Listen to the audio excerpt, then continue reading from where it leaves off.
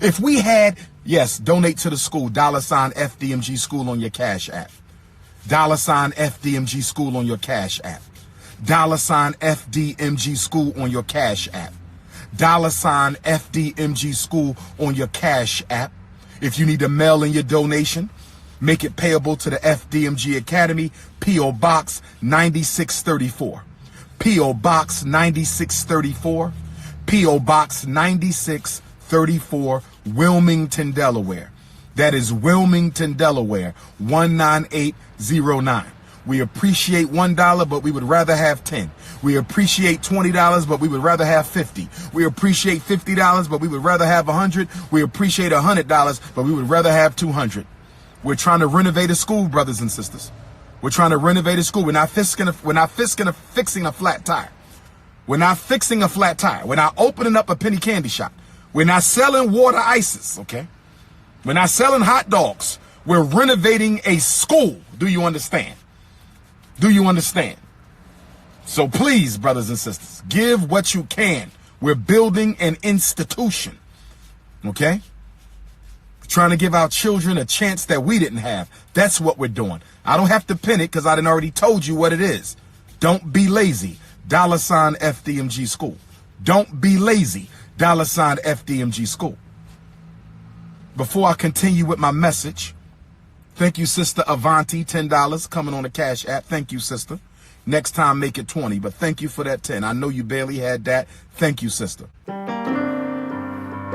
All right, Cook Question, thank you guys so much for tuning on in. This is going to be a relatively short show like yesterday. I thank you guys for your patience and for all of your support. Got lots of love for the Cook Question. Undefeated, let's go. FDMG is coming. FDMG is coming. FDMG is coming. It's coming.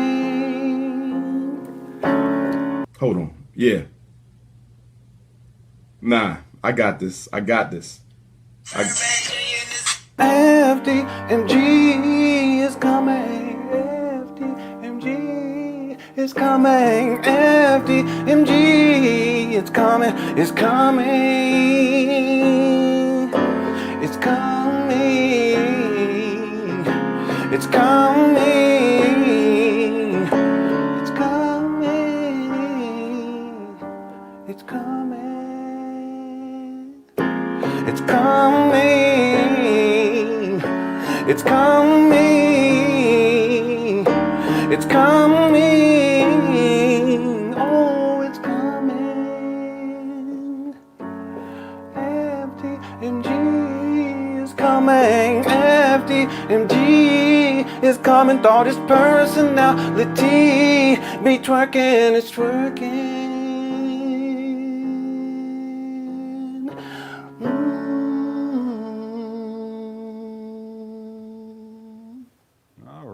Thank you guys again for tuning on in. Cook Chris has undefeated. Yeah, I hear what you're saying. Who was that anyway? This was from, where'd it go? Oh, I can't find it now. Anyway, there was a comment in here I want to put back up here because I understand what just, oh, here it is right here. I answered yes to the poll because I want Cookie Crush to keep milking Umar for the laughs as long as possible. So the poll question too, before we get into this today, and welcome everyone to the show. The poll question is, will Umar Johnson make a comeback in 2026? 2025 is the worst year I've seen dealing with Umar. I've been researching this guy, studying this guy for many, many years, working on documentary. In fact, the next segment of the documentary is going to be about an hour, a little bit over an hour long. That'll be for members only. I want to have it available for this weekend. That's not going to happen. Okay. I mean, it could, but I would really have to just go crazy. Next week for sure. I'll have that for everyone. The reason I'm bringing that up is because out of all the years that I've researched Umar, 2025 by far is the worst year that I've seen for Umar. So the question is, will he make a comeback? Someone said yes, and there's 22% so far that say yes, 78% say no. And what I mean by comeback is, will in 2026 Umar rebound from what has happened in 2025? I don't think so. In fact, and this is just being real with everyone, I don't think this is going to last beyond another year and about 4 months. Now, We could say, yeah, but well, what does that mean for the Cookie Crush? Well, we can get into other topics, and like yesterday, we kind of got off topic. We were talking about beautiful black women and beautiful white women. We were trying to look and see if we can find different examples of that. We can do stuff like that, but I have this a whole nother plan, contingency plan that I have in place when the time comes. But of course, I was wrong about Umar back in 2019. I gave him, I think I said 3 years. Max 4 years, but here we are almost 7 years later. So we'll have to wait and see. I do know that Umar is in bad shape right now. I played the video from yesterday, exclusive video. There's other people who've covered it. So shout out to everyone who's been covering all this. Information Man did a fantastic show too. Was it today?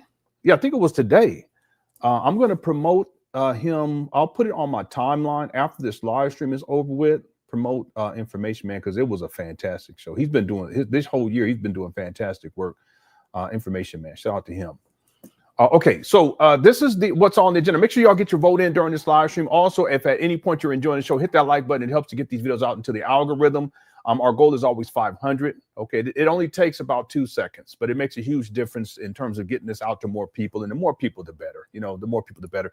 What's on the agenda today? We're gonna and I've never reviewed this video. It's a video that Lenon recommended, and Umar is being interviewed by a woman, and Lenon had expressed how she challenges Umar. One thing I know about Umar is that he does not like to be challenged, in particular by women.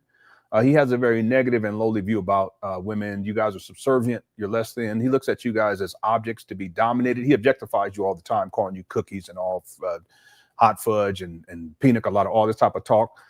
So I want to get through that video today, but I also want to go back because when I played yesterday, the exclusive video, but then also Umar's video where he's acting a doggone fool, I didn't really give much insight, like what, because I wasn't really listening. I was kind of taken back by the atmosphere, and people have been making these comments like that's a straight cult situation. And I thought about it. I mean, it's all dark and dingy in there.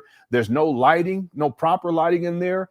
They're freezing in there. Like, what's going on here? Like, I really thought about that. And then there were things that were said during inside of the videos that I wasn't really listening to because I was kind of taken back by the whole atmosphere. It's real creepy, just real creepy. So what I want to do, and it'll only take maybe about 10 minutes, is I want to go back and watch those videos. And it's a sequence of videos that I put together. And then there's another video that Umar uploaded where he's playing with a doll. I want to get to that. I'm going to give my commentary because I didn't get a chance to do it. I had a chance to do it yesterday, but I just, for whatever reason, I didn't do it. Okay.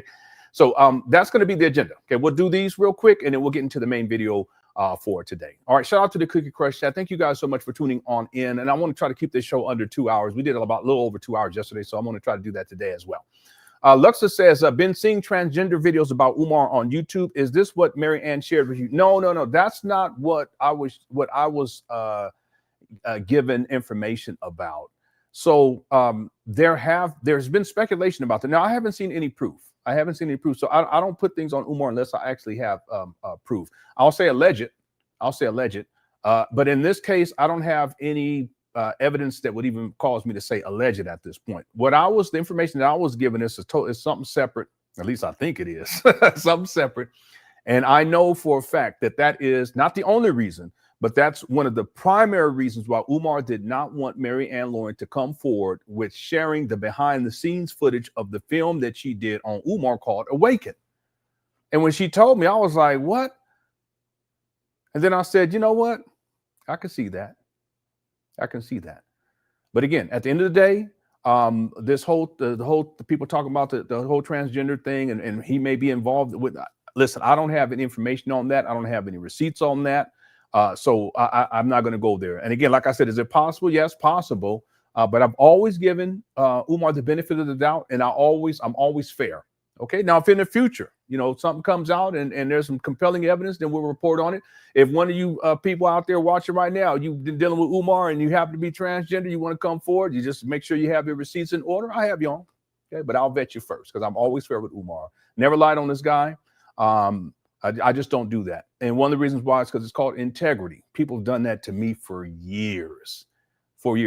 One of the first people that did that, and I've seen over and over again, one by one, these people, they have to deal with certain situations. Okay. And I'm not saying it's completely because of what they was doing back then, but I do recognize that karma is real.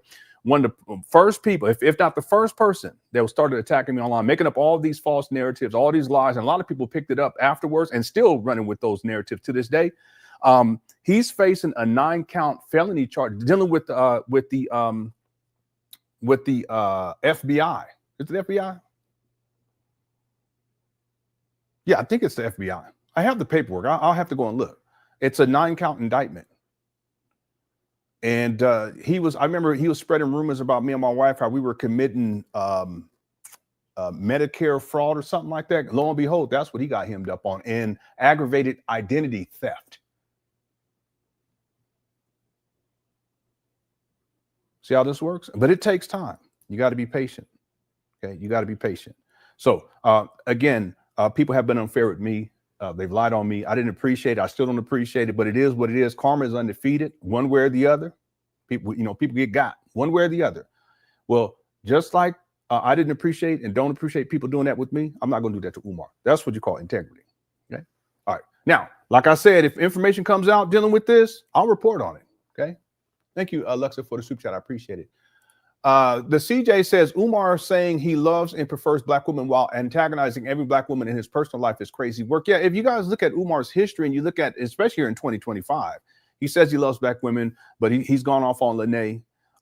He's gone off on his daughter. He's gone off on both of his baby mamas, was saying all kind of stuff about them and sharing personal stuff, just real nasty.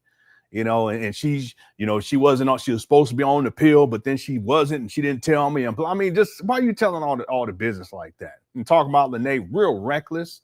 You look at Umar, yeah, he's antagonistic towards black women. Yeah, he always has been.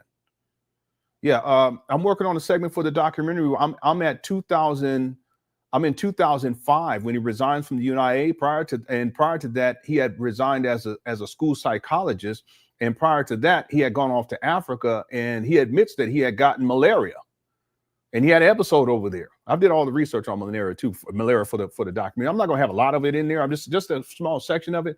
The reason I'm bringing this up is because if you listen to Umar, even back then, he was antagonistic. You listen to him talk, how he was talking. He's always been antagonistic towards authority, antagonistic toward his superiors, antagonistic towards women, antagonistic towards other professionals. And that's one of the reasons why he destroyed his career as a school psychologist. There's a term, I can't remember what it is. We had come up with it the other day, a couple of weeks ago. I just can't remember what he is. He's just a toxic person. Everywhere he goes, there's toxicity. So yeah, he claims that he loves black women. He prefers black women. We should marry black women, but he's not married to one. He's a baby mama creator. He don't take care of his kids. Remember how he treated the conscious stripper? What about Marianne Laurent, how he treated her, and he ended up having to pay out $68,000 in an out-of-court settlement to her for all of the foolishness he put her through. What about Zora? Affectionately, I call her Zora, right? There's plenty of other examples of this. Plenty of other examples. Of the Super Soaker rant video. That's another example of Umar and his disdain towards black women.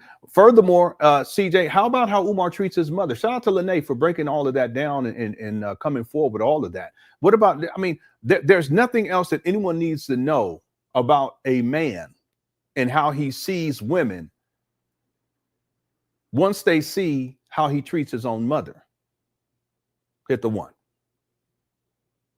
She's his captive. She's in essence, he's holding her hostage, and she's living in filth, like he been living in filth. Been living off of her since 2020. He's has been homeless since 2019.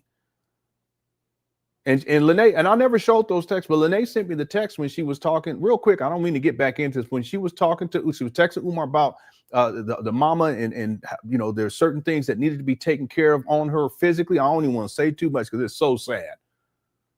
And Umar didn't care. They know what I'm talking about. I said right there. I mean, this guy, he's so antagonistic towards all women, including his own mother. And that's all anyone needs to know. That's all anyone needs to know. Thanks, CJ. There's got to be trolls in these polls. Yeah, there always is. Real quick, we got 525 votes so far.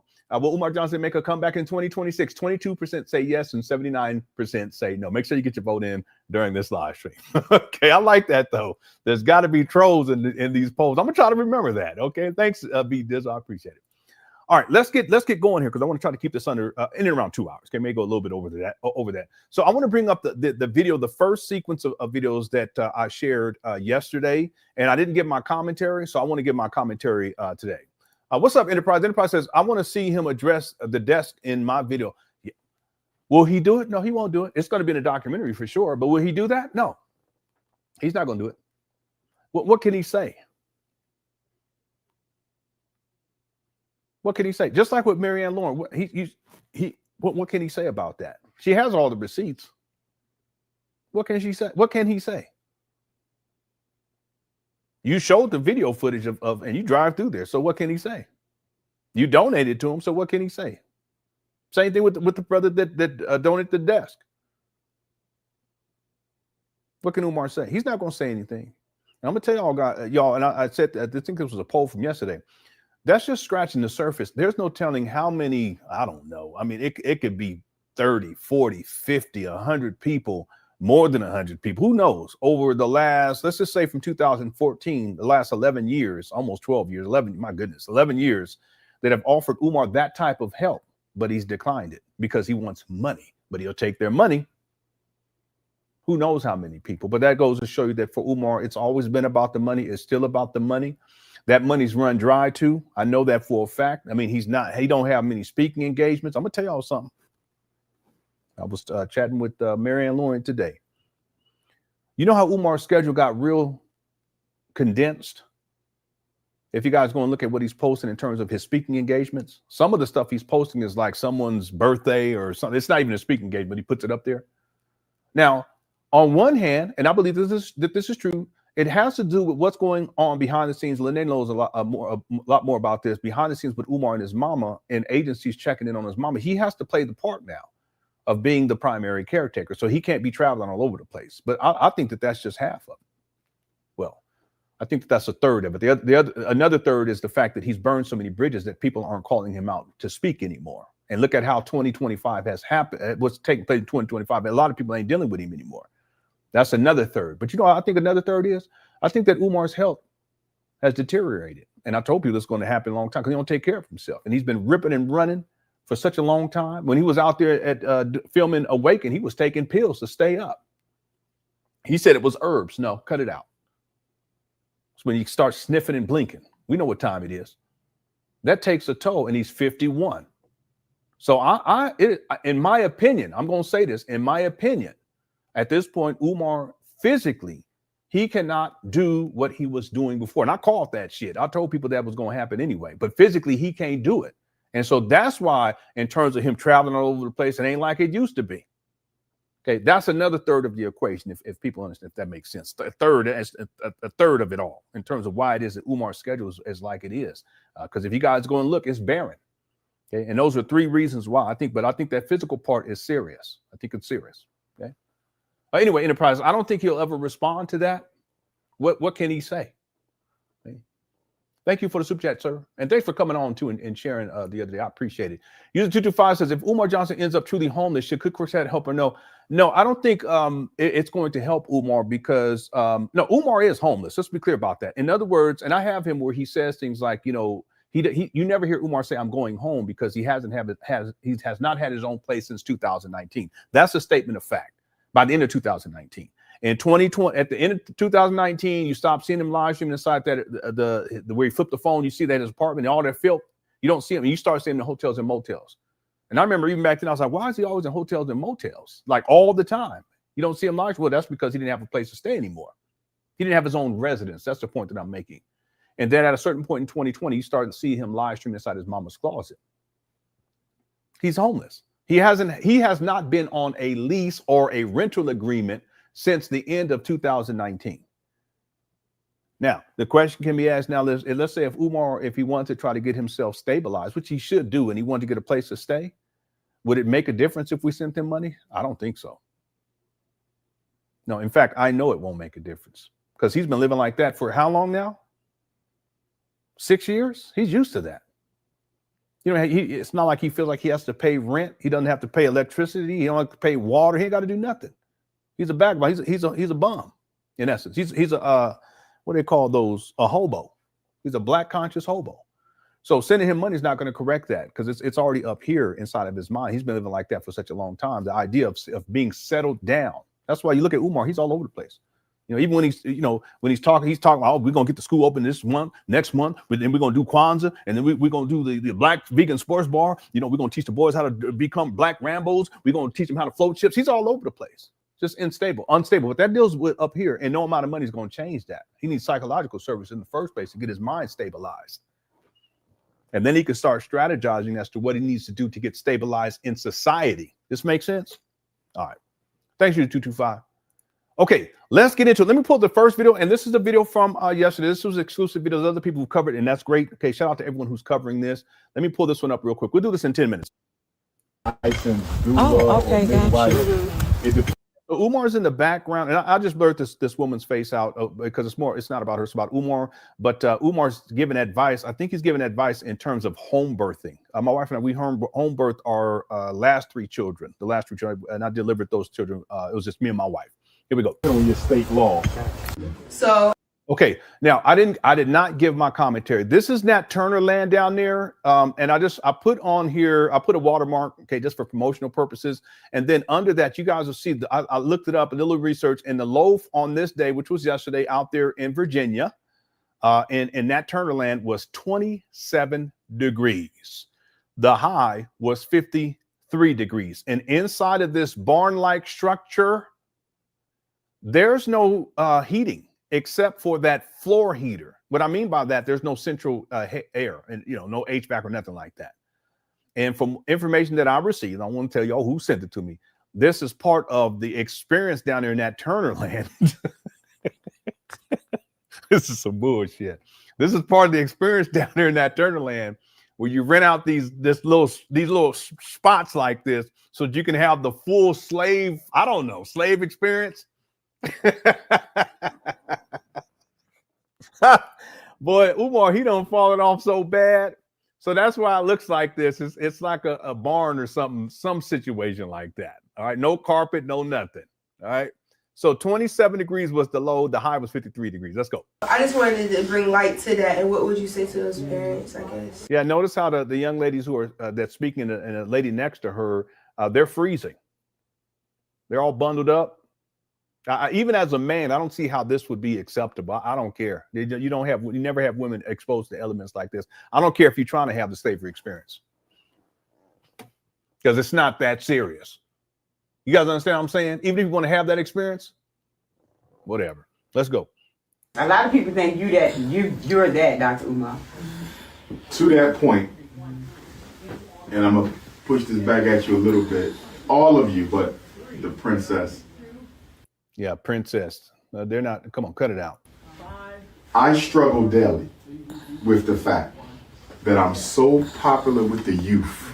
Okay, that's delusional thinking right there. They see Umar as a joke, literally. Even my own kids, they see him as a joke. And the college students, right? Now, he brings up the college students because that's been his main target as of late. But part of that is because he's burned so many bridges that he doesn't have the outlets that he's had in the past.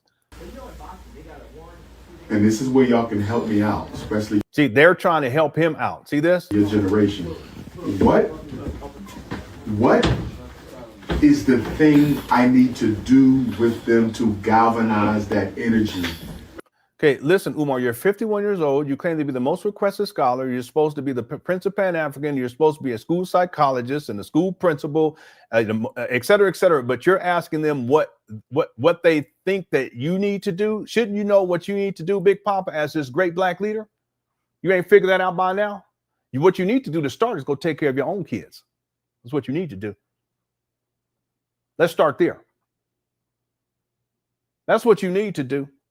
Get out of this trap barn, okay? Get out of this trap bando barn, sir, with the little floor heater and everyone freezing 27 to somewhere between 27 and 53 degrees. Get out of this trap bando barn and go take care of your kids. Let's start there. In a progressive direction that benefits the race. I'm a music producer. Okay, he's a music producer. Here's one of the Black Rambos, family. This is the gun club from Baltimore, because I looked up a little bit of this. That's the gun club from Baltimore. I'm going to assume that they drove down to the Bando Barn to participate in this important event. Okay? Freezer Tune Day. And if you look next to them, they're Sharon, Umar's I don't mean to say it that way.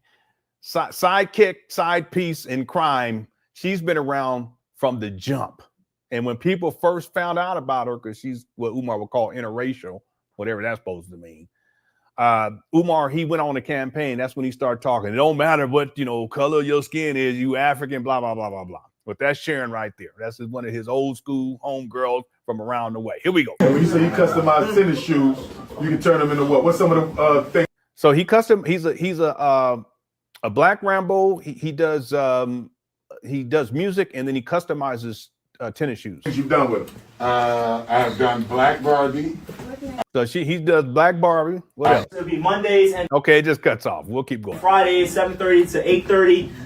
Its location is 211 Providence Road, Chesapeake, Virginia, Suite 13. So that's where we'll be. And then we're also online, AfricanMartialArts.com. We do online lessons. So there's African Oh, that's great. That's great. They're doing online martial arts. That's awesome. martial arts, tap in with the brother. Damn, look at the ceiling. There's no insulation in there. This is nuts. talks about the history. And This is the reason why some of us have a cane versus a staff. And you want Okay, he's talking about a cane versus a staff. to be able to walk on both of your twos and use that third for confidence, not because you were crippled. So a lot of us are facing a lot of situations. Some people need a cane, though. I'm probably going to need one soon myself. Inside the body that's reflecting on the outside. We've seen black bird or black bird in the cage, what's it called? A black bird in the cage. Black bird? Yeah. What are you talking about? A black bird in a cage? What they got to do with a staff and a cane? And these black birds, they have canes and staffs now? I don't know. All right. Once I did that, I awakened to my truth, and I had to realize my mom's truth, my grandma's truth isn't mine. So I had to find out what my truth was, right? So I began going into everything with intent. I began changing the way I think, right? Really Yeah, this is such a subdued type of environment. It really is. challenging self. Frontline. See the lighting? There's light back there, but this is not proper lighting in this building. Areas to just take a sheet home. Just do something colorful instead of being on social media tonight before you go to sleep. So I wanted to keep Someone had commented they should have hot chocolate, coffee, just all up in there to keep people warm. everybody know that. I also have some prints made. You can also find me on Instagram. I'm a poet and percussion player. So yeah, you can follow me on Instagram at the Art of Ebony Diamond. Curator for the National Library, author and writer of Nation of Islam Frequently Asked Questions in the leadership of the Honorable Minister Louis Farrakhan, and husband to the most beautiful woman in the world. All right. Happy anniversary. Oh, that's nice of him. Happy anniversary. So sweet. Prince, talk to the people. Your name, where you from, and what you do. My name is Samir, and I'm from Richmond. And I make drawings, and I'm an artist, I'm a singer, and I'm a rapper. And Well, good for him. I make drawings. Today I was drawing, but I wasn't gonna make that much. So if y'all still can know, I made that poster. Yeah. So Like with the militias, because y'all very important, because y'all protect life, right? That's essential function. It's in your face. We here to protect your life. Why isn't there more solidarity amongst the different militias around the country? It has a lot to do with what he said, but it's also us as a people, we don't like to come together. And that's a common narrative that we hear a lot. No. We don't even support. Listen, there's plenty of people that supported Umar, that came together and rallied behind Umar for this FDMG, and there's still no functional school to this date. So come on now. We don't even support each other. So to support each other, to help each other.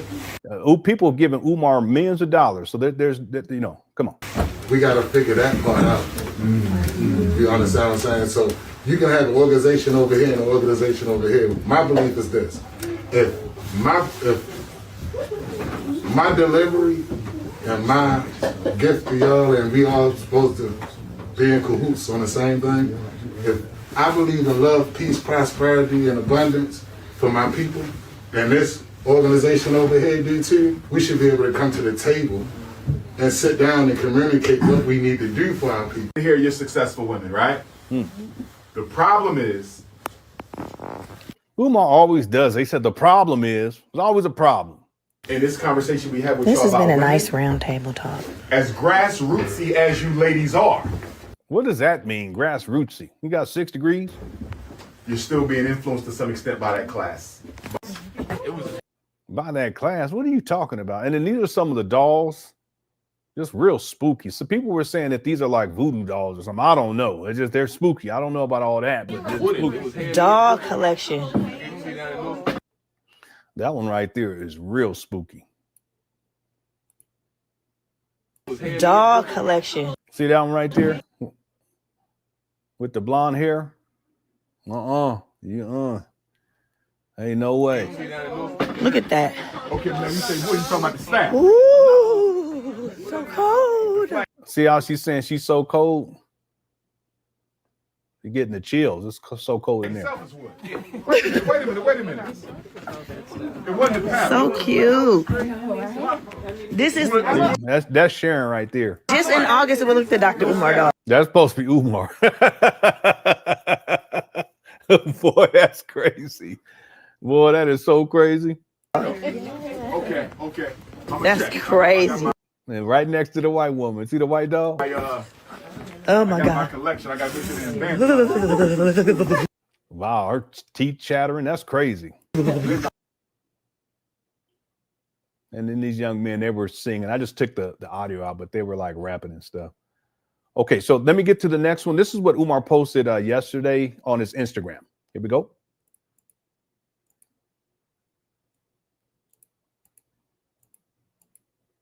Peace and Pan Africanism. Peace and Pan Africanism. It's the Prince. We hanging out with the Nat Turner family, and I'm here with baby Tunde. Y'all said I had a secret son. Y'all Why is he acting like this? He sounds drunk. said I had a secret son, and here's my secret son. Oh yes.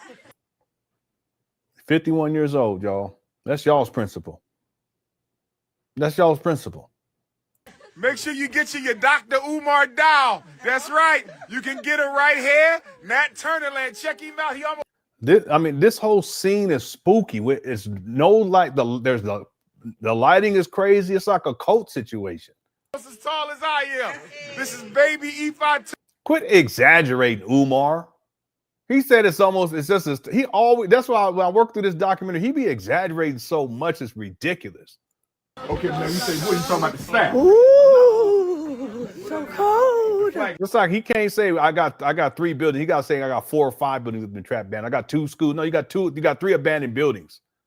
He can't say he got 5 degrees. He got to say he has 6. Selfish wood. Wait a minute. It wasn't the panel. So cute. This is just in August. We looked at Dr. Umar. Does that thing look like it's almost as tall as Umar? And I did say thing. That thing. Yeah, I know it is. I didn't want to use that term, but that's what I was thinking about. Someone said it's low vibration. It really is. It's just low vibration all the way across the board. But does that thing look like it's almost as tall as Umar? Come on, Umar. Why you always got to exaggerate stuff and lie about stuff? He does. I mean, even back in 2005, with his, because that's where I'm at in the timeline with the documentary, with his resignation letter with the UNI, he just exaggerates over and over again. So unnecessary. Nat Turner land. Check him out. He almost as tall as I am. This is baby Tunde. You got to go to Freedom Culture Dolls Yeah, I went to the website, but it's not really functional quite yet. Museum.com. Freedom Culture Dolls Museum.com. You know what? Since I'm live, Sister Edge. Here he go. Talk to him. See, he always putting the women on blast like that, trying to put them on the spot. And she has to figure out something. So here she go. Peace and love, soul family. I'm super excited to be here on 11/11 and all this ancestral energy. Here with my husband, here with Dr. Umar, here with our spiritual soul family. Yeah, someone had mentioned too in the comments from this video, because I uploaded this video as a standalone, that her husband stepped in to the side, and I can tell that's more of a protective measure. Yeah, and no disrespect to the husband, but she's a pretty woman. At the grand opening of our Freedom Culture The dolls, on the other hand, I'm sorry, Dolls Museum. Yes, super hyped, super excited. So thankful to honor Dr. Umar with the reflection. That doll looked like a dope crackhead. Looked like a dope fiend crackhead from the Bronx. I'm sorry. I shouldn't do that. Anybody in here from New York, shout out to New York. I didn't mean to do that to y'all. In particular from the Bronx, you know what I'm saying? You're like a Pookie. Yeah. The Pookie Jr. Someone in the chat room said Pookie Jr. Wait, was that film? That wasn't in the Bronx though, was it? No, Pookie, what that movie was, where was that supposed to be at? New Jack City. What borough was that in? Shout out to New York. Most of the people who watch my video, they're from Philadelphia, they're from Pennsylvania, and from New York. Okay, yeah, so there's people in the Bronx up in here. So, but what was that movie? It was in Harlem. Okay, yeah. This Pookie Bear Cub. Shout out to Big Man. I'll think about it today. This Umar Johnson lookalike crackhead dope fiend dog. Look like one of them dope fiend crackheads from Harlem. A la Pookie style. Okay. All right, let me shout out to New York. Shout out to New York. It do though. Let's keep going. Look at his shoes. He even got on the brown Nikes. Cut it out, Umar. You said the Nikes is the white man and black people should be buying Nikes, but you be wearing Nikes. And those shoes right there aren't Nikes. Cut it out. The same blue jeans. His a little tighter than mine, though. I sag in the back. You sag in the back as if that's some badge of honor. We know where that comes from, that sagging in the back, homeboy. Like them schools that got the back blowed out. One time, Umar said they kept showing me these schools, family, and these schools, it was all broke down. Show me the schools didn't have no electricity. Show me the school that fence was broke. Show me the school with the back all blowed out. I said, oh my God, what are they doing at these schools? Who's up here blowing the back outs of these schools? That's what the funniest video. He was serious too. I said, sir, wait a minute now. What do you mean? Okay. Can you explain that? That's Umar though. I'm not lying to hit the one. If anybody ever remembers, I should pull it up one day. All right, let's finish this up. We got blowed off. But you know, how can they reach you, Sister Edge, if they want to dial? You can go to freedomculturedolls.com. Freedomculturedolls.com. And you can get me, and you can get a doll made in reflection. You can get a doll made like you. You want your own doll. Quit yelling. Let her talk. Ladies, if you want a Dr. Papa doll, Freedom. See, here he go. Culture, home. It is. Yeah, people keep saying it. It's like a coat up in here. Yeah, Umar say da. I don't even know how he say that. Da. I don't know. Freedom Culture Dolls. I can't even pronounce it like he do it. That's like when he says Senegal. He says Senegal. No, museum. I got two of them. Okay, freedomculturedolls.museum.com and Freedom Culture Dolls. Yeah, Nimi, I'm trying to stay up out of there. I'll watch this again later. I'll watch it again later to look at the comments, but I'm trying my best to stay out the Cookie Crush chat. Yeah, dolls. That's how I say draws. Yeah, my wife, she got me some new draws recently. Anyway, I don't mean to be telling all the business. I apologize. A good woman to get their man a good, nice pair of draws every once in a while. All right. Thanks, Nimi. User55 says Umar Johnson's pants sad because they're full of Duke.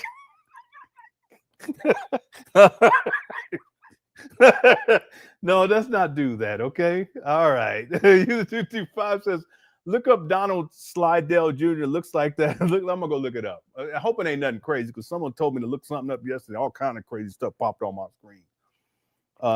Donald Slidell. This better not be nothing crazy. No, it don't. It don't look like him. Cut it out. You tripping. Thank you, Steve. What's up, Seth? Seth says, man, all that shit is weird. It is. It really is all the way across the board. And we only saw a few clips. You know, who knows what was going on throughout the day, because it starts off this light outside and towards the end it's dark outside. So there's no telling. Okay. Maybe it's for the best for us not to see what other kind of stuff was going on there. It's crazy. Thanks, Seth. And again, God bless you and the family. Okay. Much respect. User 225 says, if my drag kid me to Umar Johnson on day off, what are you talking about? Oh, if your mother took you to go see, okay, I get it. Yeah. Yeah, it's unfortunate. There were some kids up in there too. That's why I had to blur it out, because we shouldn't be showing kids. Thank you, User 225. At least I try to as much as possible. Okay, as much as possible. There's been times I pulled up videos. I didn't know that there was children in there, so I couldn't redact anything. But when I know that there are, I always take the time to edit them out. Thanks, User 225. Seth says, or at least I try to. I'm sure I've missed times. There's times I've missed too. I try my best. Seth says they're living in the 1800s and 1700s. Said, yeah, but I think that's part of, and I don't mean to say it this way, but it's part of the low vibration that someone was kind of talking about, because you have to be operating from a certain, I don't even want to use the term, but a certain orientation towards your life and towards the world to where you would even attend something like this. No disrespect to anybody that attended. You have to be in a certain place in your life to come to something like this in the first place. And that includes Umar. So Umar is a very toxic person. You know, there's no heating in there. It's cold. People are shivering. Clearly, I mean, they should have hot cocoa, coffee, hot tea. I mean, I'm talking about a gang of it, to where people throughout, while they're there, they can just keep themselves warm that way. Truth be told, if they had one heater, they should have had a gang of heaters up in there. Why have the people suffer like that? What, because they want to have this slave experience? That's low vibration shit. We're so past that. It's 2025. We got AI. We have the internets.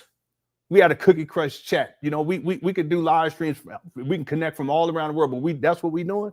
The point is that when you have to have a certain mentality to be operating that way, and then not see that it's not transformative, it's not empowering either. That's the key word. And then the conversation is often about, okay, what do we need to uplift, blah, blah, blah. Well, for the first thing, get up out of there. That's the first thing you can do. Don't attempt this shit. That's the first thing you can do. I'm gonna leave it right there. Thanks, Seth. Daxter says, in Jermaine, a.k.a. Umar's voice, damn you, Lenon. Yeah, Umar, he's had a rough 2025. I don't think 2026 is going to be any better. I really don't. I think it's going to keep getting worse, because that's what I've seen. It's just gotten worse and worse and worse. And he's unwilling to change. Thanks, Daxter. YouTube Device says, Umar Johnson want to take a white woman to the Nat Turner Love. No. 6'3" North Philly Beard. Nah, 6'3" San Diego Ball. Shout out to Diego. Thank you. He's a 225. And then also YouTube Device says, if Umar Johnson ends up truth. Okay, we got that one. Okay, we're all caught up in the chat room. Well, almost. Let me get these last ones. Let me get to the main video. This was earlier. That's too far. Allah to Sav sent in a super sticker. Thank you so much, sir. I appreciate that. Black Wolf says that doll looks like Gator from the movie Jungle Fever. Do that new Gator do that new dance. Yeah, I remember that. That Gator dance was crazy. Yeah, when I first saw that movie, I was kind of it was scary, kind of scary, especially Gator. Gator boy, he was tripping. Yeah, that's a Spike Lee movie. I think that was wasn't that the music one? Gator character in Spike Lee. I think that's the Mo Better Blues, wasn't it? Oh no, that was Jungle Fever. Yeah, okay. I thought it was Mo Better, but I'm tripping. That was Jungle Fever. Yeah, he did a fantastic job, but it was scary. To me, at least it was. Yeah. Thanks, Black Wolf. Yeah, that was from 1991. And then Miranda, how's it going? Says chat room is out of. Oh yeah, I got that one earlier. Yeah. I'm trying to stay out of there. Muddy the God became a member. Thank you so much. And I'll have the next segment for the documentary for you guys next week for sure. I could probably get it done for this weekend, but I don't want to burn myself out. I want to take my time. I already been burning myself out, but I would have to even go extra hard. Awadu said, hi, Leonard Cooker. Hi, thank you so much for tuning on in. Thanks for being a member. I appreciate it. Okay, let's get to, did we finish this video? Let me see. .com. So make sure y'all get y'all that Dr. Umar dial. Y'all feels me? Yeah, he's so unprofessional and goofy. He really is. We got one coming out with me and Suki Hana too. It's going to be the couple. I'm joking. Yeah, look at her response. That's what I mean by just someone said it too in the comment section for the video when I uploaded. They said he doesn't know how to read the room. Lede said that too. He doesn't know how to read the room. So he shouldn't be talking like that. It was supposed to be a conscious, black conscious event, if that's what you want to call it. And he's bringing up Suki Hana. No filter. And you see how she responds. She probably don't know him that well. Cut it out. See that? People are like, mm-mm. And then he says, cut it out. As if he wasn't the one that brought it up. That's Umar, boy, gaslighting. I'm joking. Cut it. See that? Out with me and Suki Hana too. It's going to be the couple. I'm joking. No. Come on now, Umar, cut it out. Cut it out. I'm joking. He tried to say cut it out. No, you the one who said it. All right. It's not funny. I think that's her husband right here. He's looking like, listen. Make some noise, y'all. This Nat Turner. So that's why he says make some noise. He's trying to get the energy back up. Goofy. 194 years. Yeah, this is a cult. This reminds me of when he used to have them people in that funky gym and be like, yeah, you know, they was in there, donate. That reminds me of this. We celebrating. Look at the lighting in here. This is horrible. Virginia. One love. All right. They got, well, I don't know why they got a light sitting right there though. You see this? All right. Anyway, I want to give my commentary because I didn't get a chance to do it yesterday. All right. Okay, let's get into the video for today. Simply Complicated said, I think those people in the barn are the last of Umar's entire support. I was talking with Sister Mary Ann today, and she explained that you see how it's maybe 15, 20 people there, but she had explained when he allegedly passed out that it was one of those types of events too. There wasn't a lot of people there. And what I thought was, and this is what I told her, I said, well, maybe he's trying to what do they used to call that?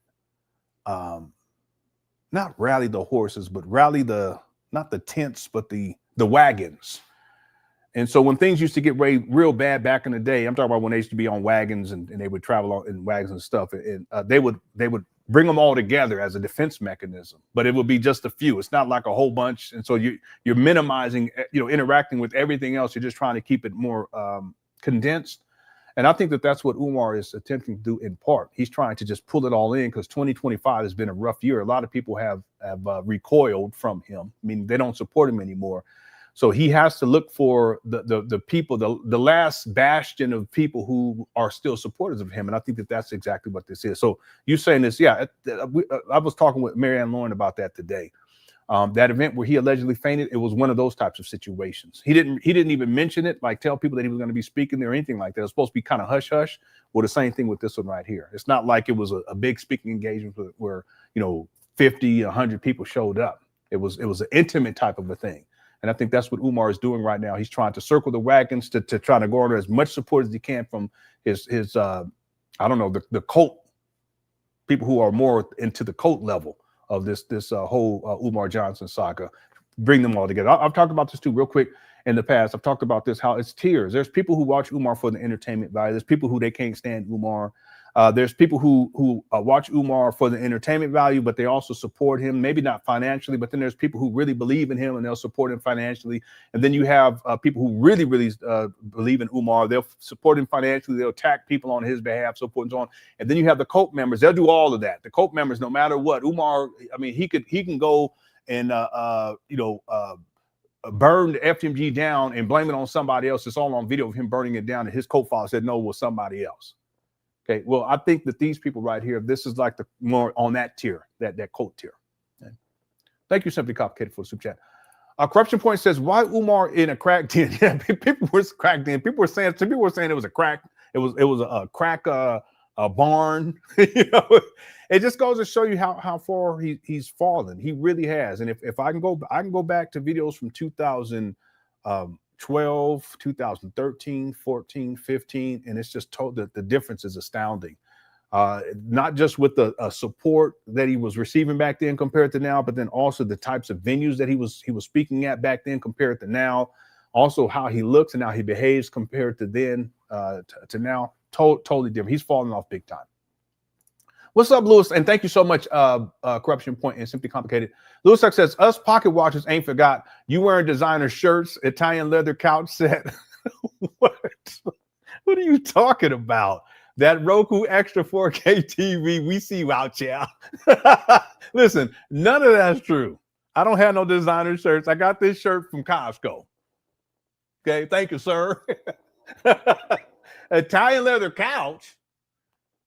That's not no leather. That's from Costco too. And even if I wouldn't get no leather couch anyway, because we got that dog. There ain't no telling what you know them dogs.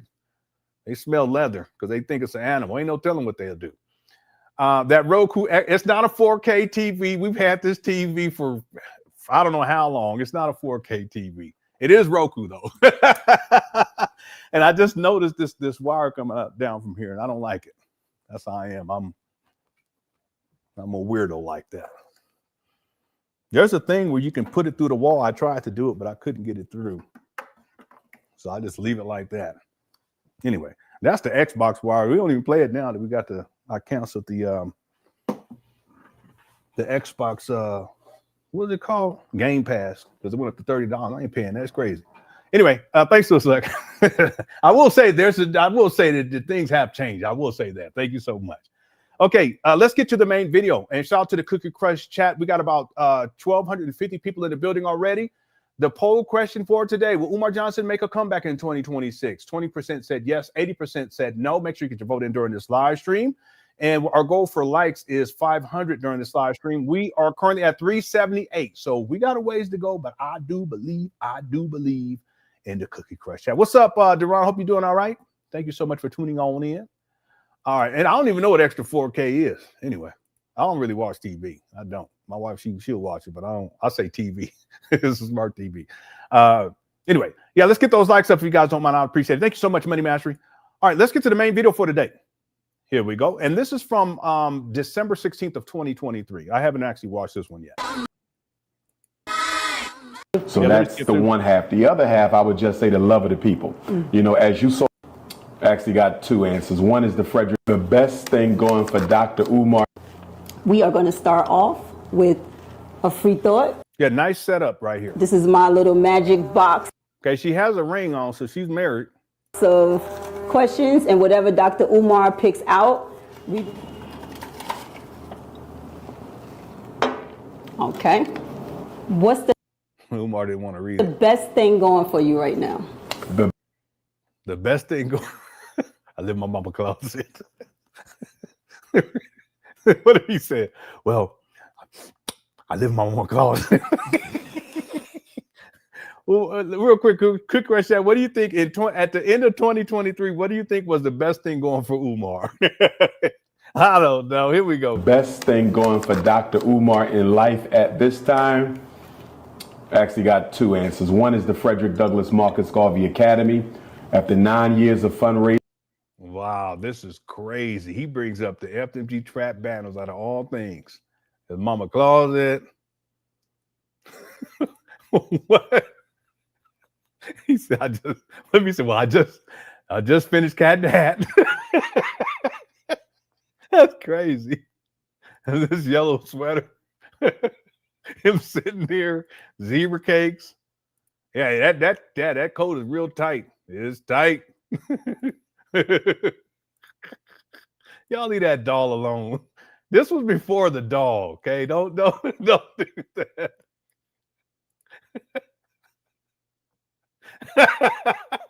That giraffe is looking like this motherfucker right here. You see that giraffe? Giraffes don't play. If they don't like somebody, they'll let them know. That giraffe is sitting still. That's mother. All right, let me get up on this chat room. Y'all crazy. Yeah, he said after 9 years. After 9 years. What's up, Crystal? That's wild. He said after 9 years of collecting money. Okay, let's go. Here we go. In nearly 5 years of attempting to renovate. Attempting to renovate? What you talking about? You know what's crazy about this? This is in 2023, December 16th. He said that renovations were complete the same year. Earlier that year, hit the one. I ain't gonna pull it up though, because we gotta keep going. Here we go. We finally got to the point where we're almost concluding our renovations. See this guy, even how he says it. Look at this. After 9 years of fundraising and nearly 5 years of attempting to renovate, we finally got to the point where we're almost concluding our. See that right there? Look at, she smiling like, you lying motherfucker. You see this guy? Our renovations, electric system, plumbing system, HVAC system, sprinkler system, security system, all repaired and he lying. Inspected. So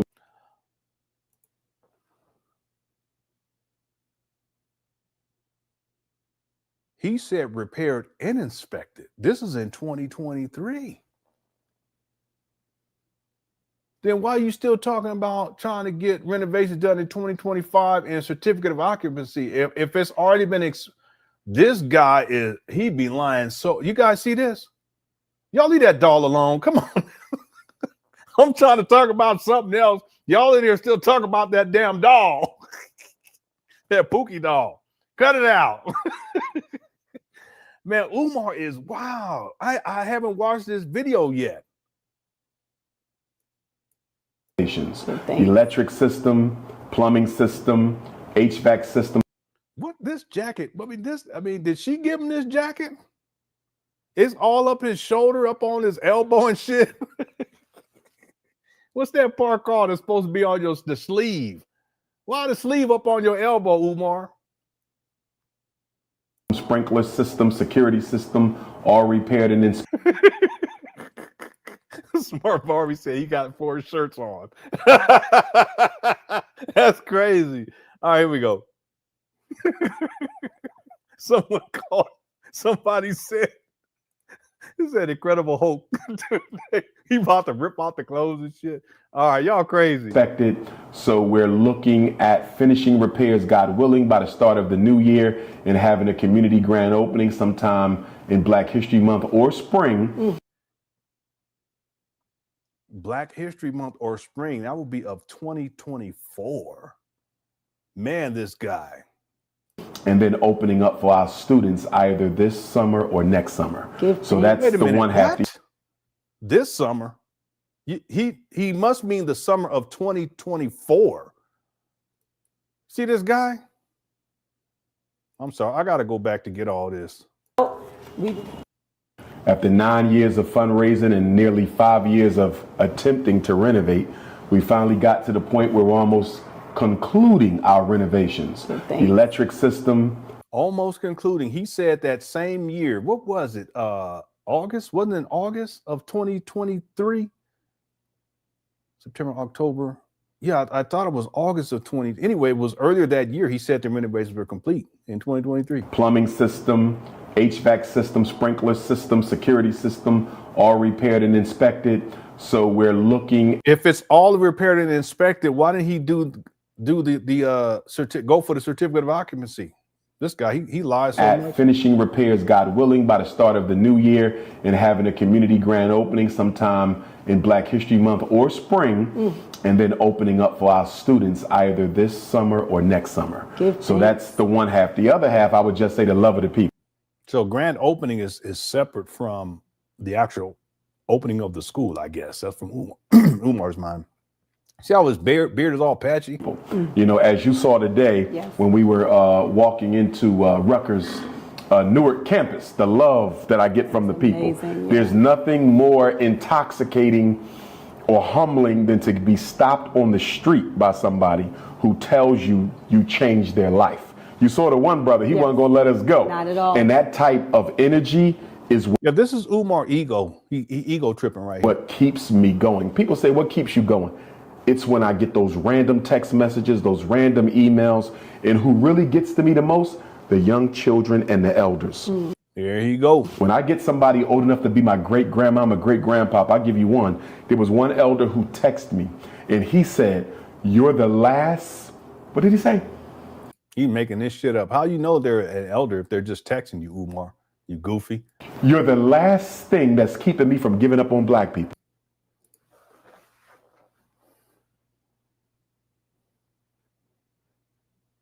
It's amazing how this guy can just come up with shit. He just comes up with anything. It's amazing. I ain't never seen nothing like this in my life. He just be coming up with anything. "You're the only reason why I still live. You're the only reason why I leave my hot pockets in for 2 extra minutes." And people be like, "Oh, yeah, Umar. You're the only reason why I don't deal with snow bunnies on Mondays." So, yeah, that's great, Umar. You just be making up anything. What did he say? What did he say, Umar? Just be lying. It's incredible. He said, "I've been through all these movements, all these organizations. Dr. Umar, I believe in you." And you know what he said? "You better not be a mother effing sellout." Because he said, "You're the..."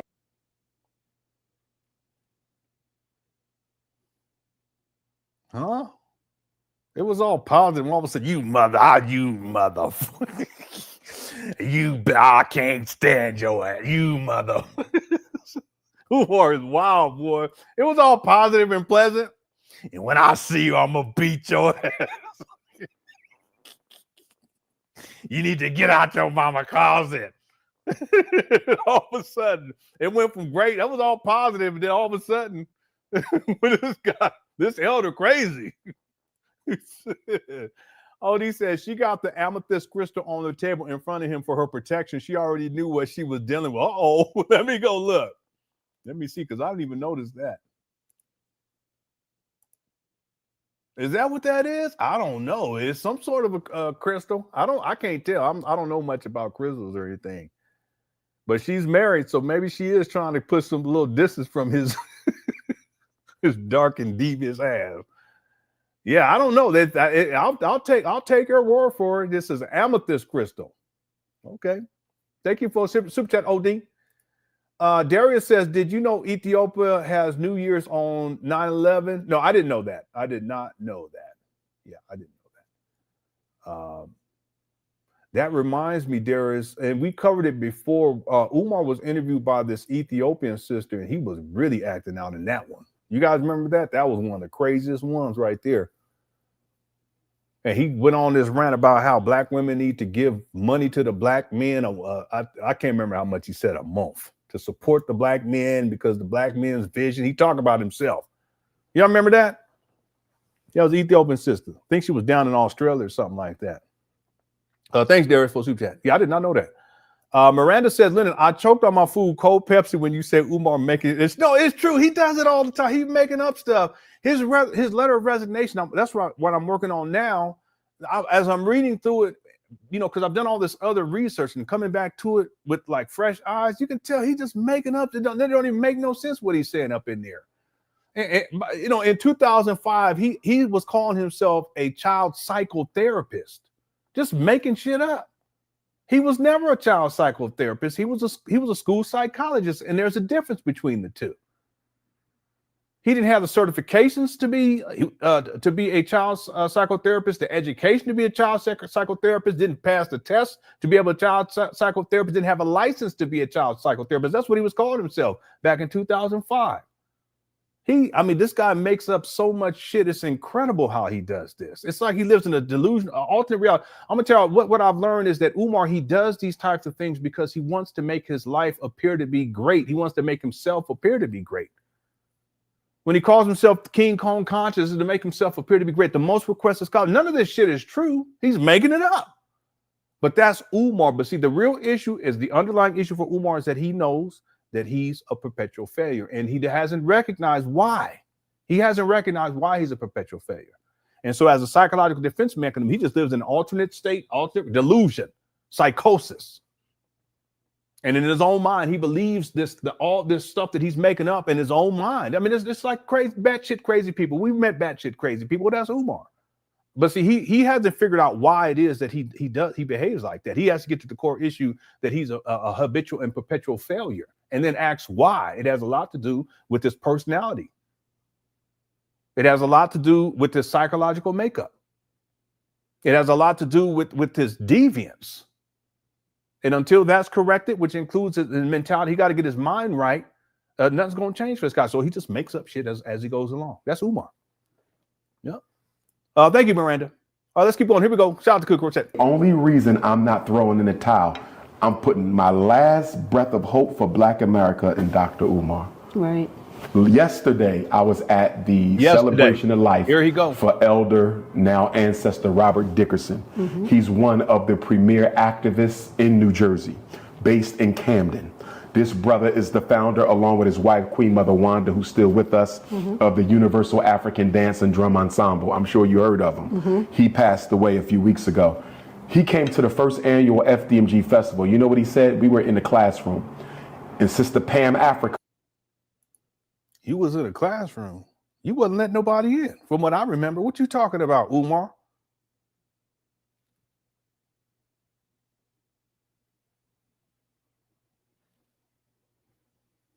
Was there. Shout out to Sister Pan Africa. And he said, somebody asked him, who do he feel is the best intellectual between Malcolm X, Dr. Umar? Because you really tripping now, Umar. You couldn't hold a half of a pinky finger to Malcolm X. You need to cut it out. Just so disrespectful.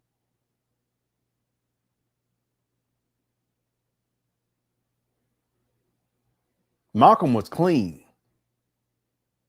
literally and figuratively. Umar, you dirty, literally and figuratively.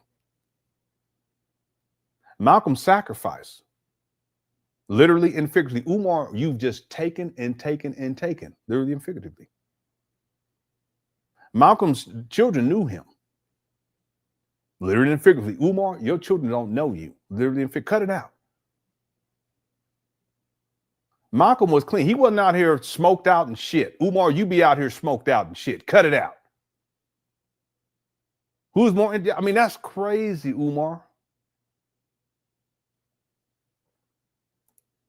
But again, this is Umar trying to make himself appear to be greater than he is. This is all ego, narcissism.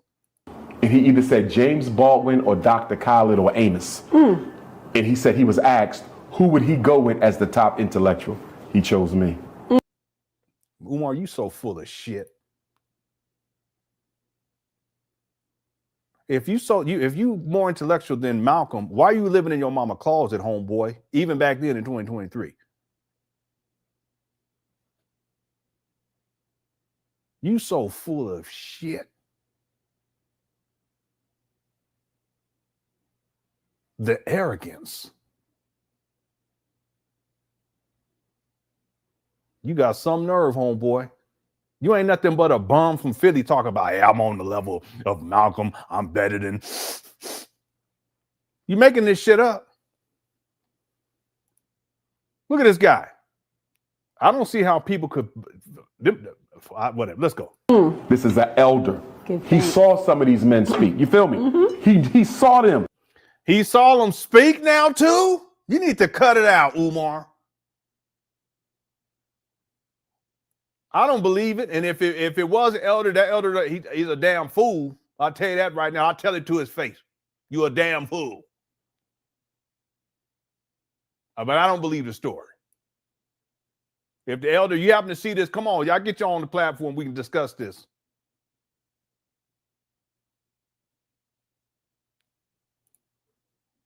And he said, I would choose you over them. I'll never forget that the rest of my life. So again, the school, but also the love of the people. And because it appears as if I get so much negativity and pushback, it's important for me to accentuate the love, because a lot of people, if they follow the YouTube narrative, Here you go. Here you go. I think I have far more haters than supporters. 99%. Impossible. Way more support than hate. Well, when you look at him, and you see, look out, you see him start licking his lips like a canine because he's lying. Who are always saying 99% of the people who follow it, the others are haters. By the way, and the reason I'm bringing this up because inside of his resignation letter, he says the same thing, 99%. So I got to find, and then I have a section I said in my commentary, I says this 99% is consistently stated by Umar when it comes to his detractors or his critics. And then I'm going to give examples in the future because that was back in 2005 where he actually did that resignation letter. I'll give examples from the future, meaning from that point moving forward, I should say, where he says 99%. Because a lot of stuff you'll see in that resignation letter in 2005, people trying to sabotage me and his paranoia and all that, you'll see it play itself out later on when we get in 2014, 15, 16, 17. All that was back there in 2005, including that 99%. I just got to find more examples where he said, and there's plenty of them. I just didn't take notes on it, but I'll run into them again. So that's when he's talking right here. That's normally he'll say 99%. I think he did that on the Mike Nice show, something like that. When you talk in terms of love, if you had to describe love, what would you say? If it was an instrument or a tool, what tool? What you talking about, lady? Would love be? I would say love. Shango stick is the process. It's the Shango stick. Let's keep it real. Let's keep it real. We know what you was gonna say. We know what you was gonna say. What's the is a Shango stick? There's some cookie on the side. Let's cut it out, Umar. He's trying to get philosophical. We know what time it is. Of losing your ego boundary and merging into oneness with another. I'm sorry. I apologize. I didn't do it. What you talking about? What is this guy talking about? Hold on. I just got to go back right quick because I forgot this one. Because a lot of people, if they follow the YouTube narrative, would think I have far more haters than supporters. Watch how Umar starts, what he does with his mouth after this because he's lying. Watch this. Possible. Way more support than hate. Well, when you talk. That's what the dogs be doing when they get uncomfortable. Start licking their lips and shit. Anyway. It's with another person or community in such a way that the thing would love talking about. I would say love is the process of losing your ego boundary and merging into oneness with another person or community in such a way that the things that would render you willing to give your life what are for you yourself. Talking about? Listen, this guy, he sound like Oswald Bates. What are you talking about? You will be willing to give your life for that person, for that cause, or for that people. Right. Love is the dropping of. Y'all see that airplane behind? Everybody in the airplane flying behind Umar's head. He's looking like, look at this clown. Ego, so we become one. Right. You see that? Once we become one, I am you and you am. Umar, cut it out. It sounds like some Disney storybook shit. Don't nobody want to hear that. What you be watching them Cinderella stories or some shit? You 51 years. Well, you weren't 50. You what? 49 in this video. 49. Yeah, family, and it's about the oneness, and we become one and we merge. I don't want to hear all that. That's not what a relationship is, you big goofy. What are you talking about? You sound like a teenager who's been watching Disney princesses shit.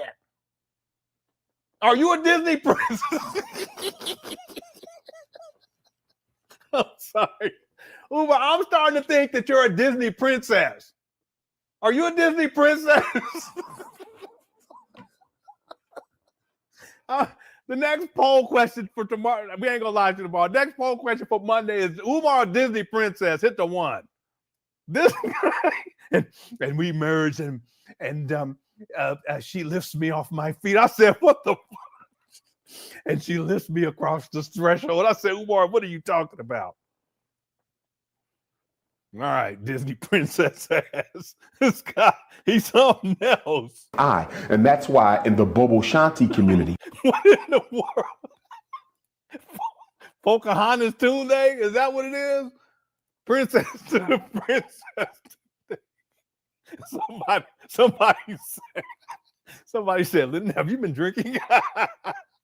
No, I don't drink. I never drank. Never have. And I kid you not. I did. No, let me take that back. My dad back, because he used to drink alcohol a lot, but the beers, it was like the Budweiser or something. He used to take us fishing. And one time, and when he would be out there, he would get drunk. And then one time it was an open can like this. He was like, I was like, hey, can I taste it? He said, all right. So he tipped it. He didn't let me take it and just drink it. He just tipped the thing over so that some spilled out and it was a little on the edge. And I went, I was like, ugh. It was real salty. Other than that, I have had honey wine a couple of times. I had honey wine. My girlfriend, when I was 23, she was 33. She liked Italian food. And when we would go out to celebrate like a birthday or a special occasion, we would go to I remember where it was at to this day. I think it was off of 35th Street or something like that. But it was off of Park and 35th, I think. But somewhere around there. But whenever we would go eat, and afterwards we would have like a glass of wine. Okay, but I've never been drunk or nothing like that. And then when I met my wife, she loves Ethiopian food. And I think her best friend is Ethiopian. Is she Ethiopian or Eritrean? I think she's Ethiopian. One of her best friends from back in the day. So she always, even to this day, she loves Ethiopian food. So they have something called honey wine. So my wife and I, when we first got together, we used to drink honey wine from time to time, but not like guzzling it down. It'd be like, special occasion, we'll eat and have some honey wine. But other than that, I haven't drunk anything, no alcohol or liquor or anything like that. And there's reasons why I decided that when I was a child, I wasn't going to do that. My dad, he was alcoholic. That's one of the reasons I didn't mess with the stuff. Anyway, okay, let's get back to it. Here we go.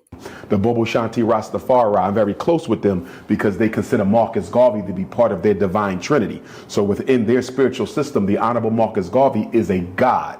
And they always speak of each other in terms of the I.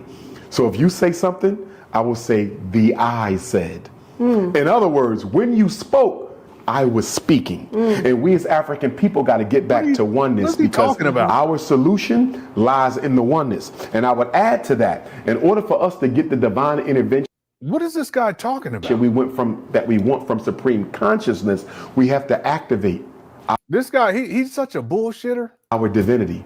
And our divinity as a people can only be activated when we become one. Oneness is the solution. Oneness is love. Meanwhile, this guy, I've never heard him talk about being in a long-standing relationship with a woman. I've never heard him talk about being engaged to a woman, and he's never been married at the age of 51. So what is he talking about? I've heard him talk about man-jaw. So we're going to leave that right there. So in knowing, for me, I know that love just wants. Oh my God. I ain't even going to read that. That's crazy. What's up, Swagodito? That's crazy. All right, here we go. More of itself. So it's safe to say that love would be like a sword because it's going to cut through the BS. It's going to cut through. It's going to remove people, places, and things that no longer serve you.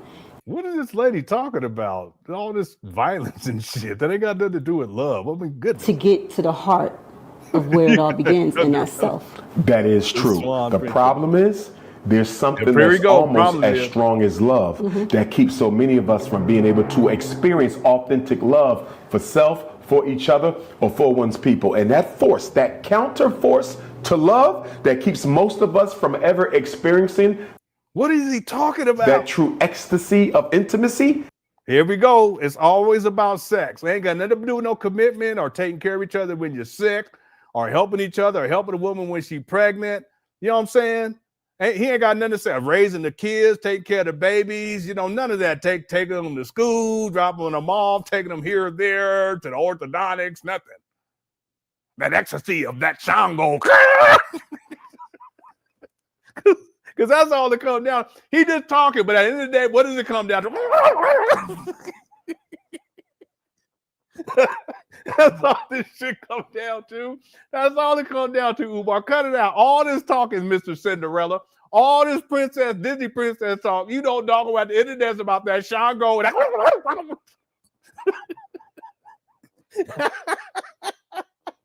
That's ourselves, man. I mean, you all talking about your body be tripping.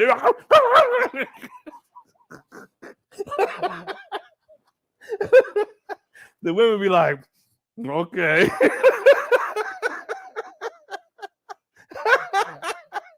It's true. They'd be like, okay, let's just wait till he's finished. Okay, he's not wiggling around like a worm anymore. Why God make it like that? That's wrong. You know what I'm saying? And then the women stop. That right away, they just stop. Okay, everything's over with. All right. Y'all know it's true. Okay.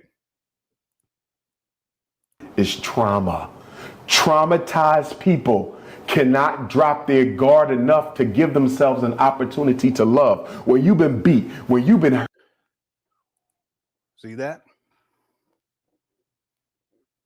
That's projecting. That's what that is. Yep. That's that projecting. That's what Umar's doing. Remember Lenon said? See that? Yep. It's amazing. We could probably go back in time and watch videos of Umar now that we know more about Umar and his childhood and all this other stuff, that it makes stuff will make more sense. It's trauma. Traumatized people cannot drop their guard enough to give themselves an opportunity to love. When you've been beat, when you've been hurt, when you've been let down by other black people and black communities and that type of a thing, the trauma, the fear, the anxiety, the apprehensive expectation. Yeah, see, he does struggle with anxiety. I already know. I've known that for a long time. You're so guarded, so focused on defending your sense of self and your life that you never give yourself an opportunity to experience love. Love requires courage. Yeah, he's true. It's right about that. But Umar, you're a coward. You haven't faced, and I told people that Umar, you're never going to be a man until you face all that stuff from your childhood. You still fear your father at 51. Real talk. It's one of the realest things I ever told Umar.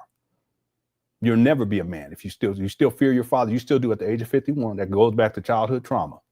So all this projecting that you're doing. The courage to drop one's defenses and preconceived notions. The fear that accompanies love is the fact you got to be willing to get hurt in order to experience it. That's some bullshit right there. You don't go into a loving relationship saying that, listen, I know that I'm going to be hurt, because that's not how you approach. You don't approach a loving relationship like that. But see, you have to have a loving relationship in the first place.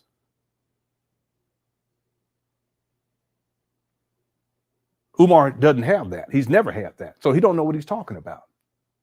No one goes into a relationship saying, listen, this is going to be a loving relationship, and I have to put myself in jeopardy to be hurt. No, if it's a loving, committed relationship, you should be able to say to yourself that if you have faith in your partner, enough faith in your partner, that they're not going to purposely hurt you or purposely harm you. But Umar doesn't know that because he's been hurt and hurt and hurt, not by these women out here that he's running through. This is childhood shit. And that's why at the age of 51, he can't commit to a woman, and he ain't been married not one time. He don't know what he's talking about. He has no clue about what love is, what a relationship is about. Hurt and vulnerability is the river over which you must cross in order to get to the oasis of love. Yeah. So basically, that's some more of that Disney princess shit that you talking, Umar. Cut it out. So when we ask these questions, we're saying, okay, what's the solution? The solution is love. So is the how can I say, a recipe? If every person in the world woke up today, what's next for them? What do they eat? What do we feed them now? There's no more supremacy, no more oppression, no more nothing. Everybody just woke up. Everybody's woke. What's next for them? What happens next? Now remember, just because you woke. This is all hypothetical. Well, I don't even understand what the point of all this is, but we'll keep going. Don't mean you're not traumatized. Right. But when awaken for me would be you're above all that. You passed all that. Umar, he's getting agitated because she started talking. He didn't get to finish his thought. You see him? Look at him. All that's done. You resolved it. I mean, in a perfect world, a perfect society, like now, everybody took your message and we heed the message. We got together. What you talking? Not to be like that, but listen, sis, what is she saying? We became one. We operated out of love. We began to love ourselves. Mm-hmm. What would that look like next for the people that? Abundance. It would be abundance. It would be a return to the Garden of Eden. Here he go, Disney princess. Not in the religious context, in a historical African cultural context. Because prior to the arrival of these alien groups, we what in the world? We lived in a Garden of Eden. Huh? What you talking about? We as African people come from a culture of abundance. We never lacked any. This is where he talk about the ice people and the sun people, which is a bunch of bullshit too. But you don't think they didn't have issues in Africa? Cut it out, Umar. You just cut it out. It's a romanticization of Africa. Like everything was perfect. And we're the sun people. We had an abundance, but the ice people, they didn't have it. It was in the ice and the snow, and they came down and all this crazy talk.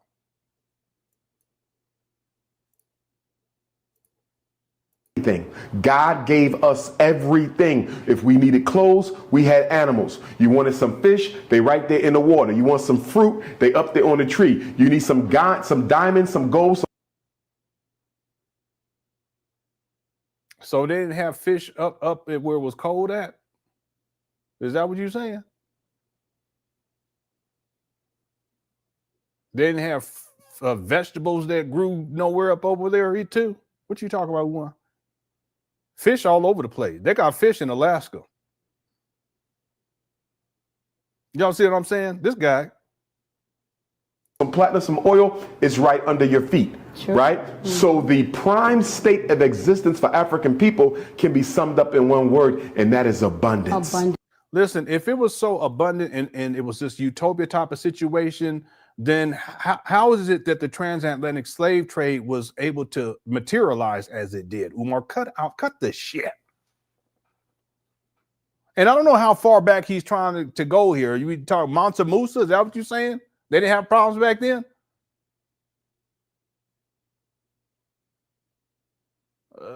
How far back is he talking about here? The Kemites, is that what you're talking about? What are you saying?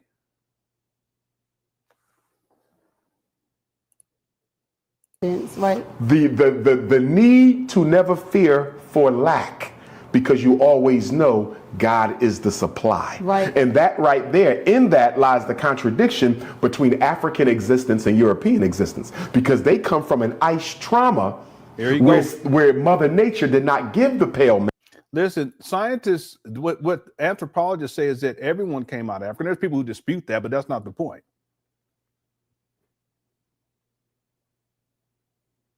If you go back far enough, at some point, we all come from the same mama and daddy. If you go back far enough. So what you talking about, Umar?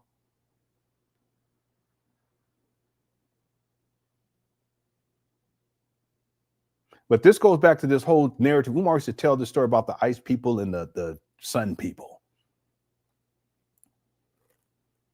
And the things that he needed in order to survive. We came from the sun. The sun is the supreme symbol of the Most High. And so the sun provides us with land, the animals, the crops, the water. We need it for nothing. Now contrast your culture of abundance with the Caucasian pale man's here he go culture of scarcity. He was in the mountains, in the ice, in the cold. Nothing grew, nothing crawled. Listen, there's things that grew out there in Europe and places. Cut it out, Umar. If nothing grew and nothing crawled, well, nothing out there, how do they survive? Huh? What you talking about? This guy, he goofy. Anyway, what's up? Miss Converse says he's talking about the Anunnaki days. Okay, yeah, all right. Now we're cooking. We're talking the Anunnaki. I was into that stuff back in the day, Miss Converse. I tell you, I was in the Anunnaki and the reptilian shapeshifters, and there was also that other one that came from the Sirius B and the Dogon, and there was another one. It was the Palladians. Yeah. Thanks, Ms. Conversation, for super chat. Smart Barbie says, why people would ever listen to him about love and relationships is beyond me. Yeah, he's never spoke about being in a long-standing loving relationship with a woman. And if just online, we see all the shenanigans that we've seen with him online. Conscious Stripper, Lene, Marianne Lorient, Zora. The list goes on and on and on. And then in his personal life with his baby mamas and the stuff he's talking about with the baby mamas, that's only the tip of the iceberg. I mean, this guy, he's been out here on a rampage exploiting these black women for decades now. And I do mean decades. One of the reasons why he was causing problems in the UNIA is because he was dealing with multiple women at the same time in the UNIA. But he's never been in a committed, long-standing, loving relationship with a woman. You guys understand what I'm saying? So to listen to this guy, I mean, he don't even care about his own daughter. If man don't care about his own daughter, why would a woman think that somehow this is some authority on what love is or what relationships are about, period? Makes no sense whatsoever. Thank you, Smart Barbie. Prince of Pookie and Pizza Rolls. Yeah, especially the Prince of Pan Pizza. Thank you. Princess Umaria. All right, I'm serious. How he talks, Christopher, it sounds like, indoctrination from Disney princess that a lot of the young girls get, and that's how they think how relationships going to be, and this guy's going to come sweep her off her feet, and she has to be ready for him, and blah, blah, blah. That's how Umar, he talks. But he's a grown man. At this point, he's 49, but still, goodness gracious. Well, thanks, Chris. Populist Terrorizing 86 says 1 through 100. What are the odds we see Umar on American Greed? I don't know. I don't know what the odds are.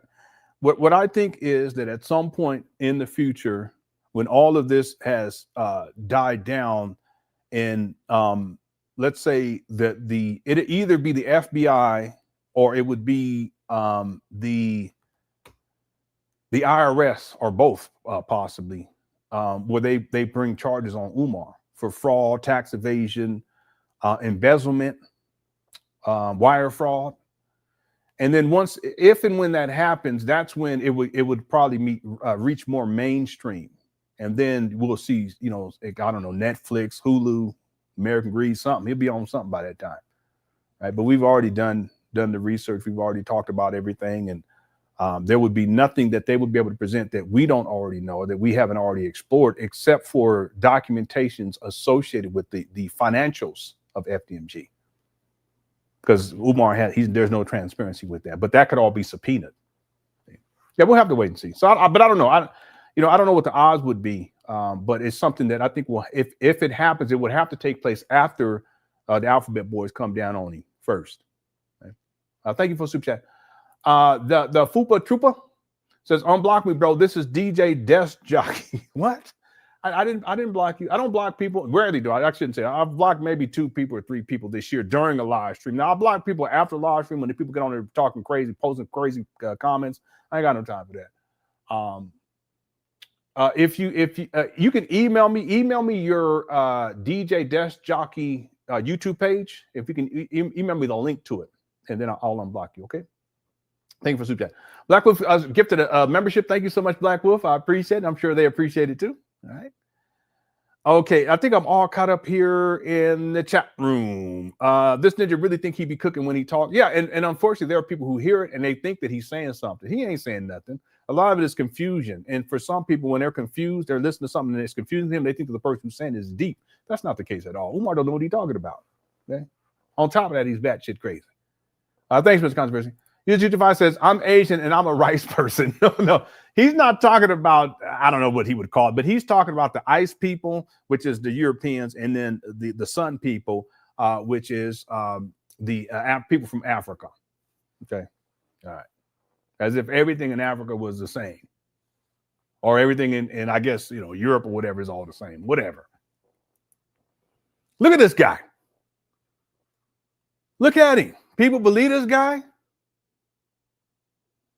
He had to wait for his people to die in order to get some meat. And if he was thirsty, he had to drink their blood. So he grew up in a society. What in the world are you talking about, Umar? Yellow Man says, hey, did you get my email? Yeah, I got a lot of emails today. I just got to get through them. Yeah, I'll get through them tomorrow, and I'll respond for sure. Thank you, Yellow Man, for super chat. Yeah, I'm so behind. I've been trying to get back into getting into emails, but time is the issue for me. Thank you, Yellow Man, for super chat. And Rocky Disaki says, you wasn't alone going down the rabbit hole. I fell so far I developed agoraphobia. Bipolar and conspiracies was a recipe for disaster. Yeah, what is agoraphobia? Agoraphobia. Is anxiety disorder characterized by an intense fear of situations from which escape may be difficult to help or help is unavailable, leading to avoidance of places in crowds, public transportation, or being outside the home. Yeah, that's like really, really deep into it. And I can say anxiety was a big issue. Paranoia was an issue for me at a certain point because it's all fear. Everything is about fear. I wouldn't say what did you call that? I wouldn't say agoraphobia, but it did. It had a huge impact on me. It's just the fear aspect. It was huge. It was really, really huge. But thankfully, I got out of that paradigm. I wish I had done it sooner. So there's a part of me wish I never got into the conspiracy theories, because who knows where my life would have led. But the other thing that if I hadn't, I probably wouldn't be here right now talking with you and hanging out with y'all. So it is what it is. All right. Thank you, Rocket the Cycle, for super chat. Real quick, P. he says, and thank you for the super chat. Your page is getting old. Talk about other topics. Well, let's be clear about something. If I'm able to bring in 1,300 people in a live stream and maintain consistency, and the chat room is on fire like it normally is in the Cook Crush chat, and then I make good money at the same time, I don't got to change a fucking thing.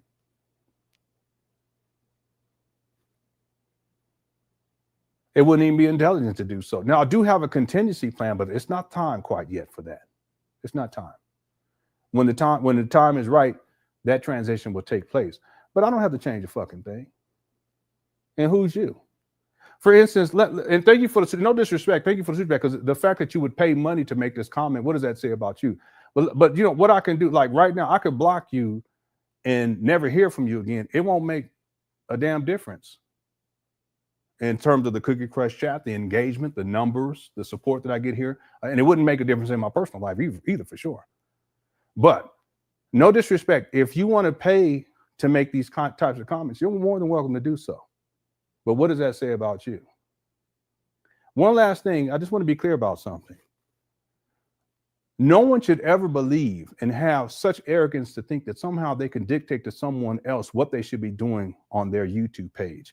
If you want to talk about something else on your YouTube page, we'll go do it. Don't assume that someone else needs to do it for you. That sounds like Umar. Okay? Thank you for the super chat. All right. Let's get back to the video. Here we go. Where there was never enough. He grew up in a society where you had to be cunning, you had to be thrift, you had to be strategic, you had to lie, you had to be deceptive. And because of his ICE trauma, the white man come to believe that the best way to prevent from ever dealing with famine or starvation was to dominate all. Okay, let's be clear about, look at this guy. Look at Umar. Let's be clear. There was famine and starvation in Africa, Umar. What are you talking about? All the resources of the world. You wonder why the country of England, the British Empire, once. Okay, so now he's getting into the British Empire. Controlled 25% of the earth and 40% of the people on the planet. Look at the lady. She's like, what is he talking about? What they got to do with anything? Why does a little island like England need to control 40% of the people on the planet? Because when you've been traumatized by not having enough, the only security you can have is by knowing you control all the gold, all the diamonds, all the oil. Umar look like he playing a drum. You want all the food. And that is the essential contradiction of European people. They do not share. They must dominate. Okay, so we are to assume that there wasn't an African leader or an African country that never sought to try to reach beyond their territories to exploit other groups of people. Cut it out, Umar.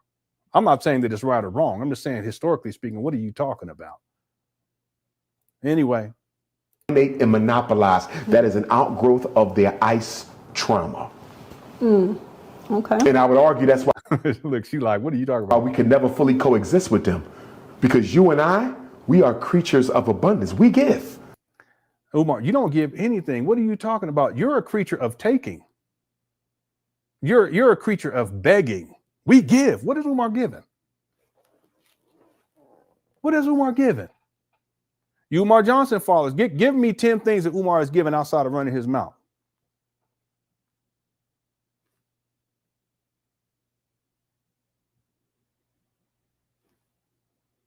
I'll wait. The Fuba says, I'm the trucker who had the, oh, okay. Yeah, well, whatever your other YouTube page is, if you can send me a link to it, email it to me, and then I'll take a look and see what's going on. Yeah, let me check my email right quick. You may have already sent it. You know, I don't see it quite yet. Yeah, whatever your other, just send me the link to it. I'll look into it. And someone sent me, what is this? This is a PayPal. Thank you so much. I know I don't really promote my PayPal, my Cash App, but I do have it listed in the description of this video. Thank you, MG, for the, this is a PayPal. Thank you. I appreciate the support. And they said, excellent coverage of the trap bandos. Keep up the amazing work. Now, you see what I mean, P. Dente? You see? All right. Hopefully you learned some lessons today. Okay, and shout out to this brother right here for sharing his experience with Umar. It's the brother that was trying to donate deaths to Umar. And when it was time to deliver, Umar blocks the guy. He was going to drive over 1,000 miles to deliver these deaths for free. All Umar had to do was pay half of the cost for the gas, which would have been like $800 and what was it? $890 or something like that. $869. And the desk, in terms of the price, people were estimating that it could have been around $30,000 worth of desk, something like some crazy figure. But Umar, he don't want to pay no $869. Anyway, then he blocks the brother. Okay, let's keep going. Real quick, let me check on this poll, if y'all don't mind, just to see where we're at with the numbers on the poll. Okay, right now we have, the question is, will Umar Johnson make a comeback in 2026? 1,391 votes so far. 20% say yes, 80% say no. Make sure you get your vote in at some point during this live stream if you haven't already. And then we've already reached our goal for likes. We're at 559. Let's see if we get we should probably get up to 600 by the time we get done with this live. 560 right now. I need 40 more. Okay, let's get back to the video, everyone. Hope you're enjoying the show. And if you are, make sure you hit that like button. Here we go. We get and we give without a thought of self. White people cannot do that. They take and they dominate. There is no sharing with the white power structure. Yeah, this is Umar projecting right here. That's why whenever you see an ad on television saying we're building a new Newark, New Jersey, so everyone in Newark, New Jersey can enjoy the great life of the city, that's a lie. White people do not share. They dominate. Only Africans share. We are the original humanitarians. I would dare argue that we are the only sincere humanitarians on the planet. We're the only people to have ever he's talking bullshit. Ruled the earth in freedom, justice, and equality. You know how many civil wars are taking place in Africa, Umar? What are you talking about? Anyway, let's just Caucasian can't do it, Arab can't do it, Asian can't do it. The only people who can run this planet on justice are the only people who ever have, and those are the Africans. Cut it out, Umar. You need to cut it out. yeah, no stats. He just gives his opinion. You're right, Missy. Thanks for the super chat. Yeah, I mean, this guy, he really is. He's deranged. Fists all balled up. Okay, when you speak of a he's like, okay, yeah, whatever. Supreme being, some say the Most High, some say Yahweh, Jehovah, Ra. You know, do you think this is a two-part question. Do you think there is a supreme being that governs the Africans, then there's a supreme being that governs the Caucasians or, you know, the Asians in that regard?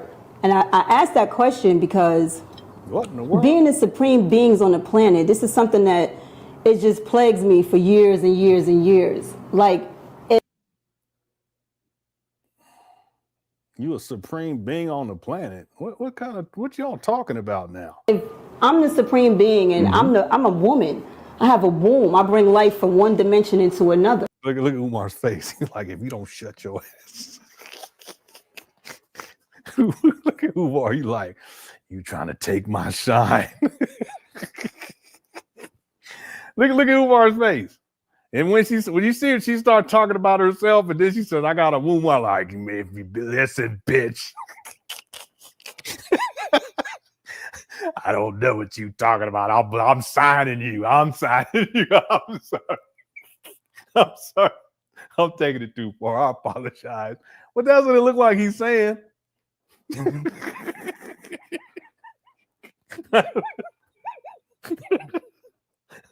Let me apologize. Okay, I shouldn't say it that, but that's what that's what Umar said. He's like, listen, bitch, and you try to take my spotlight. I don't give a shit about your womb. It's Eva 2-day Shango. I don't care about none of that. Look at Umar's face. He got mad real quick. We ain't made no progress. You know, the Asians in that regard. And I asked that question because being the supreme beings on the planet, this is something that it just plagues me for years and years and years. Like, if I'm the supreme being and I'm a woman. Look at his fist. Woman, I have a womb. I bring life from one dimension into another. How is it that my people are oppressed? How is it that, again, I heard these stories when I was growing up. I heard about slavery. I heard about these things. But now as a grown woman with grandchildren, how is it that we're still fighting the same fight? Spiritually is where I think, you know what I'm saying? Like, where is God at spiritually for the African people?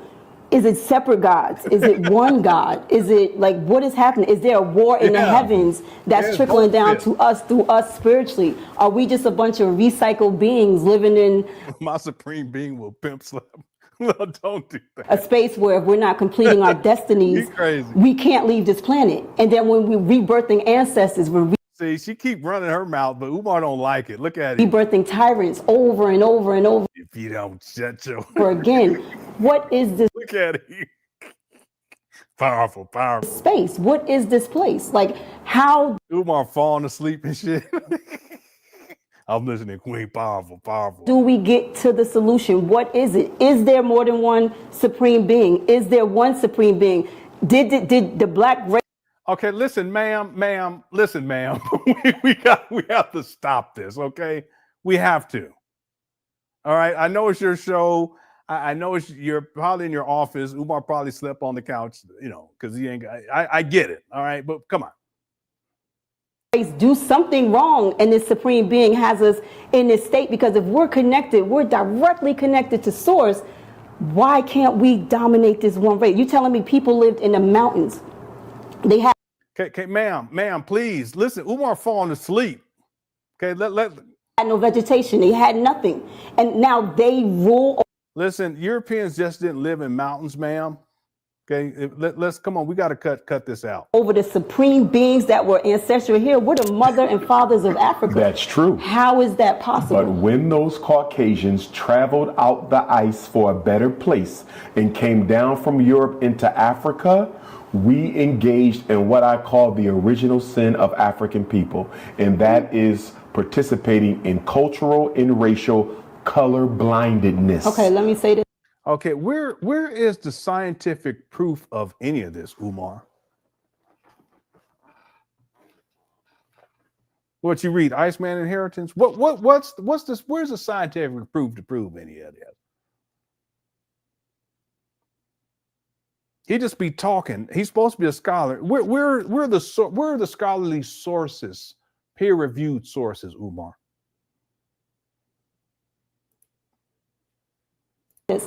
If that's the case. See how she stopped him? Look at it. Now, if we're still, you said we need to get back to oneness, correct?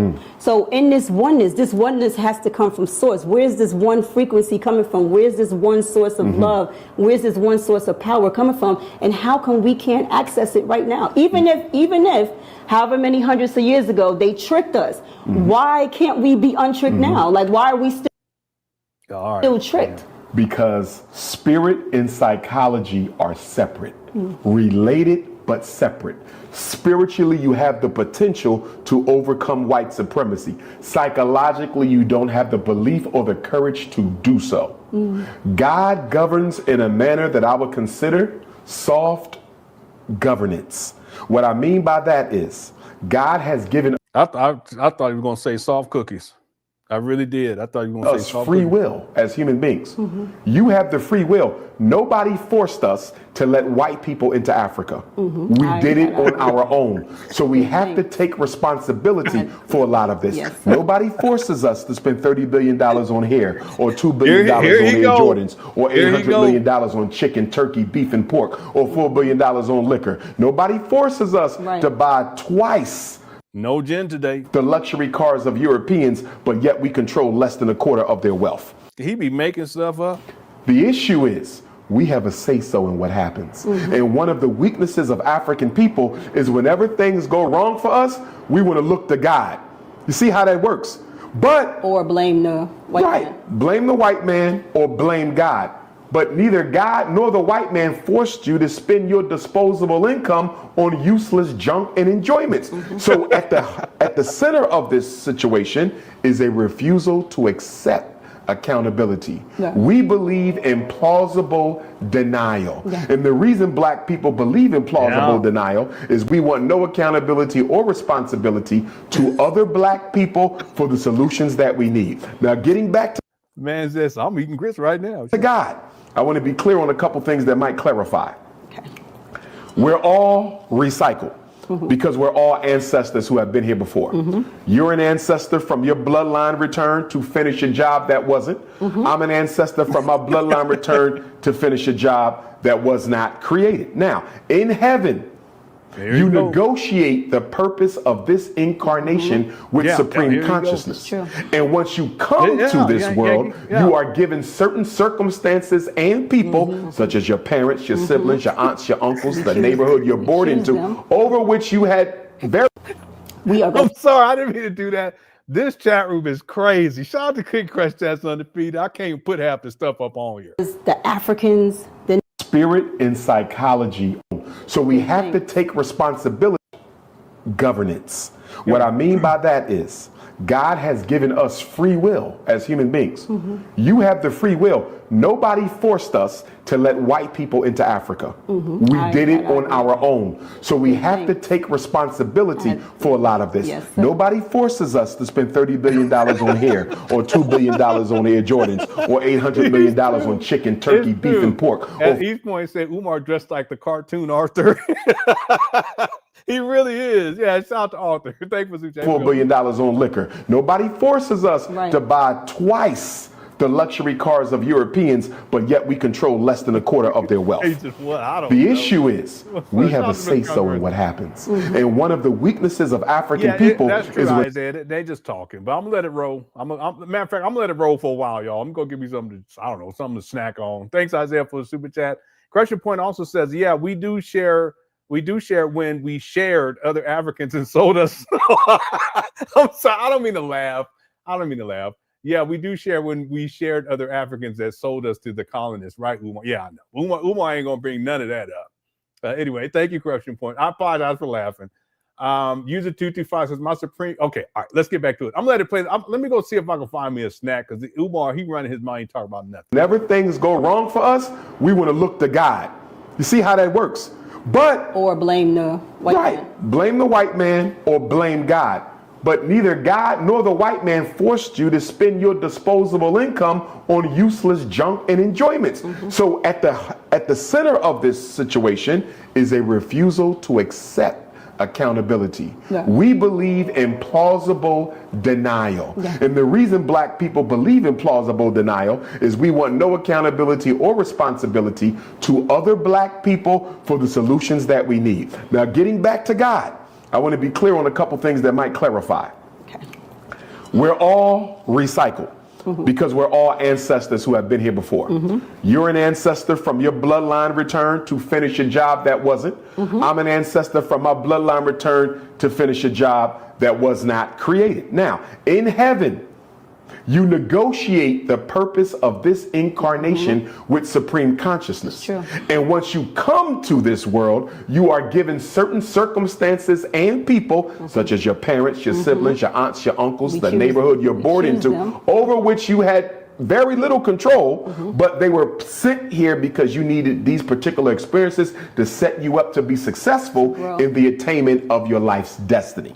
That includes the time you were born. Right. So what I mean by that is the reason you are born at this time. Right. And I am born at this time. Yeah. And all of us here are born at this time is because within our collective destiny, apart from our individual one, we have an obligation to destroy white supremacy.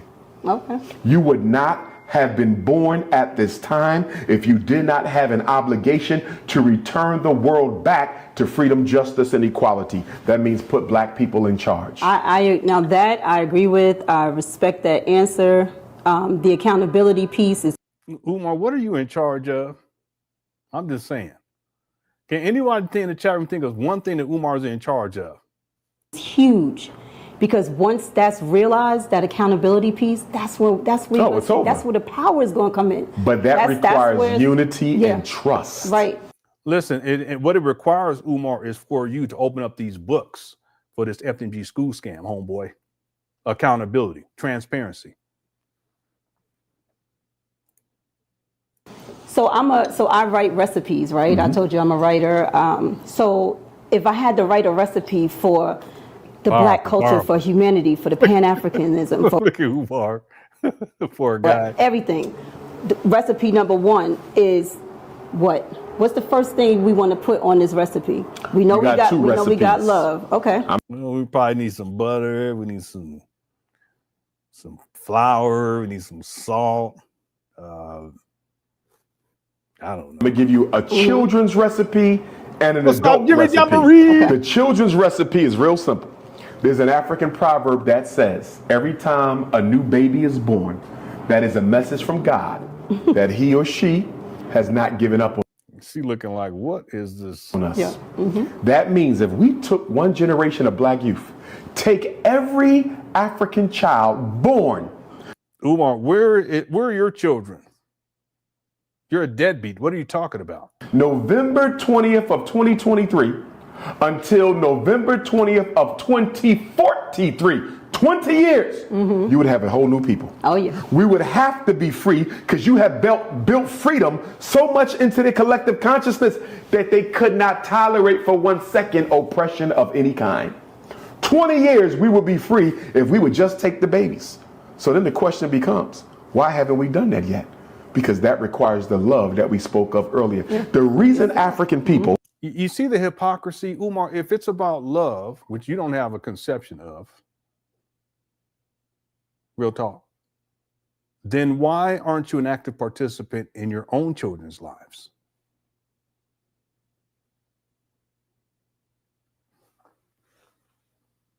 Shout out to Dominique. Are always reacting to racism, reacting to crises, reacting to casualty and trauma is because we don't have enough love to create the systems in advance to avert the casualties and the traumas and the crises from coming. I'll give you an example. If I love my child, I'm going to feed him. I'm not going to wait for him to get sick. You see this shit right here? Oh my God.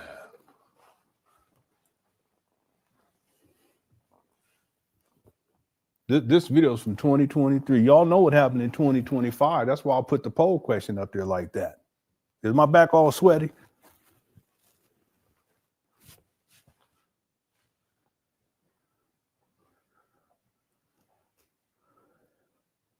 If it is, so what? Chat.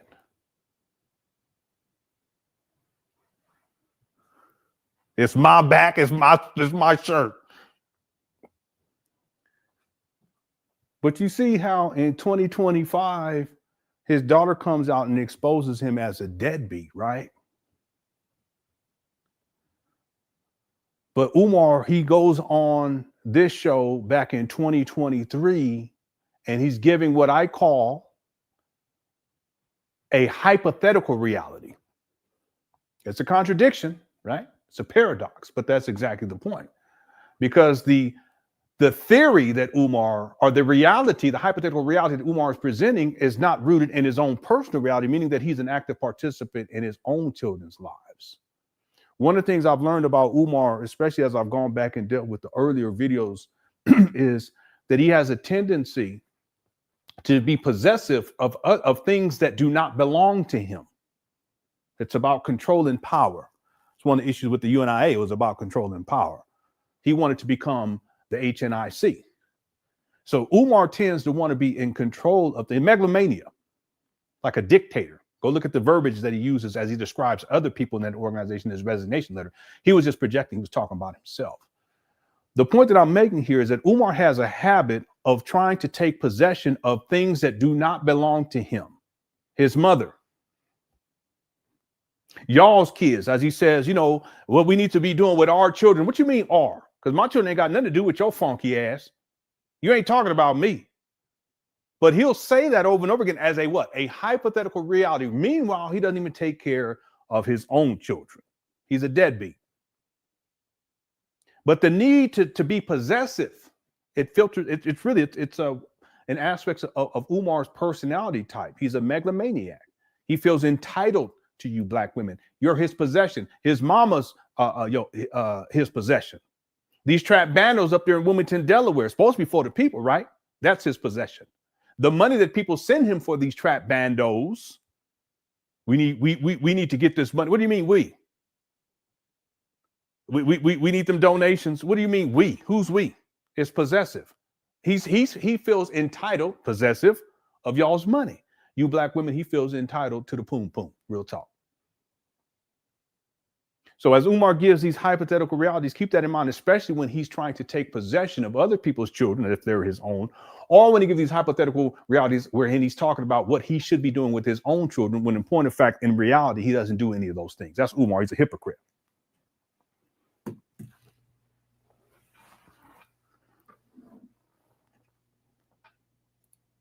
Mr. Smock says, Umar's just saying stuff that sounds good to black folks. He will say anything for money, including lying and manipulating. That's all he do. At the end of the day, that's all he do.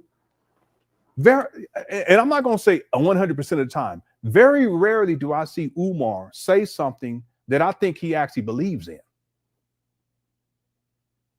Even when he talks about snow bunnies, never black queens forever snow bunnies, I don't think he believes in that shit. Because if he was on a deserted island when nobody was there with a white woman, a big one, and nobody would know, he'd go for it. Most of what Umar says, he don't believe. He don't believe it. He just says it because it sounds good. It's for what? So that for the manipulation. So if you're saying something that you don't even believe in, and you're saying it as if you believe in it, you're lying. Even if it's true. Does that make sense? If what you're saying is true, but you don't believe in it, but you act like you believe in it anyway, you're still lying. Well, that's Umar. But he'll do that. Why? Because he knows that he can manipulate people that way.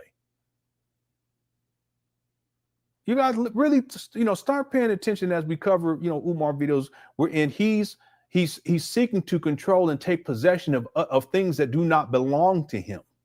We could probably come up with a list right now, but things that do not belong to him, like your grit money, huh? Or your quote unquote weave money, huh? Or your right to choose who you want to marry or make love to. Huh? Pay attention. Yeah, you're right. He'll say anything. Thanks, Mistress Monica. U225 says Supreme being hate Umar Johnson if this is how he this is how he reincarnated. He got a problem. Living in the mama closet. Damn. That's crazy. Umar, is that what you chose? Live in your mama closet? That's not too smart. Thank you, U225. Wire Honcho says Barney Teletubby. Don't do that. Barney Teletubby talking that cult stuff. I want to tell you the video of Umar really looked like he looked like that purple Teletubby was when he was in that airport and that lady came by and the white lady was talking to him. That's he looking like a Teletubby. All right, thank you, Wire Honcho. Umar, your entire ideology is based on blaming the whites and worshiping random shit. Yeah. But again, like Mr. Sponica was saying, Umar, he'll say those things, not necessarily because it's true. He'll say it because it sounds good. He knows there are going to be black people who are going to buy into it. There's a long history of that. Even going way back to back in the day when I first got into the black conscious space, there's a history of that type of orientation. It's a very disempowered place, to really be in. But Umar, he does that. The ideology, he's selective with the ideology, but a lot of it has to do with black disempowerment, wherein you blame white people for everything. It's unfortunate because people say that that's black conscious, but how conscious is that really? And how is that empowering to think that someone has that level of domination over you, as if you don't have the power to actualize the reality that you want to actualize in your life? Yeah, and people could debate, say, yeah, but there's social issues that we're up against, and with political. Yeah, I get all that shit, but ain't nothing gonna stop you if you really want to make a way in this world. If it didn't stop your ancestors who faced far more egregious, racism, whatever y'all want to classify it as, you ain't got no excuse. I'm just saying in general. I'm just saying, not saying you. I'm just saying people. We ain't got no excuse. We don't. Either you're gonna do it or you're not. But if you're not gonna do it, don't go through the process of trying to blame other people as to why you're not successful in life. Life doesn't work that way. Thanks, Corruption Point. Oh yeah, I got that one earlier. He looked like author, black conscious author. Kedar says there's never any action. He is just a bullhorn. Yeah, that's the thing. If, like I said, if I ask people, please give me 10 things that Umar Johnson has done or mobilized, they wouldn't be able to give me 10 things. The events that he goes to speak at, he's not putting those events together. The only 2 things was the block parties. Did Umar put those block parties together? No, black women put those block parties together. It wasn't Umar. I've never seen Umar put together anything. I'm talking about something that mobile, that's actionable. I've never seen anything. It shows that his dedication, wherein he actually did something to make something happen, but he took actions to make it happen. He just gets online and begs and runs his mouth. But people can't give me 10 things to this day. Okay, I'm not talking about Umar talking, running his mouth, and I'm not talking about those 2 block parties. Give me 10 things that Umar Johnson has done, actions that he has taken to uplift black people. Just give me 10 things outside of running his mouth, and don't bring up the books, because the books are not scholarly. There's no source material. It's just Umar's antiquated opinion, and he's not even qualified to have those opinions because he hasn't even worked as a school psychologist since 2011. He stopped working in the Philadelphia school district in 2005 in the public school setting, and he was fucking up so bad that he had to go to the charter school. You see how bad he talked about the charter school system, right? But you guess what? That's where he had to go because he was down at the bottom. Real talk. You guys realize that Umar didn't even have his one school that he went to where he had an office back then.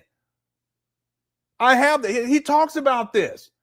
I had to take in the UNIA letter. He's like, yeah, I had to get all of my testing equipment out of the back of my truck so that I go take this guy. So what do you mean? Why is your testing equipment as a school, this big time school psychologist? Why is all your testing equipment inside the back of your truck, homeboy?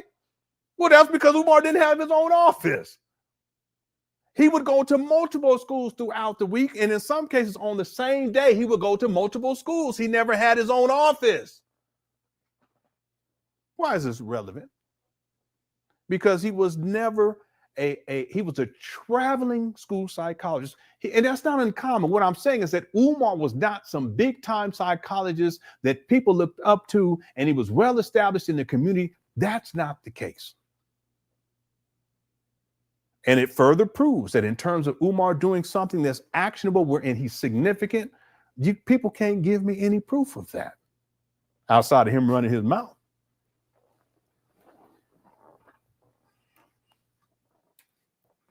That's why I was saying to myself, okay, I kept asking, why do we ever see Umar outside of office? Well, now I know why. I did some more research and looked into this. And based upon his own words, UNIA letter, he didn't even have his own office. He would travel from school to school and bring his equipment. He'd have to unload his equipment from his truck, set it all up to do these assessments. And it was also auditory too, assessments, checking for, whether or not the children hearing is, you know what I'm saying? And then afterwards, he would pack up all his stuff, put it back in the truck, go to the next school. Thanks, Kadar, for the super chat. Kadar says, the conscious community is done. Umar is the final boss of a long list of scammers, a weird, perverted 50-year-old boy. Yeah, Kadar, the thing is, though, that there's, and we talked about this, I think it was this week, it might have been last week, there's always a person or a group of people in waiting so that when the next person, when Umar falls off, they're going to pick up the mantle. And see, this is made possible because of the internet. It's made possible because of the internet. There's no checks and balances. There's none. And it's harder to impose checks and balances when it's not grassroots. This internet shit's not grassroots. It's just, Umar get online, he beg for some money, he run his mouth to do a little interview here or there, but there's no checks and balances. There's no elders checking him like that. But if it was grassroots, see, when he was in the UNIA, they was trying to check him, but he was so insubordinate. That's one of the reasons why he ruined his career as a school psychologist, because he was insubordinate. Then the UNIA, they was going to kick him out anyway, but he puts in his preemptive, he puts in his resignation letter. Why? Because he was insubordinate. He couldn't take direction from anyone. He wanted to be the HNIC. So at a certain point, instead of Umar operating within the scope of, grassroots organizations like the UNIA, he goes rogue, and then he becomes an internet personality. So that by the time we get into 2010, 2011, after Hidden Colors 2012, Hidden Colors 2, 2013, then he starts to establish himself with the online presence, but there's no checks and balances for that. There's been a few people in the elders in the Black conscious community that attempted to check him, but in my opinion, it was, listen, you can't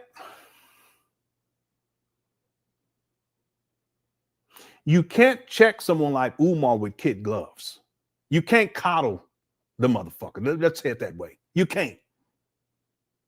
That's why when I go at Umar, I'm not trying to be, listen, I try to have sympathy and stuff, but I know how Umar is. He's hard-headed, and you can't be like, oh, well, he's trying his best, and, all that matters is that he's trying. No, don't coddle him. That's his problem. He's been coddled his whole life. That's why he's a punk today. You can't do it. You can't approach it like that. And real talk, the elders were trying to be too nice with the guy.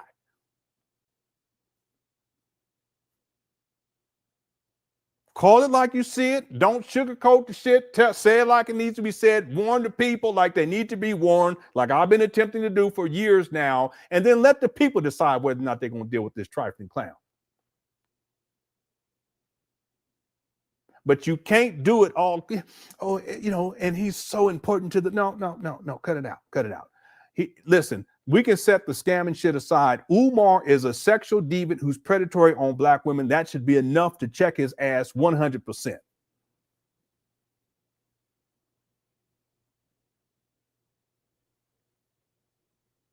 And there's no compromise. But that didn't happen. And he's been allowed to run amok for decades now. And you're right. He's a weird, perverted 50-year-old boy. Real talk. Thank you, Kadar. Black Wolf says, CC's could crush that vet. I'm going to keep saying it. Umar wants us to believe we are stuck in the 1940s and only Umar can pull us out of oppression. Yeah, we are strong. Yeah, and that's right, because he has a Messiah complex. So when he talks about Black people, it's always negative to make y'all feel bad. Not me. He ain't talking to me. Make y'all feel bad and woe's me and everything's so hard and yeah, okay, all right. But the idea is to put you in a subservient position so that he comes in as the master of the slave. Real talk. And he runs things because he's the solution as the Messiah, as he calls himself. And that's Umar in a nutshell. And it ain't just in 2025. He was trying to do that shit back in 2005 in the UNIA. It's in the documentary. The next segment covers all that. That'll be ready for you members next week. Stay tuned. All right, let's get back to the video, family. I know we said we're going to do 2 hours, but listen, I'm taking my time. It is what it is. We're doing good on time. I said 2 hours, but whatever. Here we go. Before I feed them. Right. If I love my child, I'm going to take them to the pediatrician. We don't have enough love to create the systems in advance to avert the casualties and the traumas and the crises from coming. I'll give you an example. If I love my child, I'm going to feed them. I'm not. Umar, you're not feeding your children. Cut it out. And you haven't been paying child support on time either, you clown. I'm not going to wait for him to get sick before I feed him. Right. If I love Umar, let me stop. My child, I'm going to take him to the pediatrician. Umar, have you ever taken your children to the pediatrician? Have you ever taken your children anywhere? Huh? Now, the daughter did say that up until the age of 10, you were kind of around, but at a certain point, you were completely absent. So what are you doing with your children, sir? I'm not going to wait until he gets sick to take him to the pediatrician. If I love my child and it's cold outside, I'm going to dress him warm. Hat.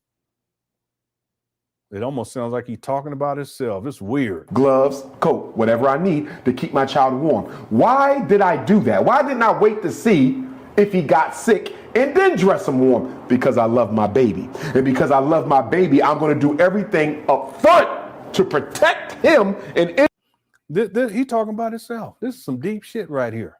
You guys realize this? He talking about little Jermaine. Because according to Umar, he don't have a son. So why are you saying it? What in the world?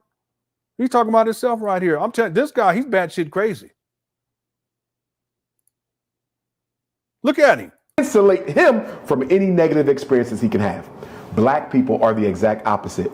We wait till the child always talking shit about black people. Catch the cold, then we dress them well. We wait till the child gets sick, then we take them to the pediatrician. What's the difference between a parent who does it all right up front and a parent who reacts to negative things happening to their children? It's a difference of love.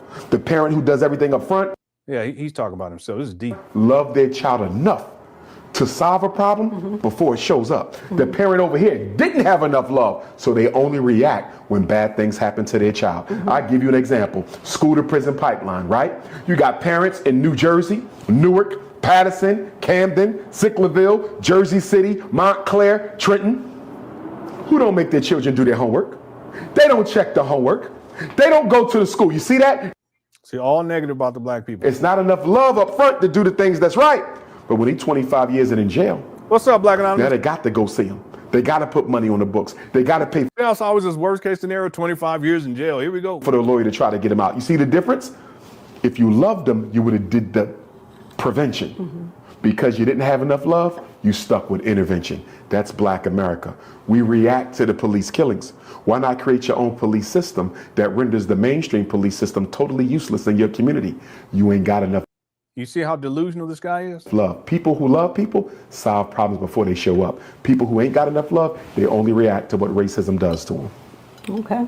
So let's tap back into, you said we were talking about destinies. Destiny. We all have a destiny. I can, ultimately truly say that I came here awakened.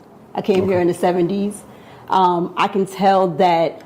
Shout out to the 70s. Anyone from the 70s, hit the one. Shout out to the 70s. Hi, baby. You got your glasses on? You look nice. I like that. I like that. My soul is a new soul. I knew my soul was new from day one I got here. I remember being born. I remember seeing my Umar looked like he need to take a shit. Umar looked like he need to take a shit though. Yeah, shout out to all Crystal said Umar has been destined to be a scammer. Shout out to everybody for the 70s. Shout out. Yeah, we know what time it is. We not too old. We old, but we ain't too old. Those were good old days, though. Back then, we used to go outside. You know what I'm saying?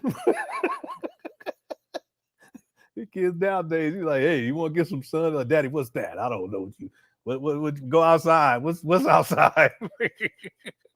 All right, let's keep going. Here we go. What's up, Sunday? mother in labor.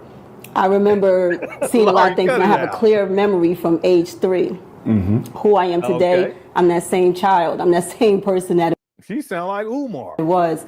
I know my destiny, and I think a lot of a thing that will go on to the recipe would be 1978. All right. Knowing your chart, powerful, knowing your coordinates, how you got here to this planet. Man.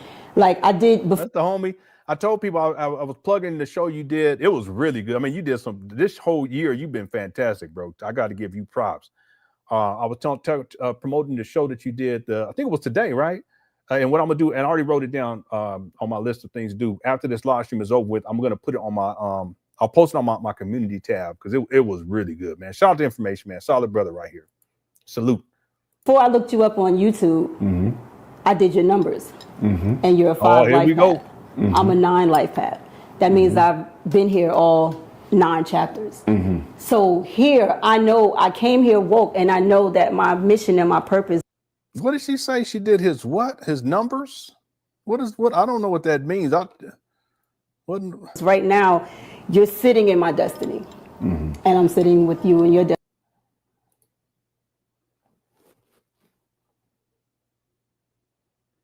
That sounds like a booty call to me. I thought she had a ring on that finger, but maybe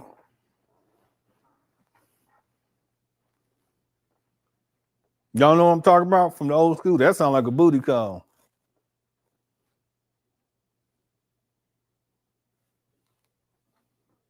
The women, they be real subtle about that shit. Yeah, you know, I was thinking about baking a cake. I was thinking about, you're gonna bake a cake. Yeah, what kind of cake do you like? I like apple pie. Yeah, I was thinking about baking an apple pie. I was gonna start baking it probably about 8 p.m. Yeah, probably about 8 p.m. I was gonna wear you was gonna wear, what are you talking? Yeah, I was thinking about it, I was gonna wear that I have this skirt. I was gonna wear that tight skirt while I make it. I was gonna put on that, that blouse that, it's a little bit sequin. That's and you're like, what? Yeah. I know you like apple pie. I don't know if you want to, would you want a slice? You're like, hell yeah, well, come on. I'm coming through, fam. That's the booty call. Right? Now, men, we're a little different. Can I hit? I'm talking about for those old people. That's how it used to be. Right? But her saying that we're inside our destinies, we're together inside. Anytime a woman say inside, you got to it's on and popping. Okay. So evidently it sounds like this it done turned into a booty call, family. Some of y'all like, Lenon needs to stop. Well, that's because you don't know. I'm trying to let y'all know. Here we go. She said, look at Umar. He's like, oh shit. What I gonna got myself into? I know I came here woke, and I know that my mission and my purpose right now, you're sitting in my destiny. Mm-hmm. And I'm sitting with you in your destiny, as in all of us that's in here. Yes. Yes, all of us does. I don't think so, Queen. This is our destiny fulfilled. Oh, I don't know. It's about completing. The message would be about fulfilling your destiny. As he said earlier, this is how your soul then goes past the light. This is how you get from recycling back into this planet. You have to fulfill your purposes. You can't wake up one day like you and knew you were a speaker when you realized that in your elementary school, correct? Mm-hmm. That you were this person. You were someone that was born to do this. You're a fourth generation activated to do what you have to do for your family and your lineage, and then you're going to reactivate more people. My purpose as a 9 here is for humanity. I'm here just to simply give. What does it mean? What is a 9? I don't know any of this stuff. To give knowledge and wisdom of knowing that the only way to freedom, real freedom, is to fulfill your destiny, or you just keep. In other words, the only way to freedom is to come and get a slice of that pie. Okay, and I agree. I tell my wife, I'm trying to get free tonight. I start singing old Negro. I'm trying to get free tonight. Yeah, Lord. I said I need a piece of that pie. Open up that thigh. That's enough. Here we go. Looping back around. So when I asked earlier, why 400 years? Why thousands? Why it seemed like life started in the 1700s? Like how is that possible when we've been here all these millions of years, and we had ancestors before the ancestors that we just speak about. We had ancestors before. This chat room is crazy. Somebody said that 9 lives means that cat. Oh my God. That's crazy. That makes sense though. That 9 lives. Boom, boom. Yeah. Is that DeMar says my damn brain hurts listen to this lady. Well, yeah, but can you imagine? But look at Umar though. I mean, Umar, he's not doing well in this one. He's sitting back like, all right, thank you, is that Kadar. Oh man, this chat room is crazy. If she's a 9, what's Umar? I don't know. I have no idea. Thank you for the super chat. What's up, Maddie? Maddie says, it's the study of numerology she is speaking of. I used to do numerology charts back in the day. Yeah, but how do you get a number? What is it? Maybe it's associated with your birthday or something like that? Because if that's the case, can't you just go on to, you know, type it into Chat GPT and they'll tell you what your number is? That's the part I don't get. I don't know.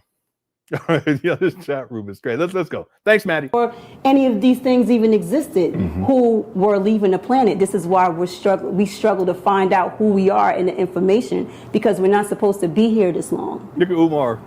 If that makes any sense to you. Makes complete sense. I would only push back against one thing. You said you were a new soul. A very new soul. Because your life path is a 9 and 9 represents the ancestors, and because you was born already knowing, fully aware what your destiny would be, I would challenge. I would say that you're an old soul. Here we go. That's that Punani talk. I think you are definitely, without question, an ancestor to come back. And the wisdom that you have is so great, and your mastery of. See that? He trying to run game. Boy, this ain't nothing but a zebra freak off. That's all this is. A Mars right zebra freak off. a flower teacup freak off. That's all this is. And an altar freak off. Your destiny is so great because you've been here before. Well, when I say new soul. See, they're really feeding each other's ego. It's really interesting. I didn't come here. The highest level of existence in humanity. Look at Umar. You see Umar start tweaking, his eyes start blinking because she's going against him. Look at this. Watch his face. That you have is so great, and your mastery of your destiny is so great because you've been here before. Well, when I say new soul. Okay, watch Umar's face. Watch this. I didn't come here. The highest level of existence in humanity. See that? Just that's very subtle, but you can look. It's called a micro expression. Being a human, period, is the art of detachment. When you can live a life fully detached, that means you can love without. Umar like, damn, she can bullshit better than I can. It's like a competition. He's thinking, damn, she's really good at this bullshit and shit. Boy, I tell you. Falling apart is, if they leave you. That means you can be in a relationship. You can. You can, lovely Elizabeth. There's so many things that you can do where you could just be detached from what it is. I came here a detached spirit, a detached soul, which means listen, I don't know nothing what she talking about. Real talk. I always looked at the world at my view. I pioneered the vegan community in Newark. I've been vegan my entire life. That's good. Look at Umar. He's like, I don't give a shit. I want some burger. What you talking about? Need me some bacon, some burgers. I don't want to hear nothing about this vegan shit. So powerful. This is crazy. Shout out to Lene for telling us. I knew who I was, and as a little girl, I said, "Hey, I'm gonna make a place where I can eat multiple food. I'm a foodie." I knew who I was, but I was detached. So when I say my soul was new, I mean my soul is free. Okay. So in order for me to join a fight, that was one of my other questions. Should we, because of the color of our skin, when we come here in this lifetime, should I join a fight in a war that's been going on for 400 years? Or should I merely just complete my destiny and give to my people what I can? This is such a great observation by Bougie Barber right here. They're no longer even talking about anything. They're both self-absorbed and only want to hear their own voices. You're absolutely excellent observation. That's spot on right there. Spot on. Came here to give to them, or do I stop that, feed my brain a whole bunch of stuff that happened in the past that no longer serves us, or do I just come here and live my little destiny, but in a very big way where I make an impact, develop a legacy, leave wealth for my children, and then just move on to the next level of existence? Because I don't want to come back. I'm going to be straight up and honest. I don't want to come back. I don't want to fight this fight. So what I'm here for is to help deliver. Yeah. We want to deliver. Everybody say awake, woke. What does that mean? Woke, awake. I've been looking at the world from a bird's eye view since a little girl. Not attached to any of this stuff. At any point, anytime they say, hey, we about to take over. Russia, China, everybody's coming in to take over. I'll leave here before I be a slave. I would not stay here. I'm strong enough to do that because I'm not attached to this space like that. But I'm attached to my people. I'm attached to the love, and I just want to see the people love. So everything I do, I don't understand none of this. I'm more intrigued about this number thing. I want to see what number my number is. Anybody want to guess? What's my number? She said, what did she say? She was a 9 or something like that? I don't know. encourage and inspire love, not the program. I think when we keep saying we, I believe we is a program. I believe when we say we, it's not fair to the people that are already woke A 7. or That's already fun. Y'all gonna in give me their a God's 1. space. You know what I mean? We say, hey, Why y'all we gonna do me don't, like we that? don't have enough this and we don't have enough that. People come into my cafe and say, we There don't you go. have vegan cafes, but you're standing in one. So the program is just so deep, and then you're saying we don't. So does that mean my grandchildren don't? But when I'm here blazing away, and when my 9-year-old grandson is writing a book about what he was raised to know. You got a 9-year-old grandson? You look good for your age, Queen. Yeah, but that's because she's vegan. I get it. Well, go ahead. Yeah, that's awesome. Not what we told him to write. His affirmations, his meditation, what keeps him in alignment, being outside of the box. So that's what Free Thinkers is all about, like really just thinking outside of the narrative of the we. And then the other program for me is the word they. I don't know what's going on. Who is they? We pointing a finger. We give so much power to they and take away when we say we. What is she talking about? Don't, but they do. Who is they, and why is there such an imbalance on they and not we? You know what I mean? So that. Listen, you got to take a breath, sister. Just take a breath. It's okay. Take a breath. Umar, he's totally detached from all this. These are the conversations that, I like to have. These are some things that I got you here today, literally, because I felt like you was the only person I could talk to right now. You understand what I'm saying? And how I, really want to talk to an intellectual human and a intellectual brain. See that it feeds Umar's ego. You see, now he looks to the camera and he starts shaking his head in agreement because he's Big Papa. Intellectual brain that, powwow this out. Help me see that in a different light. You're right. I lived every lifetime. I've been here. I know I've had I had people walk up to me and tell me who I was in the past lifetimes. And everything that I do, I'm a medicine woman. I can heal you with herbs. I can feed you the food. Listen, I was into this spirituality metaphysics stuff too back in the day. Okay, I was. But this right here, this is like, I don't. That's gonna, but it's all for solution. Everything here should be about solution. When we're out there fighting this battle, I'll come with you. I'll throw the all black on. I'll get rid of the rainbow road with you. You know what I'm saying? I'm that soul. I'm that spirit because I'm not attached to what this person may think. I started the Free Thinkers podcast because everybody, my family always tell me, you can't say that because of who you are. You can't say that because of what you do in the community. You can't say this. You can't say that. And I'm not a media Instagram person for that. My soul wants to know. You know what I'm saying? I want to leave here. I want to elevate to the next level. I wonder if she's going to start getting emotional because it sounds as if there's some emotional stuff in all this. I could be wrong. It almost sounds as if it's a plea to Umar for some reason. But she keeps going as if she needs him to hear everything. I don't know. I could be wrong about that, but it just there's an emotional component. I don't know what that's about, but it's something that I could kind of see here.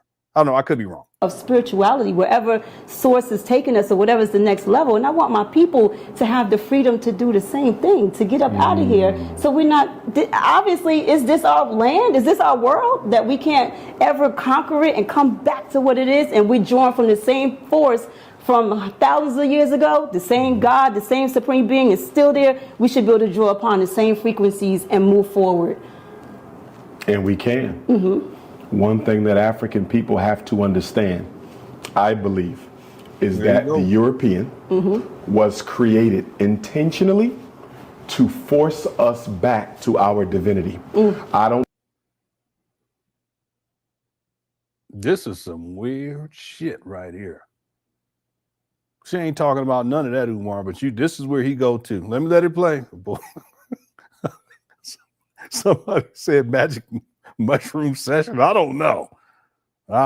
Magic mushrooms, ayahuasca, meth. I don't know. Something. I believe the white man was an accident. I believe the white man was a spiritual necessity. And he is here. And God is going to allow him to keep killing, keep oppressing, keep stealing, keep marginalizing, keep exterminating until black people wake up and recognize that we are God and part of our earthly destiny, the collective destiny, is to retake back the planet, which is to say that all of this multicultural talk, all humanity are one talk. I'm not completely against it, but black people have to recognize that we have a spiritual So yeah, Lenon, she definitely wants Papa. She definitely wants Papa Tunde. I don't know, Luna, because she has a ring on. I think she's married. I mean, I can go look up her YouTube page and find out, you know, because I know how to get information and stuff. But she got a ring. Look like she married. Y'all, real quick, if y'all think she's married, hit the 1. If you think she's not married, hit the 2. I mean, she has a ring, but that doesn't mean anything. I mean, it is not doesn't mean that she is. My wife and I, we don't wear rings, but we're married legally too, by the way. Because people say, "Oh, you guys ain't even." No, we're legally married too. It ain't no big deal. We don't even celebrate that shit. We celebrate when we first met. We don't even celebrate our marriage ceremony. That's from it was about 22 years ago. We celebrate when we first met. So the point is that, yeah, if a person has on a ring, it doesn't mean that they're married. If they don't have on a ring, doesn't mean that they're not married. So what do you guys think? It's just the nature of this conversation. It leads me to believe that I don't know. There's just something about this that just seems a little bit more than just, I'm going to have you come through and just talk. And, you know, I'm married and I know you're not, but I'm going to have you. It's just, to me, okay, because there's emotions in this, but it may be emotion. Black Anonymous says, I'm not quite sure, 1.5. It may be that she hasn't been able to talk to someone that she perceives like on Umar's level, and she wants to get all this out, and she's been kind of harboring it. So there's emotions associated with just not being able to express herself in this way, perhaps to a man or to a man that she perceives to be on this level that she sees Umar at, which is a bunch of bullshit anyway. Anyway. Responsibility and a spiritual privilege in this world by virtue of our melanin, which is not color, it is power. It is our birthright to the divine, that we are destined to run the planet. And as long as we let SH Place, she says she's just as crazy as he is. Yeah, I mean, it's out there. It's out there. Now, I mean, again, I've been out there though too. I mean, I have. When I was in conspiracy theory period, I got to the spiritual metaphysics, I was out there. So I can understand, but it's kind of weird because you would think that even if you're out there that far, that there would be some sort of connection being made between Umar and this woman. I apologize, I don't know her name, but that there would be a connection. But it's almost if she says something and she goes off on this tangent that really is, for me, I'm like, I can't follow it. Okay, or maybe I'm ignorant, or maybe it's just nonsensical. To me, it just sounds nonsensical. But then Umar responds, and it's as if he doesn't understand what she's talking about. Then he goes on and goes on and goes on. And then when he's done, she responds as if she don't know what he's talking about. Just back and forth, back and forth, back and forth. I don't know. I can't really call it JCSU play. It's definitely different. I'll say that. Thank you for the super chat. What's up, Golden Child Productions? Let's keep going. Here we go. Other people do it and content ourselves with being their slave. When God put us in charge, we will continue to suffer. Your destiny lies through the destruction of white supremacy and any other form of race-based superiority until we go back to where we are supposed to be. Because at the end of the day, we gave birth to all these races anyway. Absolutely. We should be the ones in charge. Now, when we talk. Well, if that's the case, then we all form the same people, like I was saying. So what you tripping off of, Umar? Anyway. Talk about the we. The we is important because in African culture, the we is the basic unit of existence. There is never an I. The we is the family itself. In fact, the concept of the surname, the reason why everybody in one family has the same last name is because the last name metaphorically symbolizes the I that everyone is a part of. So we are still the we. However, to your point, that I within the we has the power and the responsibility to influence the others. So you are never a blind follower. You are never a robot. You are a cell within the body of African people, a cell that needs to influence the behavior of all the other cells so that the we can actually work in a manner that is beneficial to the me. Right. That's a beautiful way to put it. It's just what follows the we for me. When we say we don't, but they do. You know, those are relevant too, though. How about, like, okay, again, I'll go back to my grandson, my granddaughter, 9 and 7. Do I tell them that we? Yeah, she do. She looks so good to have a grandchild that's 9. Congrats. But again, she says she's vegan, so that helped right there. I'll tell you, as long as you're doing it the right way. Yeah, congratulations on that. I hope I look that good when my grandbabies is when I have some. What I've been telling my oldest son, y'all need to get going here. I'm about to be 50 in 6 days. Trying to tell y'all, when you get to that 50, you be like, okay, any day now. So y'all need to hurry up. You never know. I want some grandbabies. I'm playing. I ain't put no pressure on them. I'm just saying. Here we go. We don't do all these things when they don't see that. They're not experiencing that. They know their culture, right? But they're not experiencing that. Do I? Real man, what are you talking about? Butter biscuits. This chat room is wild. Shout out to Real Man. Michael says, "Cook Crush Chat Bet." Oh yeah, I got this one earlier. Kogo says, 77. My birthday is. Oh, all right. Happy birthday. Happy birthday to you. Happy birthday to you. Happy birthday, dear Kogo. Happy birthday to you. Have a wonderful happy birthday tomorrow, Kogo. We always like to celebrate the birthdays. Congratulations on reaching 77 years old. I'm just playing.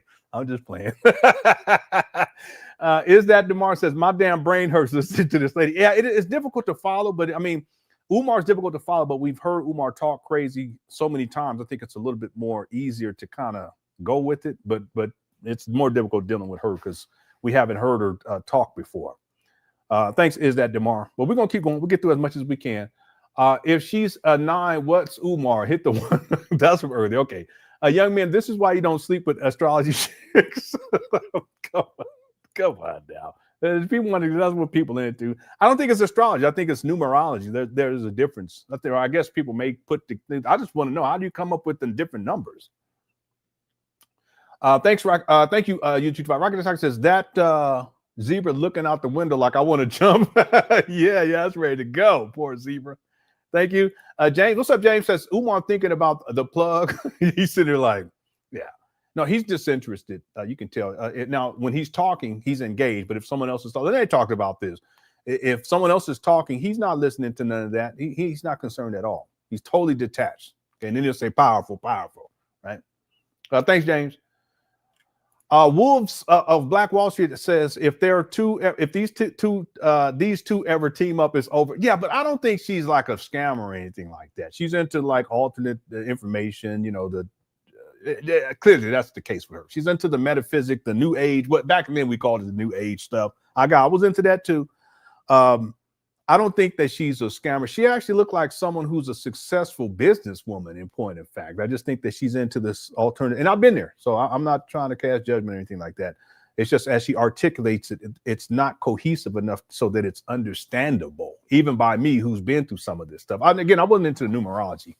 But anyway, thanks, Wolves of Black. Well, the point I'm making is that Umar, on the other hand, he's a bona fide scam artist, con man. See. Thank you for the super chat. Luna Sun says, yeah, Lenon, she definitely wants Papa to Nelson from earlier. Okay. Negrosia, I'll just say it that way. Negrosia. She Caribbean talking about our ancestors. Candace Owens, come get your cousin, man. How do you know she's Caribbean though? Yeah, I don't know how. I mean, I don't know. Maybe she is. I haven't researched her, and I don't know. Is Candace Owens Caribbean? I don't know. I have no idea. I subscribe to her, but I never have time to watch her videos. I think I'm still subscribed to her. I don't know. Thanks, Negrosia. I'll say it that way. I may be mispronouncing it. SH Play says she's just a crazy. Yeah, I got that one earlier. Mixed Response says, hey, Lenon, shout out to you to cook credit. Shout out to you, Miss Vernica. Thank you so much for super chat. Shout out to you. And shout out to Cook Quartet's Undefeated. We have, let me see how many likes we got here. I think we are over 700, which is great. Yeah, we're at 710. So we got way behind. I'm going to have to start raising that number. We're going to have to maybe start with saying our goal is 700 from now on, because we tend to get anywhere from 700 or 800 to about 1,000 during the live stream. Okay, real quick, let me give an update on the poll. Will Umar Johnson make a comeback in 2026? 2025 has been very difficult for Umar. Will he rebound from, it's just been really, really difficult for him this year, but it's his own doing. Ain't nobody else's fault but his. Will he make a comeback in 2026? 20% say yes, 80% say no, and we have over 1,759. We're at 1,759 votes so far. So if you haven't voted, make sure you get your vote in. I'd appreciate that. Someone said Candace was from Mars. I don't know where she's from. I don't know. And we got 722 likes. Thank you guys so much, everyone who hit that like button. And thanks again, Miss Vernica, for the super chat. I appreciate it. SH Play says Umar got excited when the racism door opened. Yeah, Yeah, because that's his thing. You notice she's not really coming from the whole racism thing. And I think part of it is because of I mean, there is still there, but not just like blatant, like white supremacy is dominating everything. That's Umar with his perpetual victimhood rhetoric. But I think the difference is for her is that she's a successful person to some degree, far more successful than Umar. So she can't just fall back on this idea or notion that it's white supremacy stopping everybody, because she's not being stopped like Umar is being stopped. Even though Umar is not being stopped by white supremacy, Umar is being stopped because he's a bum. So I think that that's part of the disconnect. So as soon as the racism door is opened up, Umar, he can jump back in and he goes right back to it, just like he did just now. Yeah. Thank you, SH Play. Mystic Necro Babble. What in the world? What is necromancy? All right, thank you. Rocky the Sock says, I am from Africa. I'm from Crenshaw Mafia. Yeah, me too. SH Play says, it's the I within the we. Somebody been smoking. Yeah. The we is the money. All right. That's for at the end of the day. The we is the money. He's the I. Okay. And we need the money. See? All right. Thanks, SH Play. Luna Sun says it's calculated by your. Oh, okay. It's calculated by your birthday. Yeah, but what's the calculation? Never mind. I'm not even going to try. Thank you so much, Luna. User 225 says if black people are sales, Umar. God, don't do that. Thank you. Is that DeMar says, I'm 31, but a lot of my friends ask me when I'm going to have any kids. Man, it's scary out here and the pickings are slim. Well, the thing is, it is scary. I get that. But in terms of the pickings, listen, I don't believe that. I don't believe that at all. What I say, because there's so many wonderful women out there, fine women, good women. I think at the end of the day, it's a choice that a man has to make, that this is something that I want in my life. And, you know, if that's what you really want right now, you know, then go for it. If it's not what you want right now, take your time. Okay. 31 is not old. Okay. It's not. My wife and I, we had our first, I was 28 when my first son was born. Yeah, I was 28. And we had been together for about 3 years at that point. So no, there's no rush. You know, you want it to be the right one, but don't think that way in terms of slim pickings, because that's coming from a scarcity mindset. And there are a lot of, I ain't gonna say a lot, but there are people who have that mindset, and it's more difficult to materialize a loving relationship if you're a man with a woman when you have that scarcity mindset. But there's plenty of good women. I mean, good, fine too, fine, good people out there. And you got to have that mindset going in. Okay, it helps. Okay, yeah. Shout out to you, brother. Okay. Thank you for the super chat as well. Nimi says, asparagus student. What are you talking about, asparagus? What does that mean? All right. Thank you for all the super chats. I hope I didn't miss anybody. It's been a gang of them. Let's continue here. Here we go. My wife, she's no, it's okay. Just letting them know. She's taking out the groceries and stuff. Matter of fact, I'm gonna go help. I'll be right back. They don't have to know the don't. No, I say we are. We can, we do, we this, we that. Some of you should always be affirmative with the children, right? Because you're conditioning. Even adult, because even like say you got babies that wake up. The young boys that came to see you today, you lit them up like they gonna have a wonderful day. You know what I mean? That means their soul was just like receptive to whatever. Do I then say to them, we don't? Or do I feed them something positive? Because once everybody's in that state, what's next? Like I said, if the whole world woke up right now, what they gonna eat? What they gonna think? You actually got to do both. See, your assessment has to be an honest one. And in any honest assessment of a people, especially us, there's going to be positive and there's going to be negative. There's going to be way more positive because of our rich history. But you still got to address the negative, because if you don't, we never fix it. And with the children, it should be all positive because you're conditioning unconscious, right?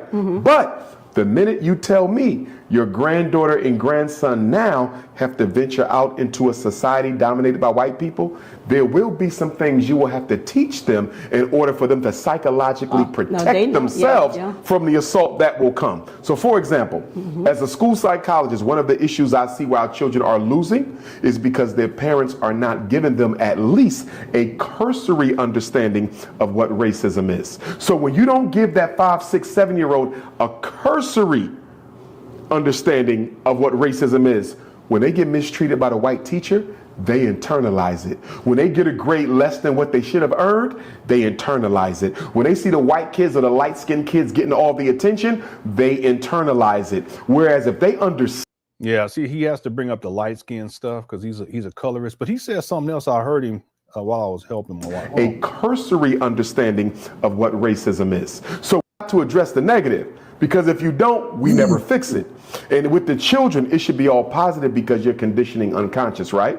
But the minute you tell me your granddaughter and grandson now have to venture out into a society dominated by white people, there will be some things you will have to teach them in order for them to psychologically protect themselves from the assault. But he's a deadbeat. He don't even take care of his own. That will come. So for example, as a school psychologist, one of the issues I see where our children are losing is because their parents are not giving them at least a cursory understanding of what racism is. So yeah, but you understand that Umar, you're not even in your children's lives. That's what I wanted to get to because I heard him talking like this. He's a deadbeat. All right, let me skip forward. Here we go.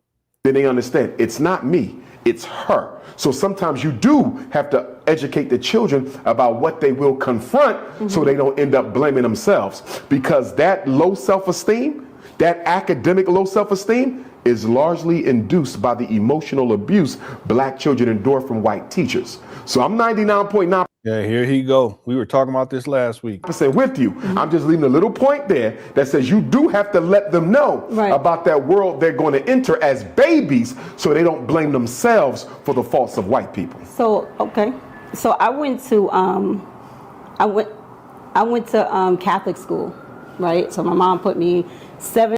Yeah, this is interesting. I'm number 7 of 8 children, only one vegan, they didn't have vegan back then, 7 of 8 children. And yeah, the vegan thing for her, I think it's more a way to, more of an affirmation where if it's more like, I'm just going to say it real talk. She feels better than other people because she's a vegan. And I'm vegan, but I've met a lot of, my wife and I've met a lot of vegans who have that orientation. I'm going to tell y'all right now, I don't give a shit. At this point, it's no big deal. I became a vegetarian when I was about 18, maybe 19. And then by the time my wife and I, that's about 25, became a vegan. And my wife, she was raised as a vegetarian, partly vegan, because her mama and aunt, they were twins. They were vegan chefs. They cooked for all kinds, like I think she said they cooked for Stevie Wonder or something like that. But people like that, I don't know if it was Stevie Wonder. It was what's her name, the singer. My skin is. Oh no, I can't even think of the song right now. I have her in my mind right now. Anyway, from back in the day. She played the piano, she sung, she had perfect pitch. It was like a jazz, but soul kind of too, but it's mainly like jazz stuff. You guys know what I'm talking about? She was a classical pianist, but she didn't get the opportunities because of the racism back then. Nina Simone, I'm tripping, boy. Yeah. Anyway, it's not that big of a deal. It's a lifestyle, and it's something that I don't even think about. And it don't make me no better than anybody else. Not at all. I've met some vegans who I would not want to be around, wouldn't want my children to be around. And I've met some people who eat hog maw and chitlins and they cool. So, but I can tell that this woman, she sees it as kind of like a badge of honor in a certain way to where she feels better than or superior to, which is unfortunate. Yes, it's Nina Simone. Yeah, you guys would be amazed because my wife, she grew up all over the place, including in Belize. She was in the islands and she grew up in Atlanta for a while too, and so she traveled a lot. And then her mom and aunt, they were vegetarian and vegan chefs. They were twins. That was part of their thing. And there's this book too. It's a Rasta book because they had dreads. My wife had, when I met her, the day before I met her, she had cut all her dreads off, and that was the first time she ever cut her hair. It was dreads down all the way down to her backside. Baby, who did your mom and aunt cook for? Wasn't it Nina Simone? Yeah, we used to take care of her when she was sick. Oh, okay. She said that her aunt used to take care of Nina Simone when she got sick. But then they cook for some other famous people too. And a lot of they did the Nelson Mandela inauguration. And what about the rosters that like at the different shows and stuff? Yeah, they used to cook for all the concerts Yeah. Yeah, all the concerts in San Diego, because she was in San Diego for a while. I was with Makeda Dread. So, and my wife knows a lot of those old time roster sing. Like, give me, what's some of the names? Third World, Still Pose. Pato, she said Pato Bonton or something like that. Ziggy. Yeah, but who are some of the old people you used to listen to? Barrington Levy. Yeah, are you just telling everyone what I listen Huh? Yeah, I was just, and who else? Maxi Priest. Who sings that one song, Night Nurse? Yeah, Gregory, that's my song right there. I love that song. She put on that Night Nurse song. I love that song, y'all. Yeah, that's right. That's right. When she be cooking, she put on that Bonji Bonjo. Boy, I love me so, huh? Bougie Bonton, whatever it is. Okay, let's keep going. Here we go. I'm tripping. For whatever reason, they put me in Catholic school. Out of all my brothers and sisters, none of the others. No one else.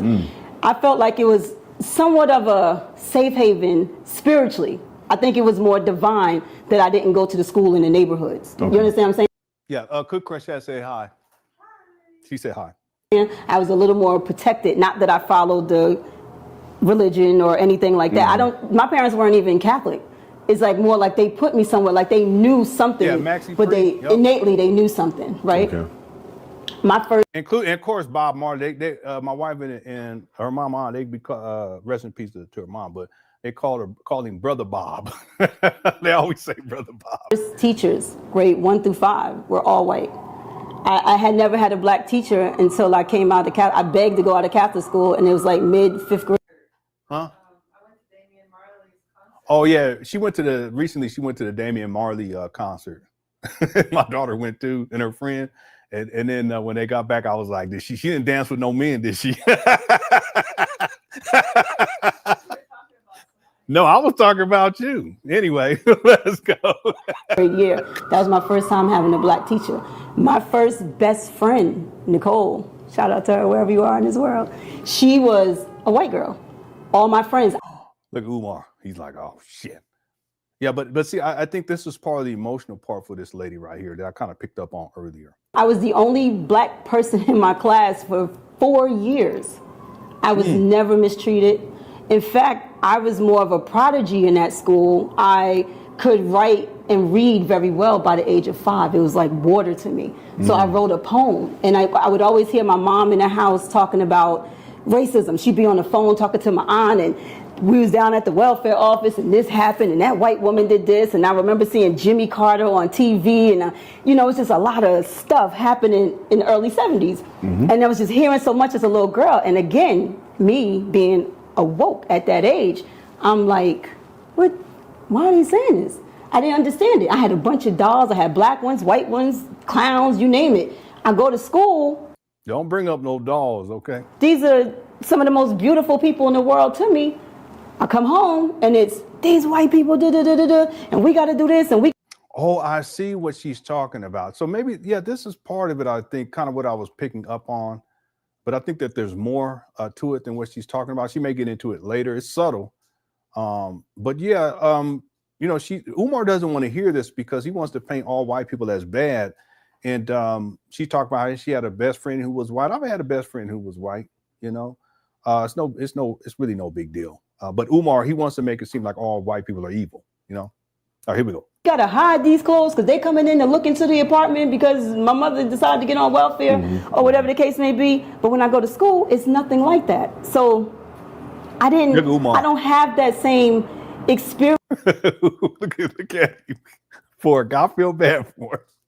Experience of that, and even my grandchildren, they're in an interracial diverse school where they're surrounded by, they're getting a little bit of all of that. And then they have, good. Us.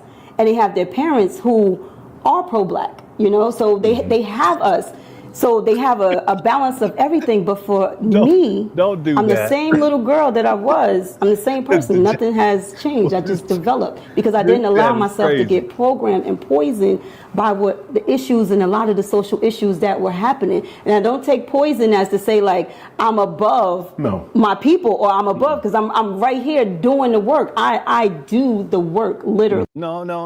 It is that she feels superior, and I can see it. It's very clear to me. Umar's the same way. So in that sense, they're two peas in the pot. I don't think that she's a scammer or nothing like that. But like I said, even her being vegan and pointing that out, bringing it up several times, it's more to prove that she's better than, and she's doing the work, et cetera, et cetera. She perceives herself to be, I guess, some community activist, or to some degree. It reminds me of Umar, just not to the same extreme. But I didn't have that issue.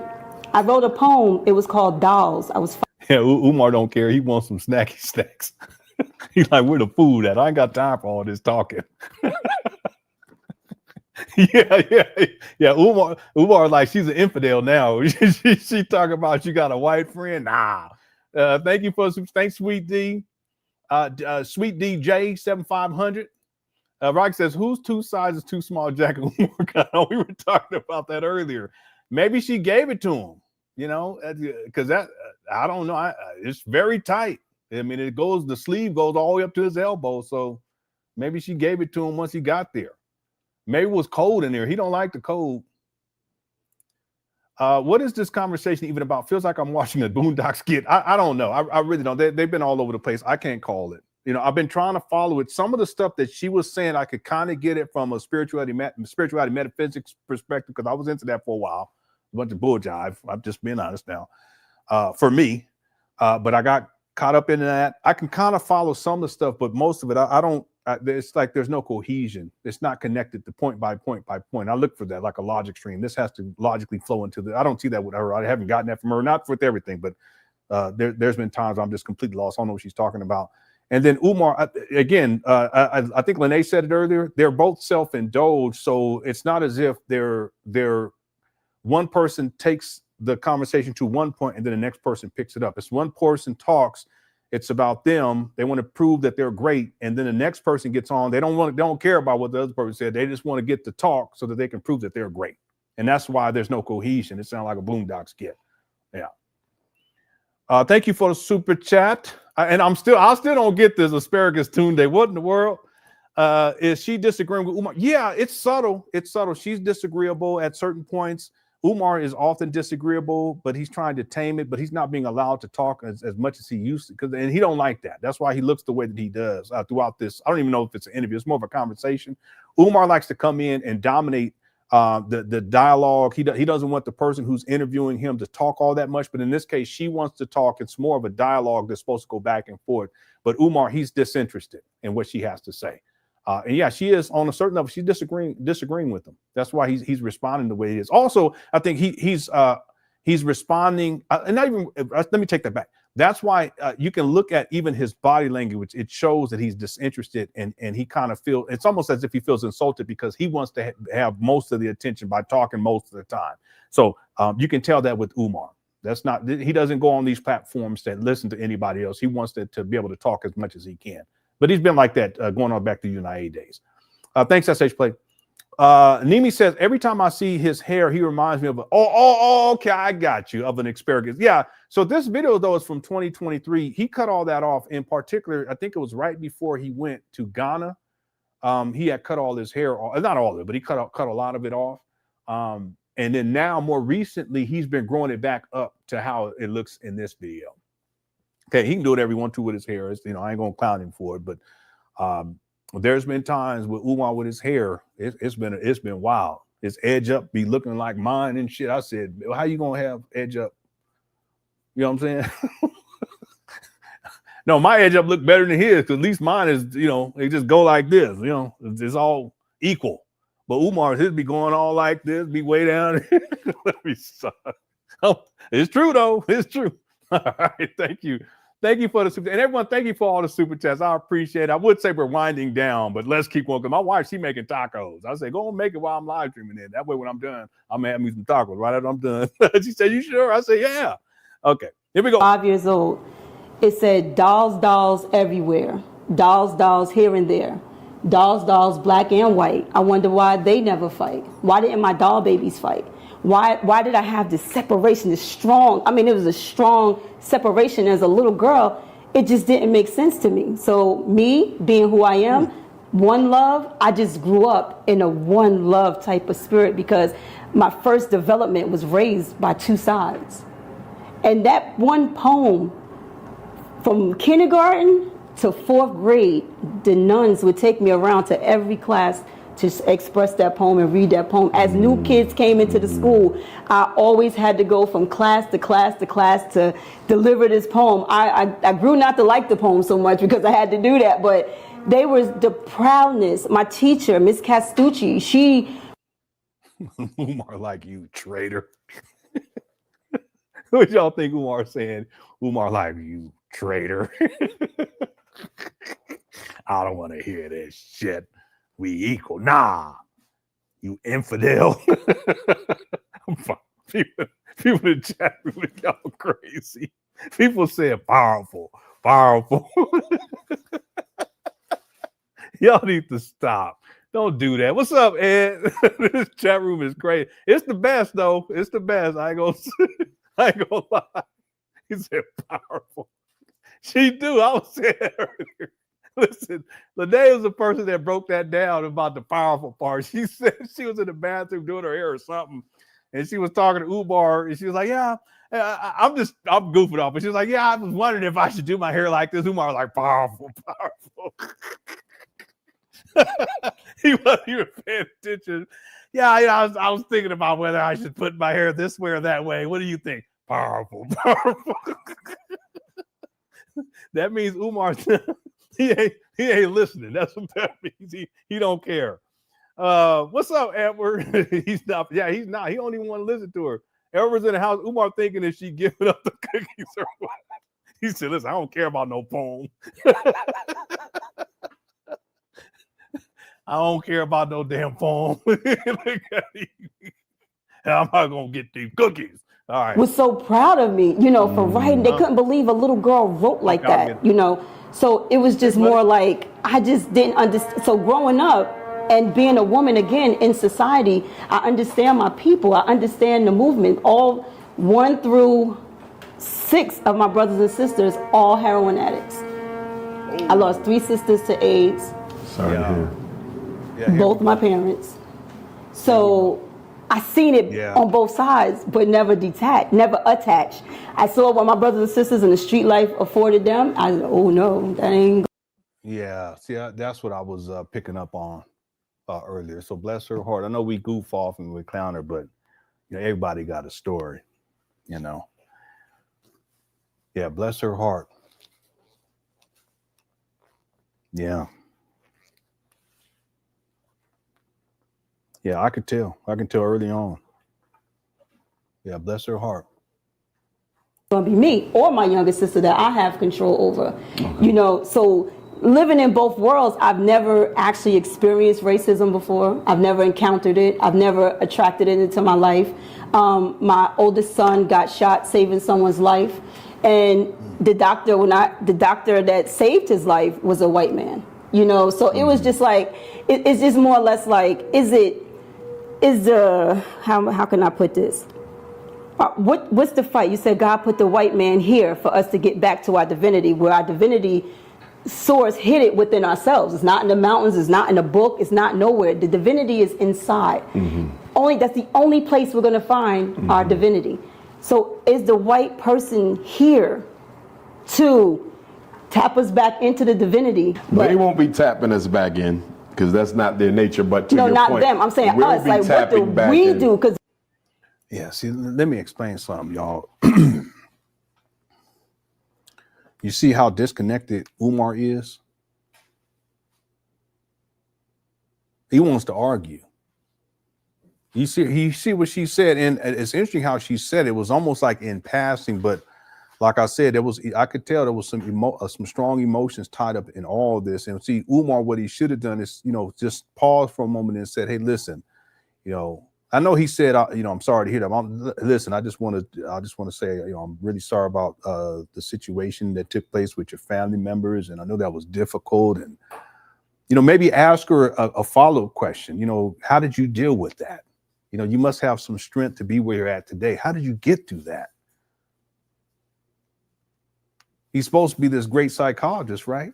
A psychotherapist, as he calls himself, a therapist, right? But that's not what he does. See, it's all of a sudden it's about him again. And then he wants to start arguing back with her. I mean, this guy really, he's disturbed, because that's not what a normal human being, even as I'm listening to, and I knew it was something was coming. I already knew. I remember there was something she said earlier. I said, okay, that's part of it, but I don't think that's all of it. But that was it right here. She may have some other stuff that she shares, but then once that hits, you see how automatically, okay, wait a minute. Okay. Now I know we goof off. That's what we do here, but hold on, bless her heart, just take a moment, but not Umar in that moment. He doesn't do that.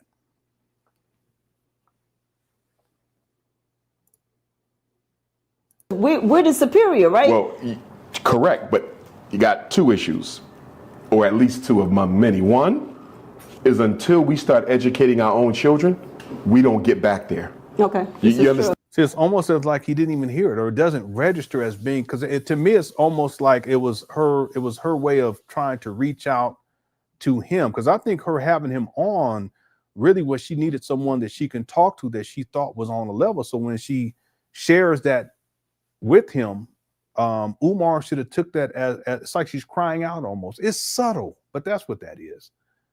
But Umar, he doesn't take it as, okay, this is an opportunity. Let me sympathize, and let me talk with her a little bit just about that for a while. I mean, let me just say something. And again, I know we clowned her. It is what it is. Okay, that's what we do. But mainly, we're clowning Umar. The audience, in any audience, would be better served for her to get on her platform solo and tell her story than to have Umar's ass up there running his mouth. But there are people who see Umar in this light to where they think that he's this great psychologist and they want to have him on their platform. He don't give a shit about this lady. I care more about this lady, than he do. And I was attentive. Once she said that, I said, hold on, you see me start leaning forward? Umar, he's inattentive. He's disconnected. But she's better served to get on her platform and tell her story to her audience than to have Umar up here running his mouth. This is true. That is a necessity. Mm-hmm. And guess what? There are very few African people in this country, in this world, because as someone who's traveled the planet, I've been everywhere but Australia. And we have very few independent African schools that we can. Yeah, he has been to Australia more recently, but the thing is, he ain't been to Antarctica and whatever the other place is. I get him Antarctica, the other one, I get them mixed up. Control with a black curriculum, you see. Mm-hmm. So everybody's talking about how to solve all these problems. But the essential one is the reclamation of the child's mind. Mm-hmm. And we're not talking about building our own schools. Yeah. You do not liberate the spirit or the mind of African people unless you start educating your own children. Mm-hmm. Okay, what's the point of building one school for other people's kids when you don't even take care of your own kids? See how backwards that is? That's why the Umar Johnson father be like, well, where's your school? I never said I was going to build a school, and I didn't ask people to send me millions of dollars to build no funky school either. More importantly, I'm in my children's life every single day. Hey, baby. Ain't that right? Yeah. All right. Anyway, what's the point of trying to open up a school? How many real talk, how many kids you going to be able to deal with anyway, Umar, at this school? Will you charge $500 a month for these kids in an impoverished, drug-infested, crime-infested neighborhood? Ridiculous. The only reason Umar bringing up the school is because it's about the what? It's about the money. Meanwhile, he don't even take care of his kids. Deadbeat. You see, so that's one. And you know what the other one is? Related to it. American African people and African people globally suffer from what I call, here he goes, the hypnosis of American capitalism. And the hypnosis of American capitalism says it's all about how much you earn. It's all about. See, Umar doesn't earn anything. He doesn't have a job. He hasn't worked since 2010, 2011. And mind you, from 2006 through 2011, he wasn't working consistently. It was on and off, on and off. And then in 2014, he got a job. This woman gave him a job. I got more research onto this that I have. I don't know if I'm having a documentary, but it was for a couple of months. That's it. So he doesn't earn anything. So for him to even be bringing this up is crazy. About how much you own, it's all about how much you see. He doesn't say anything. He can't listen. He don't own a car. He don't own a house. He don't own. I mean, he owns clothes, but that's using donation money. buy. And so the average African people, tying this back into destiny, many of us will miss our destiny. You know why? Because we're so busy looking at the money, the clothes, the cars, the entertainment, He has rental cars. He doesn't even have his own vehicle. He rents cars using donation money. Entertainment. I got plenty of videos of him at the club, including the one you talking about fat asses. Anyway. Conspicuous consumption. Conspicuous consumption. Well, look at you, boy. Look at your gut. What you talking about conspicuous consumption? You got some nerve with a gut there. I got a gut too. My wife told me I need to lose some pounds. I'm gonna try. I'm gonna try. You give me some snacks right quick. But come on. All right, SeaWorld. Let me stop. Listen, SeaWorld. You don't need to be some of y'all don't even know what SeaWorld is. Let me stop. Here we go. That we're totally missing the fact that your purpose on this earth might be to do this. It might be to do this. But if I am so brainwashed. He's a big back. We saw that in the movie. Don't make me pull it up. We saw that in the movie. Ooh, boy, he's a big back. He got some nerve talking about conspicuous consumption. And hypnotized that money equals happiness.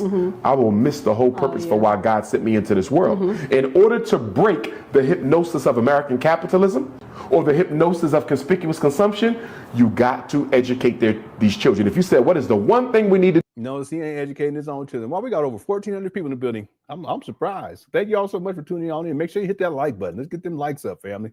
Don't be trifling. do tomorrow? Just one. You cannot give me two, Dr. Umar. Build schools for black children to liberate black minds. Because as Marcus Garvey said, free the mind, the body will follow. Right. Until we free your mind. Y'all remember that song? That was a jam back in the day. We educate our own, we'll never win. So the and that's an amazing point. I agree with you 1,000,000,000,000,000%. In educating the youth and the babies, they have to know their destinies physically. Like if I looked you up and I saw you're a 5, they need to know that. They need to know their superpowers. They need to know their coordinates. They need to know who, what, when, why, and how. What are their strengths? What are your weaknesses? A lot of times when we're misguided, we tend towards lean towards the weaknesses and then you're fed more weaknesses. You know what I mean? So the TV's not giving us more. You know what I'm saying? The structure of the education has to come from the home. That's what I'm saying. That's what I remember from In Vogue. Yeah, I believe it has to come from the community, not the home. Well, but the home is the community because the community supervises the home. Right, my home, your home. No. What are you talking about, Umar? This is how backwards you are. The community doesn't supervise the home. The parents supervise the home.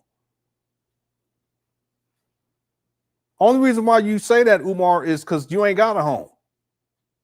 And two, you ain't take care of your kids. If you were taking care of your kids, what, the community gonna supervise you? What kind of crazy talk is that? As much crazy shit be going on, what you talking about? That's all I know. He ain't raised no kids. He ain't raised no kids. That's crazy talk right there. Umar, you talking crazy.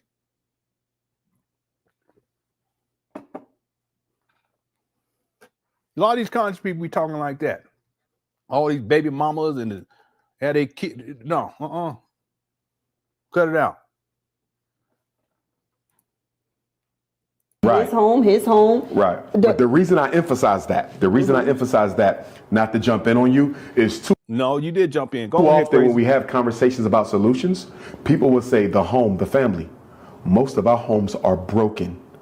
No, let's be clear about something. I was going to use the N word. Let's be clear about something, Umar. Your family is broken because you're a deadbeat and you're a baby mama creator. Don't put that on everybody else.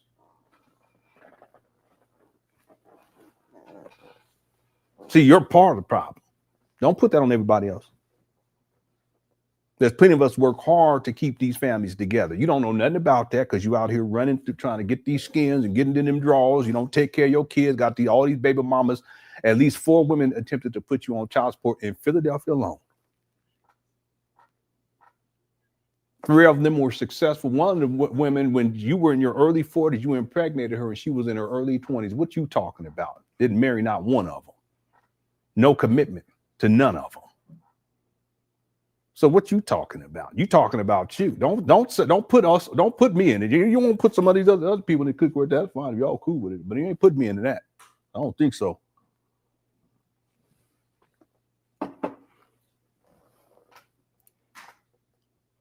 Two-thirds of our kids are raised by single mothers. The home cannot be the foundation.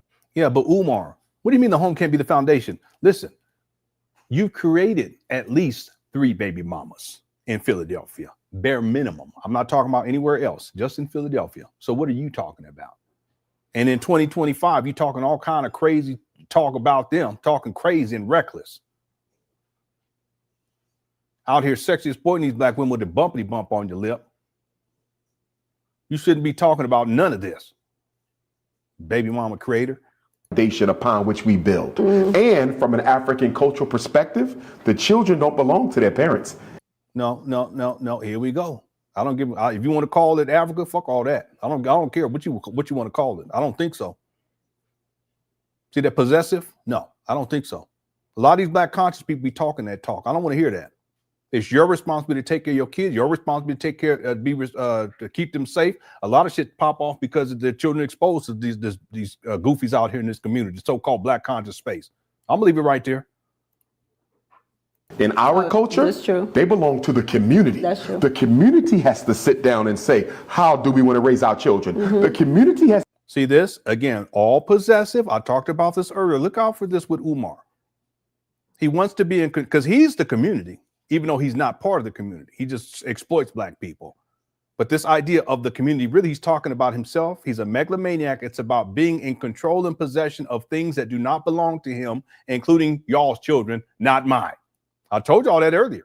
To sit down and say, how do we want our daughters to be raised? How do we want our sons to be raised? What are the expectations of behavior in this culture? You see, so you got to have community structure and organization. So now you have a protocol to tell the parents, this is what needs to happen in your house. And moreover, they'll listen to you. Do you want to know why? Because part of being a community is supporting those homes with the resources that they need. You see, spiritual, intellectual, financial, and otherwise. See, just he won't let her talk.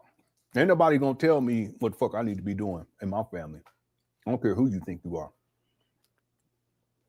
That's the mama and the daddy's responsibility.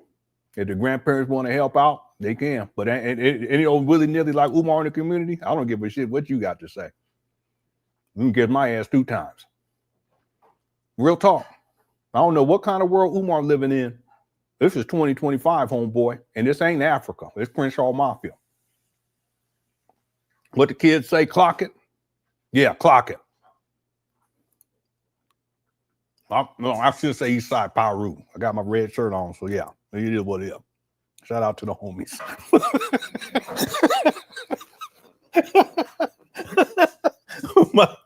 my son looked at me like, what that? What are you talking about? telling black mothers you got to do a better job raising your kids when there's no fathers in there and the available men in the neighborhood are not stepping up to replace the father who is. Listen, Umar, it's not my responsibility to step up to the plate to take care of your kids because you ain't doing it. Cut it out. Absent, that's a recipe for disaster. And keep in mind that 2/3 of those same black mothers raising children on their own are dealing with personal mental health and physical issues of their own. So they're holding on by a string. Umar, you talking about yourself. You talking about yourself. Shout out to Eastside Pyru, to the homies. All right, to the homies. Yeah, and suicide for black women is up through the roof. And so that's the only reason why I always like to gently redirect folks away from the home to the community. Right. Because the let's see, it doesn't work that way. The community is based upon the home. The first institution is the home, and it's the family institution. Everything grows out of that. You have it backwards, Umar. church got a hand in it. Why are we not talking about them? The black businesses got a hand in it. Why are we not talking about them? The fraternities and sororities got a hand in it. Why are we not talking about them? The politicians got a hand in it. Why are we not talking about them? The grassroots community-based organizations got a hand in it. Why are we not talking about them? I just hurt sometimes for the single mothers because they always get dumped on, not by you, but generally in conversation. But you've created single mothers. You was talking shit about them in 2025. If we had time, I'll pull up the videos. We're going to do that, though, because we got some holidays coming up. I'm going to try to use my PTO so that I can have almost 3 weeks off, and we're going to be going in. Clock it. It ain't about the single mother household. It's about the community in which they exist. The single mother house. Yapping. What's up, Giannis? You right. So, I agree with that 100%. It is the community as well. But has become when you say the homes are broken, I mean, that's so far gone. Like, how do you? Yeah, that may be part of it. SH Play. They don't have anything in common. It doesn't appear that way, at least to me. She has some kind of I think some of the metaphysical, spiritual stuff Umar's kind of into, but not so much. But yeah, I think you're right. I don't think they have much in common. I don't think so. Whether that is within the so-called consciousness or within, as a professional, because she seems like someone who legitimately has, a business and she's running her business. I could be wrong, but she seems like that way to me. I think that could be repaired. Well, remember, the homes get broken. Let's go back to where this began. So first of all, Here he go. He's going to start. He's going to try to explain his own deviancy as a deadbeat baby mama creator. Let's see what he does. He's going to blame the government. Watch. April 4th, 1968, they assassinate Dr. King. December of 69, they take out Fred Hampton. August 21st, 1971, they execute George Jackson. Black Liberation Army is pretty much neutralized by the mid-80s. Okay. Now, after they killed Dr. King, they said we will never let Black America rise again against the government. Never. You got to remember the Just told y'all. Hit the one. I just told y'all. Let's go. 1960s exhausted America's resources. Do you realize that in the 1950s and 60s, we almost brought this government to its knees? It had to worry about Stokely Carmichael, H. Rap Brown, SNCC, CORE, the Freedom Riders, SCLC, Garvey Movement, Nation of Islam, Deacons for Defense, Black Panthers, Black Liberation Army. They couldn't take it. Every time they looked, there was a new, sincere Black organization popping up that was trying to do some fighting. Right? Yeah, she don't know nothing about that. She's like, yeah, okay. I was raised in LA, Inglewood. Yeah, shout out to Inglewood. I got homies from Inglewood. When I was in college at UC Irvine, one of my roommates, two of them was from Compton. This is my second year. Two of them was from Compton. Shout out to Compton.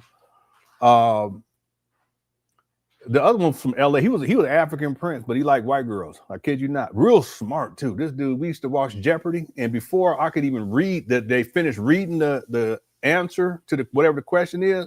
He already answered. He already gave the question. If that makes sense, because Jeopardy was backwards. You guys know what I'm talking about. Real smart dude. Even though got great grades and never went to class. We'd be out there playing basketball. He don't even go to class. Still get ace and everything.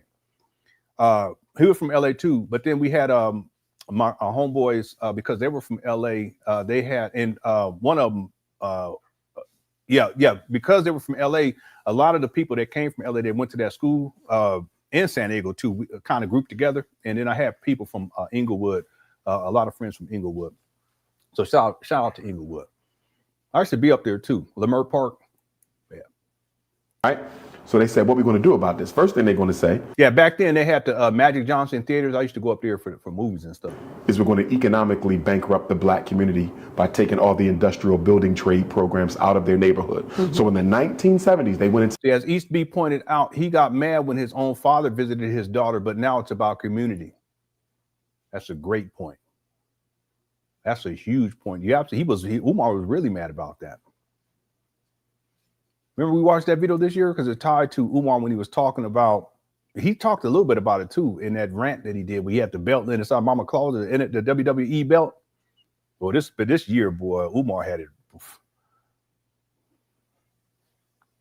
Yeah, he was upset at his. I mean, he was really mad at his father because he thought that his father was conspiring with his baby mama and the baby mama's mama against him, so that because his daddy went to go see his grandbaby. In essence, you guys know I don't care for Jamal. Jamal's a bugaboo. Okay, he's a baby mama creator too.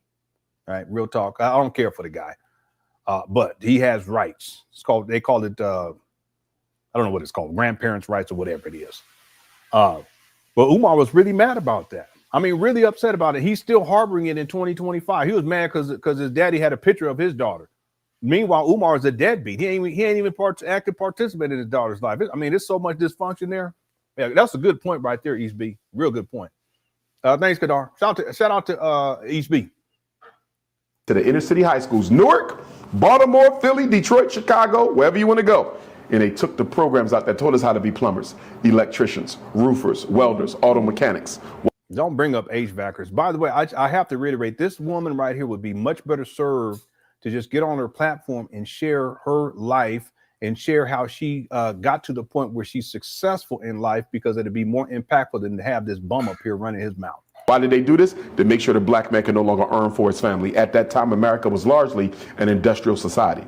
So they stripped the schools so you would not have the skills to pay your bills. The biggest reason why black men are in jail to this very day is because the high schools no longer teach them the skills that pay the bills. No. The reason why and it's not all, so let's be real about that. The reason why we have a lot of black males in prison is because their daddies weren't there inside their life to keep them on the right path. Like Umar wasn't an active participant in his children's life. That's the main reason. So cut the shit. You want to be a revolutionary, hotep, all this talk, be a father to your children. Let's just start there. That's the first thing you do. I don't want to hear all this other shit. And keep your children on the right path. That's all. Do your best. Now, listen, I didn't have a daddy. And I got blowed off the path too. My mama, she was doing her best. She was doing her best, but I had uncles and they would check me from time to time. I still got blowed off. Okay. You can raise your children however you want to, but they're going to make decisions. I understand all that. Trust me. I get all that, but you got to be there in the first place. And if you're not doing that, I don't give a shit what you talking about, Umar. So no, it's not, because real talk, these programs that Umar's talking about, you think that these programs were only taken out of the community, in the black community? Well, if that's the reason why all these black boys is in prison, then wouldn't there be a whole bunch of Latinos and white and Asian? So what you talking about, Umar? And even if these trades were taken out of the community, I don't mean you can't get a job.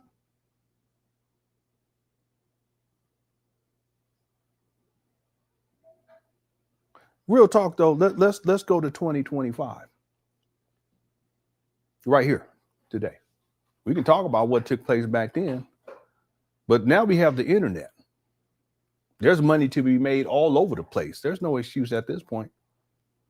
But if you're not in your children's life, it's going to be more difficult. In particular for boys, it's going to be more difficult for them to have the proper guidance from a man in particular to keep them on the right track. Mama do what she do. Yeah, I get that. Much respect. Much respect. But we got to be there in the first place. And Umar, you're not the one to talk because you were never there for your own children. That's the point that I'm making. See, and then Umar, I mean, yeah, and then also it's the school to prison pipeline. It's always somebody else's fault. From my experience, the homies that went to prison was the ones that weren't coming to school. Real talk. They was out in them streets. And they fed us a diet of go to college. Forget about trade school, go to college. So now what do you? Umar, you spent 20 years in college. Cut it out. You have in America 2 million American Africans with master's and doctorate degrees who cannot find a job. So listen, you lazy ass bum. The reason why you saying that is because you got allegedly 6 degrees. You spent 20 years in college and you don't have a job. But it don't mean that you couldn't get one. It's just you lazy. It's easy for you to just ask people for donations for a school that don't exist. Walmart's hiring. FedEx, UPS, Target, Your big ass in Target. That's what I want to see Umar working at Target. But no, because you lazy and you trifling and you shiftless and you scamming on the school scam, you want to say, oh, you know, all these people with these degrees can't even get a job. I don't want to hear that. You can get a job. Cut it out.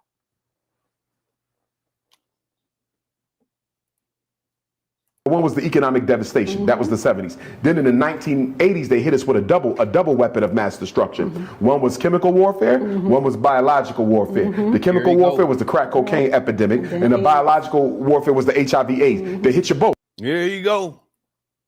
It's just everything. But here in 2025, I don't want to hear about no crack. In 2025, if you smoking crack, that's a choice.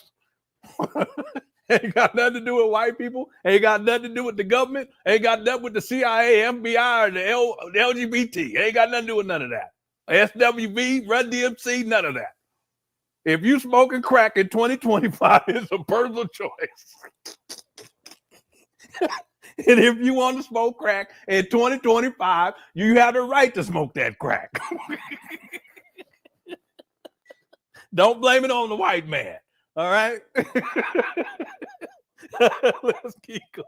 Well, this is wild. And guess what? 95% of the problems that we're dealing with now are a direct outgrowth of the 1980s. You see that? The crack, the AIDS, and the joblessness gave birth to almost everything we're dealing with now. The mental health issues, the homelessness, the fatherlessness. He's talking about himself. The mass incarceration, everything was born. You need to get in jail. Umar, you need to get in jail, okay? Because that way you ain't got to worry about all this. You ain't got to worry about smoking crack. You ain't got none of that. You get four full meals in a cot or 3 square meals in a cot. You can just lay around, get on the internet, because I think you can get on the internet nowadays when you're in prison. You need to get in prison. That's what you need to do. You ain't got to work. Right. But they didn't stop. In the 1980s, they hit you with the Bill Clinton crime bill. So for the first time in American history, you can go to jail for the rest of your life. Umar, this is 2020. This is not 1980. This is 2025. If you never put a hand on a soul, they still didn't. She like, yeah, whatever. Stop. In the year 2000, George W. Bush comes to power, and he creates a program called the Faith-Based Initiative, FBI, where he found a loophole in federal law that allows the government to give churches money. And ever since the U.S. government been funding black churches, you ain't seen a black church participate in any relevant struggle for black people since. If we look around. Here he go. This guy, I'll tell you. Newark, New Jersey right now. Show me a church fighting against miseducation. Right. Show me a church fighting against. Look, she want to talk so bad. She's like, she get wiggling in her seat. Against mass incarceration. Show me a church fighting against gentrification, police genocide. Umar, keep talking. Or economic apartheid. You can't find them. Right. They've been effectively neutralized. The point that I'm making is we are at war. And part of the reason why we can't win is listen. I like this lady. I do. I really do. I just think she had a misconception about Umar. You know, black people think they're part of America as opposed to understanding they are at war with America. No. I'm part of America. I'm American. Cut it out, Umar. You can call me African American if you want to. I don't care. Black American. Okay, just don't call me Negro. I don't necessarily care about that. You want to use the N word with the hard R? That's cool too. But the Negro one, I don't like that one. But the point is that Umar, this whole idea and notion that we're fighting as, you know, black or African American against America is foolishness. So there's plenty of opportunities in this country. If you have a problem, go take your big ass up over to Africa and go stay up over there somewhere. It don't matter. You can go to Ghana, you can go to Liberia, you can go to Congo, South Africa, Egypt, I don't know. Mali. Don't take your big ass up over there. Take your mama closet over there too.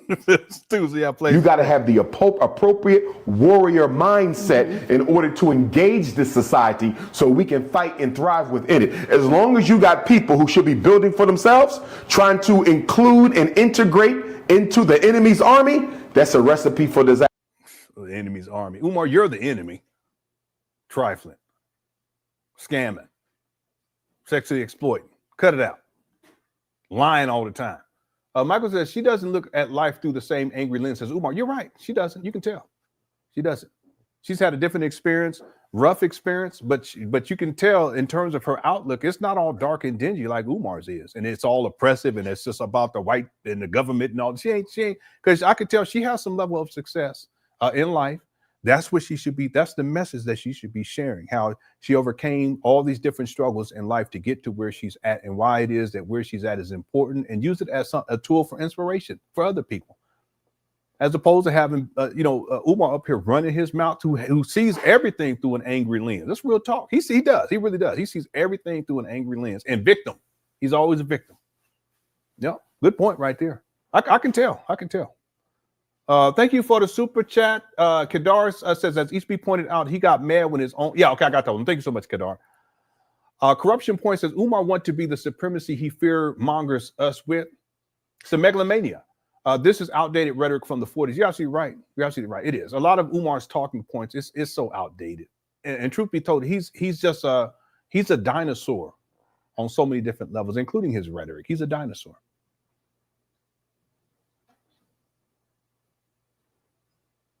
Even as a so-called psychologist, he's not a psychologist, not practicing one, but even as a school psychologist, when he was a school psychologist, all the stuff that he knew back then information man broke this down big time.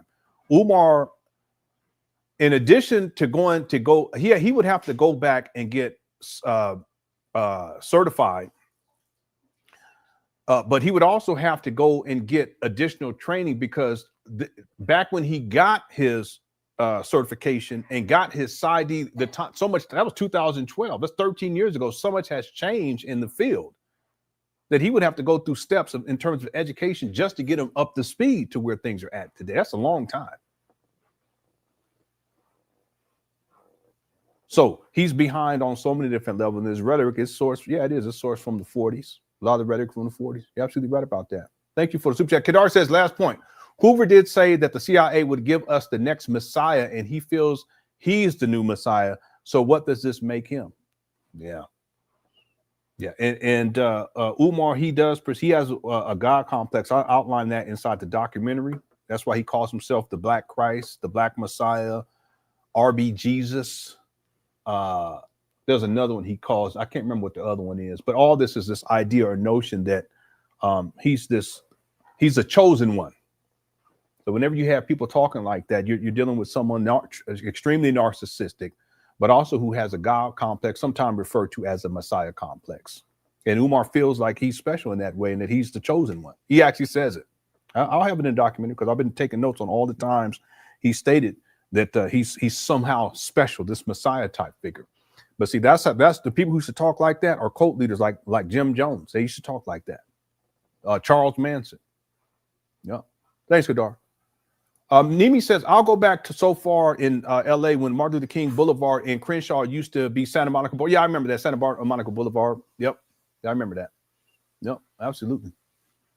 Yeah, I had a lot of family members on my dad's side. For whatever reason, they moved to LA at a certain point because, and actually, no, they were there longer than that. Not the same as my generation. The generation before, they were living in LA on my dad's side. But on my dad's side, his biological father's side, a lot of people in LA, they're the Paynes. Yeah, they're still out there to this day. Yep. Thank you, Nimi, for the super chat. Shout out to LA. Shout out to Crenshaw. I'm off here. I'm just playing. Negrosia says, why he talking racism to someone that says she never experienced it herself? Yeah, that's the detachment someone that brought up earlier. And again, it's more like she's talking to hear herself talk. Umar, he's dismissive. He ain't even listening. He don't care. He goes right back to something that's totally contradictory to what she's saying because it's about him. He finishes. She don't care about what he's saying. She go back to talking about what she want to talk about. And it's just back and forth. But there's no cohesion here. Yeah. Thank you for the super chat. Nimi also says, my ex still smoking crack. Damn. Tell him to stop.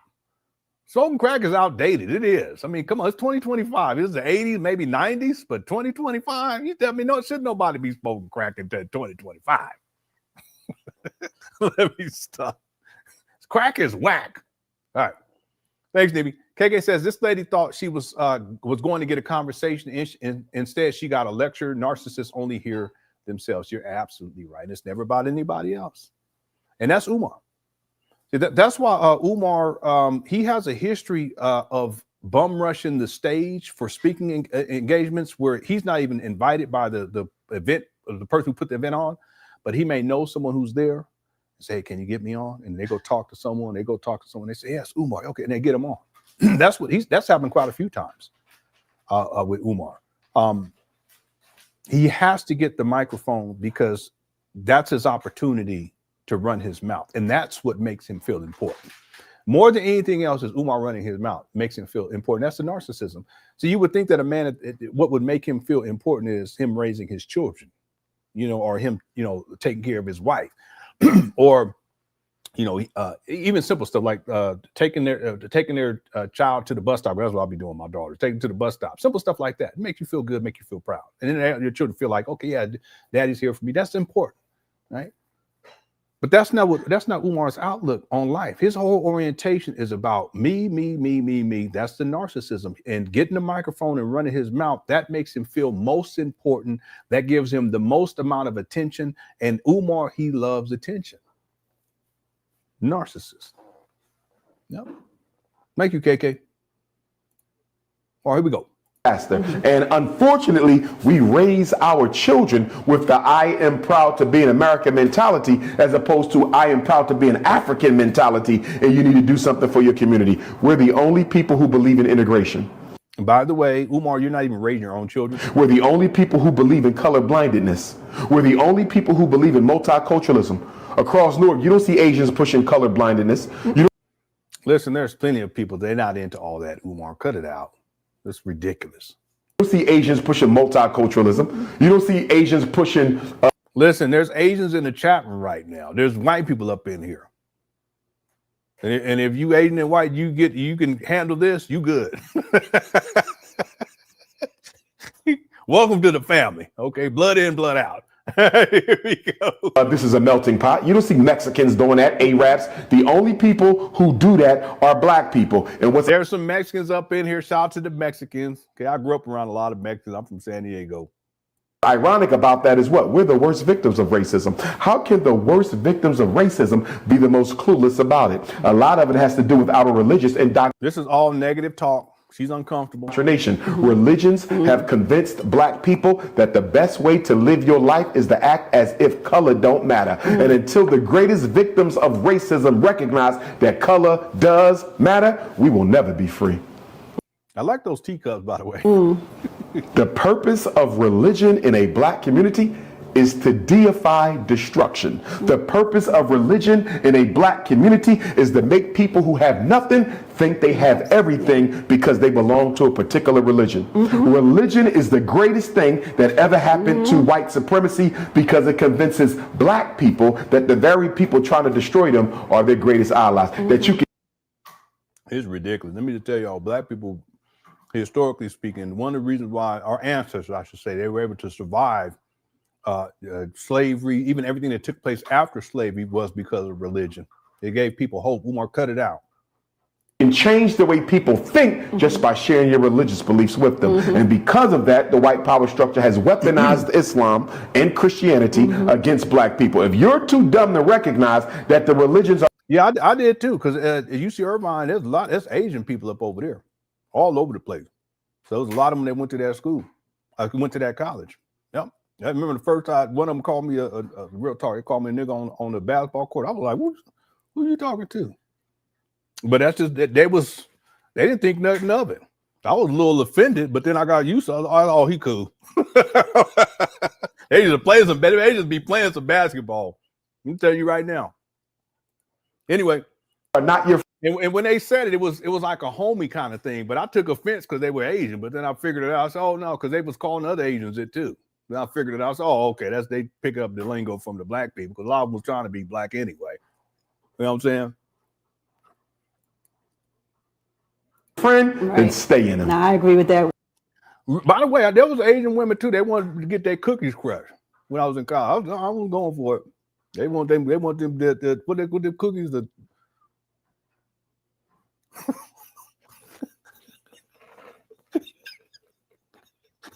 what them cookies called?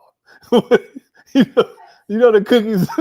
you get the Asian food, then you get them cookies. Yeah, the fortune. They want their fortune cookies first.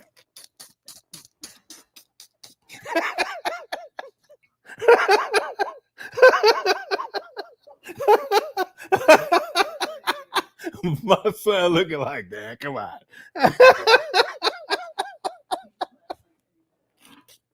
They want them fortune cookies, but they want them fortune cookies smashed. Okay. But I wasn't going for it, family. I did not partake.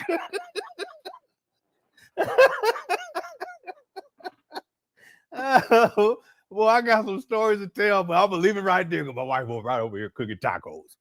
Okay, let's get back to it, family. Ooh, I need to be a rag, man. I'm sweating like a dog. I've always believed that, and I agree with that 1,000,000%. But, and I will say this.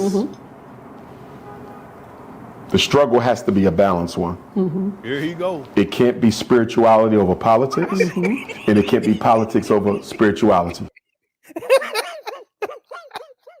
Shay, don't do that. They wanted their fortune cookies chocolate. That's crazy. They want their fortune cookies chocolate glazed.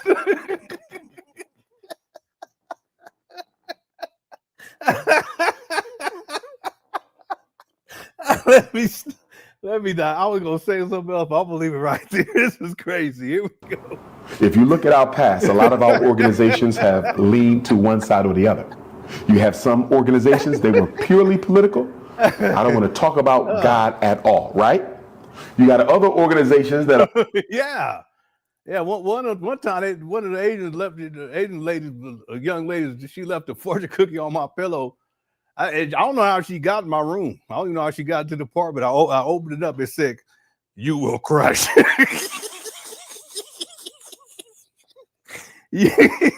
You will crush the cookie. I said, "Oh no!" All right, here we go. Shout out to the day. Here we go. are so religious, they don't deal with any political, economic struggle. It got to be both.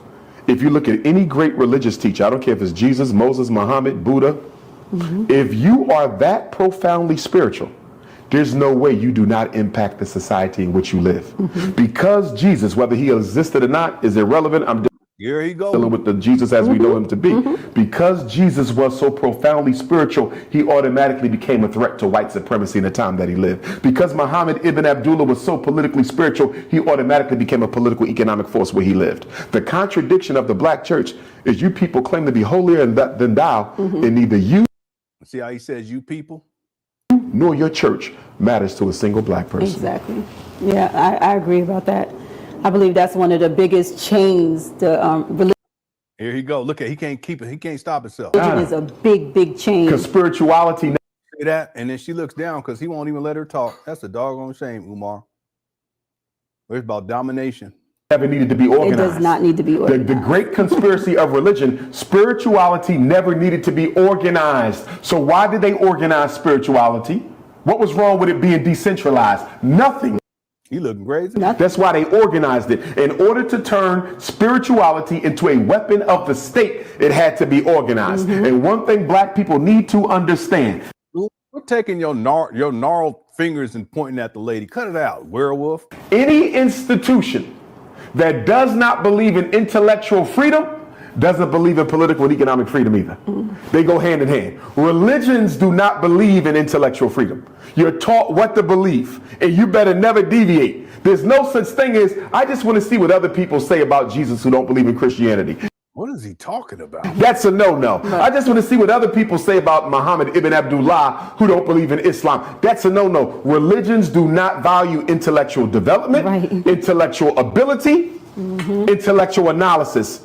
Why? Because religions don't have all the answers. And all of them have a history that would make people question as to whether or not these things really come from God in the first place. Because more people have died in the name of Islam and Christianity than any other purpose in human history. Which is to say that religion is an institution of mind control. Nobody has ever started a religion to free anybody. No. Study every religion, black nationalist religion, white religion, mainstream religion. Anytime religion was organized, it was for the purpose of a handful of people who wanted to exploit the rest. Religion is mind control.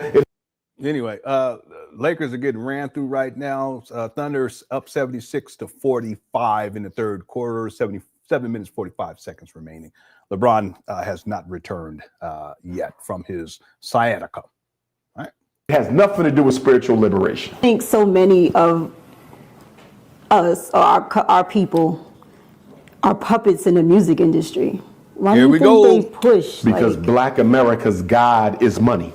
Why don't you let her finish, Umar? He think he about to eat. Look at him. We need to be honest and not to pick on religion too. See that? He's so rude. She didn't even get to get her. She's all dejected now. Much because I speak in churches a lot. I'm a descendant of Christian pastors, but black You're a descendant of a whole bunch of people, including Oprah Winfrey. America's God is money. And when your God is money, when you grow up in a community that values how you look, what you drive, what you wear, more than anything else, like 50 Cent said, you're going to get rich or die trying. And so the reason that our music... What? You bring up 50 Cent. What's that got to do with anything? He loves being negative and controversial, shameful. Yeah, there's a term. I wish I could remember what the term was. But he's a contrarian. That's what he is. Umar's a contrarian. But there's another term. Someone that brought it up before. I just can't remember what it was. But it really summarizes who Umar is and how he operates. Yeah. Thank you, Miranda. Musicians are now. By the way, Luka Doncic 5 for 15 from the field, 1 for 5 from the 3-point line, 15 points, 4 assists, and 6 rebounds. Austin Reeves 3 for 10, 10 points. Not much else going on, but it has to do with Oklahoma City. Their defense is top tier. Not accountable is no different than the reason nobody else is accountable. No sector of black America is accountable to the community. Not the musicians, not the doctors, not the therapists, not the business owners, not the politicians. No one is accountable to the black community. Including Umar. How about that? Tippity Tappity says, did the Awaken movie ever premiere at the cinemas? There was a private premiere at a cinema. I think it was. I thought she said it was. I can't remember. She said it was at a couple of them, or if it was only at one. I can't remember. But yeah, she did. She did premiere it. It's on her YouTube page now. But her plan was to premiere it in different places. But by that time, with everything that took place with Umar, obviously she just. I mean, it really wouldn't have made sense. He's so diabolical. That was so shameful how he did her. I mean, what she did for Umar, I mean, it's a disgrace for him to turn around and do what he did, try to steal her intellectual property and sue her for $500,000. He's so shady, but you see he ain't spoke on it. Thanks, Tippity Tappity. Them fortune cookies, yeah. yeah. Can't leave that. Thank you, Dreezy Drummer Drake. All my mama says he can't stop himself. So what is the exit ramp? I don't know. And I don't even know where this is all going. We're almost done with it, but I don't even understand where it's going. It's really just turned into Umar just dominating the conversation, but that's what he wants. He wants to be the center of attention no matter what. Thanks, all my mama, for the super chat. And SH Play says failures have fantastic excuses. Yeah. And I've been a failure too, but I own everything. You know, I own my failures, and what I've done is looked at myself critically enough to recognize what it was, and continue what it is that needs to be changed in order to do better. And that's that simple. That's what it means to be a man. Wish I'd known that earlier, but hey, it is life is life. It's gonna be life. Umar, on the other hand, he doesn't hold himself accountable to anything. He has an excuse for everything, and that's why he continues to fail. It's a vicious cycle. Well, real talk. Thank you, SH Play. Here we go. Community, because the black community doesn't want to be accountable to itself. Most of us are willing to give the last breath to being accepted by white people, which makes us revolutionarily unique in history, because we're the only people whose solution to oppression is inclusion with the oppressor. No other group facing oppression in human history put forth a solution that says the way we end our oppression is to she ain't feeling this. To imitate, okay, and to force ourselves into the enemy's society. And that's exactly. See, I want you guys to understand something. This is rhetoric that keeps black people broke. And you let Umar tell it, black people ain't got shit anyway, so you're going to disconnect from the larger society, even though you ain't got shit. So how are you going to be successful then? When there are plenty of people who, you know, with the larger society, they know what they need to do. They're handling the business, and they're doing just fine, financially and otherwise too, Umar. Meanwhile, Umar, listen, you haven't worked consistently. Really, I'm going to tell y'all, he hasn't worked consistently since 2005. Excuse me, 2006. He hasn't worked consistently because even when he started working in charter school system, it was intermittently. And I can prove that just based on his child support docket. And I'll do that in the film. Umar, you had trouble fitting into, even though you spent 20 years in college. I don't know what you're talking about. You spent 20 years in college. That's white society, period. You didn't go to no black colleges. Did you? No. So what you talking about? But just because you failed and you tricked off your career doesn't mean that other people can't find a way and make a way by assimilating to a certain degree into the larger society so that resource, job opportunities, career paths can be open to them so they can be successful in life. But you expect everybody to be a bum like you and to be broke and a bum like you, living in your mama closet, living on black people, donation for a school that don't exist.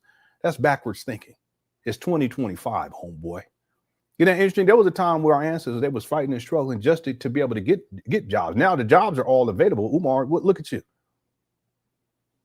A lot of this black conscious talk is a bunch of bullshit, and it keeps those folk who involved with that bullshit, keeps them broke, dejected, unemployed, etc. Not even running a legitimate business or trying to. Exactly what black people are trying to do. Remember, we're the only oppressed group in modern history to never go to war with their oppressor. We never went to war with our oppressor. We went to war with our oppressor. We fought with Abraham Lincoln to save his country. You see that. The Civil War wasn't fought over slavery. It was fought to defeat the power that the South had, the unfair advantage. It had nothing to do with freedom. He all over the place. Let me let him talk. And black folks, that was just a consequence of the war, not the cause of it. So getting back to your question, the problem that American Africans have is we want to be white. And if he is the standard that I am pursuing, why in the hell would I think about destroying the system he had? We want to be right. What are you talking about, Umar? That's ridiculous. No, and ain't nothing wrong with being white, but ain't nobody, maybe there are people that say, I want to be white.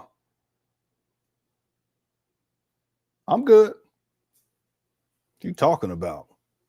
That's created. Do you realize most black people actually think the way the world runs is the way the world should run? I know, I did too. I had to turn down my earbud because Umar started getting all excited and running his mouth. He started yelling, thank you, Nimi. I did too. Yeah, he's a provocateur, but there was another word, Billy, that someone had mentioned before. I forgot what it is. I need to memorize it because it's a perfect description of how Umar is. I just can't remember what it is. It was like maybe last week or the week before someone was able to say that. I just can't remember what it was, but that does apply to Umar. He's provocative. The problem is not white supremacy, power, and domination, but the fact that black people haven't yet recognized that we should be imitating them. I have a question. So I grew up to know without law, there's no order. Yeah, I'm a business owner. That's so not I have the one. That's employees, another I have word. staff. So you have to have law, you have to have rules. Because Mike Tyson used to call himself that too. I just can't remember what it was. You do. Do you think? But if there's no justice, the laws will not be followed. Do you think that if tomorrow they said, Yeah, you know right, what? Kilo. What's up, Kilo? We give up. Yeah, you're right. Black folks, White folks. the supremacists. And they leave us. And they say They abandon Newark and leave it to the blacks. and they leave it to the blacks. Let her talk, Umar. Guess what blacks would do? Tell me. They would That's go my find question. wherever the white people go to. We would get them and bring them back and put them back in charge. And black people do not want to see Newark without white folks. How does Dr. Here you go. All negative talk about black people. Umar and Shino, what can we do? You said we're born Did she say Chino? Don't say Chino. That's my dog's name. I don't want no association with Umar. Cut it out. I'm here at this time to do this. Yes, to overcome they this. will tell me. This I know. I get fired up when I hear you talk like that because this I know. I know we're all soulmates, and I know we came here. This is the best time to be alive ever. You know, because if you win against global white supremacy, if you win against Did she say Chino? She better not say Chino. Chino was acting him up. I threatened him. I said, I'm going to change your name. You keep talking. You keep acting up. What was I saying I was going to call him? No. Yeah. I told him, if you keep acting up, I'm going to rename you Fetus. My daughter was cracking up. Her and I, we have the same kind of humor. Everybody else be like, you guys are weird. I said, I'm going to rename you Fetus. And he looked at me, he was like, you keep it up, boy. He stopped acting crazy after that. against the American, British, French Empire, you will go down in history as the greatest revolutionaries who have ever lived because this is the greatest empire. Okay. So not greater than Africa, but in terms of demonic, evil, destructive, unfair, unjust, this is the greatest one that ever come. So when you say that they'll turn around, and I meant this on a global, I meant this in like the country. Let's just say Joe Biden, everybody, there was no more presidency, no more nothing, and we were just able to. Chino is a town 50 miles east. Okay, yeah, but there's a place in LA called Chino Hills too. Yeah. Go in. We would go get white folks. You know what we would do? We would find out where they moved to, and we would move into their neighborhoods. Black people love white people, and I don't think we really understand the extent to which many of our own are psychologically dependent on pale people for self-validation. It was trained, indoctrinated, and conditioned in slavery. I got to start bringing him on every once in a while because I ain't showing y'all him in a little bit. Generations later, we are still psychologically dependent on white folks. So there's no hope. No, there is hope with the children.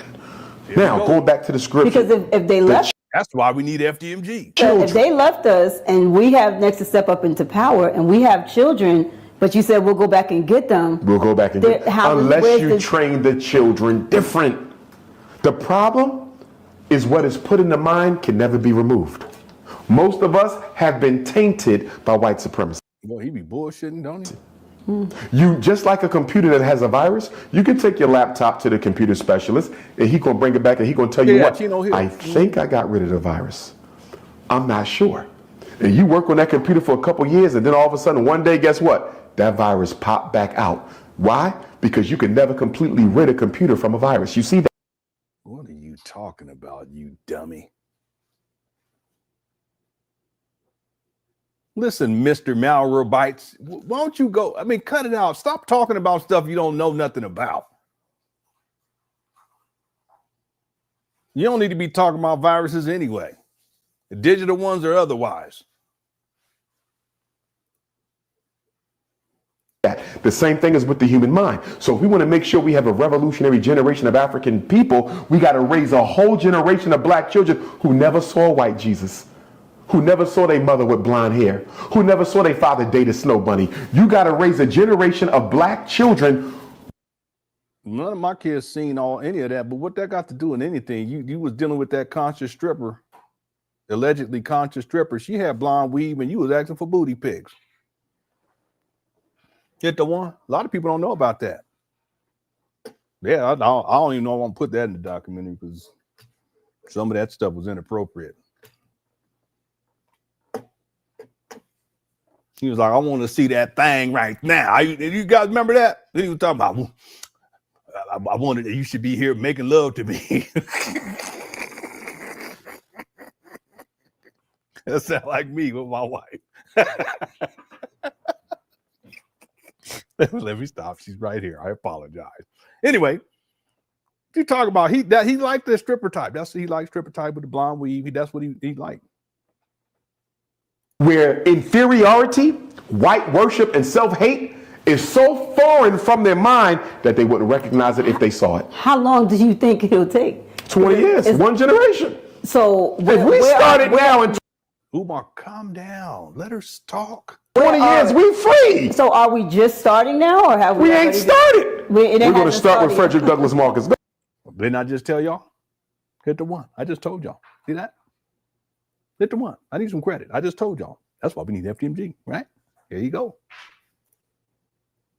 But remember what I said earlier, there's very little attention being put on the institutionalization of education for black children. Who's talking about it? Al Sharpton ain't talking about no independent schools. He getting there you go. Money. Ben Crump ain't talking about no independent schools. He getting money. Jesse Jackson ain't talking about no independent schools when he was.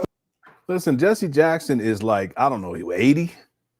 Last time I saw him, it was somebody's interview. I mean, excuse me, somebody's funeral. I think it was Prince's funeral or I can't remember whose funeral it was. Was it Aretha Franklin? I can't remember. And he could barely walk. So what you talking about, Umar? He's so stuck in the past. How old is Jesse Jackson? Let me go. So active, he was getting money. Who is really focused on building independent infrastructure in the black community? You go on YouTube, the fake woke community. You got all these economic experts. I want to know why they ain't got no. Yeah, Jesse Jackson is 84 years old. Umar, why don't you cut it out? They ain't got no credit union, they ain't got no investment firm. You are a money master, but you have no vehicles for the community. That means you're a hustler and opportunist. Now, your other prescription. He's talking about himself right there. That's called projecting. Brought up early. So one is the children. Take a revolutionary generation, 20 years, we fix it, right? On the adult side, you might say, well, what about the adults? What about them? Find the ones you can salvage. The rest of them, you got to I did not know that he's Reverend Jesse Jackson is suffering from Alzheimer's. Yeah, but see, Umar, he'll talk poorly about him. And this video is from about 2 years ago, but still, Umar. That's one thing I've noticed because as I deal with the UNIA situation, he has no respect for elders. He never capitulates to authority, and that ties to the term. I can't remember what the term is. I'm gonna remember it at some point. But he talks so poorly about elders and people who have done far more than what he's done. Really, Umar hasn't done anything, but you know, he's taken so. Yeah, oh my goodness! It just 1 hour ago, Reverend Jesse Jackson hospitalized. Sources say. Yeah, just an hour ago. This is breaking news, and it just popped up because I put his name in. Civil rights leader Reverend Jesse Jackson has been hospitalized. Sources confirmed to WGN News on Wednesday evening. Jackson, 84, was admitted to a local hospital by police escort in an effort to possibly manage what sources called a regular illness. Jackson stepped down as a leader of the Chicago civil rights organization Rainbow Push Coalition, which he founded in 1971. In 2023, Jackson has also faced various health setbacks in recent years. Okay. Yeah, I'll keep abreast to this story, and hopefully things work out well. I'll pray for him tonight. Now.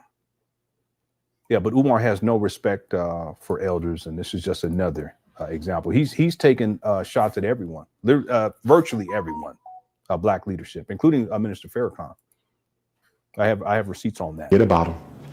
Find the ones you can. Now you might say, Dr. Umar, that's kind of crude, though, because most of our people psychologically messed up. They love white folks. You just going to ban them like that, Dr. Umar? I'm going to look for the ones who are salvageable. Listen, I'm trained in therapy, right? My doctorate is clinical psychology. You know what they taught us in therapy training? Okay, Umar's not a therapist. He's never been a therapist. He was a school psychologist. He's never been licensed as a therapist. He's never held any certifications as a therapist. He's lying right here. That's what I was telling him earlier. I've noticed that in these earlier videos where he's calling himself all these things, he's not. He's not a therapist. Never been a therapist. He said when you sit down with a client, your first session, make an assessment on their readiness to change. Their readiness to change. Their readiness to change. You know what that means? You come to me for depression. You depressed, hypothetically. That first session, I got to decide, does this sister really want to overcome her depression, or do she just want to sit here and gloat in it? You see that? And if I come to the conclusion that you only want to gloat in your depression, you know what I'm going to tell you? There's no need for you to pay me for therapy until you're ready to overcome your issues. I don't fix your problems. I am your tour guide through your own psycho history so you can fix your own problems. Stay with me, right? So most people, somebody with depression, I've been depressed for 5 years, I'm going to go see a therapist. I've been bipolar for 5 years. I'm going to go see. Hey, Umar's talking about himself right here, by the way. This is projecting. See a therapist. I've been bulimic for 5 years. I'm going to go see. I don't know about the bulimia part, but the bipolar and the depression and there's something else that he mentioned before where he's projecting. Therapist. I've been psychotic for a couple years. I'm gonna go. Yeah, psychotic. Yeah, you guys will see that in the documentary, especially when he talks about his trip to Africa. He was infected with malaria. He got presumably with the mosquito. He talks about it. You guys, when this next segment of the documentary, there's a lot in there. It's a lot in there. It's going to be over an hour long. And he has like a psychotic break. He starts seeing things and hearing things, you know, and it's deep. It's dark too. It's both dark and deep. And Umar passes it off as if it's some sort of a spiritual experience. No, it didn't have anything to do with spirituality. He was delusional. He was psychotic. And he was seeing things that weren't there and hearing things that weren't there. And then it goes on further after he leaves Africa. When he gets back to the United States, he's still having these types of experiences. And that's when he makes all these serious decisions. Like he resigns as a school psychologist. He resigns from the UNIA. A lot of this has to do with those experiences in Africa. He paints them out as some sort of great spiritual experience. No, something up here clicked, or I shouldn't even say that, it broke. And he ain't been right ever since. You know, it'd be interesting to say, because Lene, to find out, because Lene talked about how Umar at a certain point,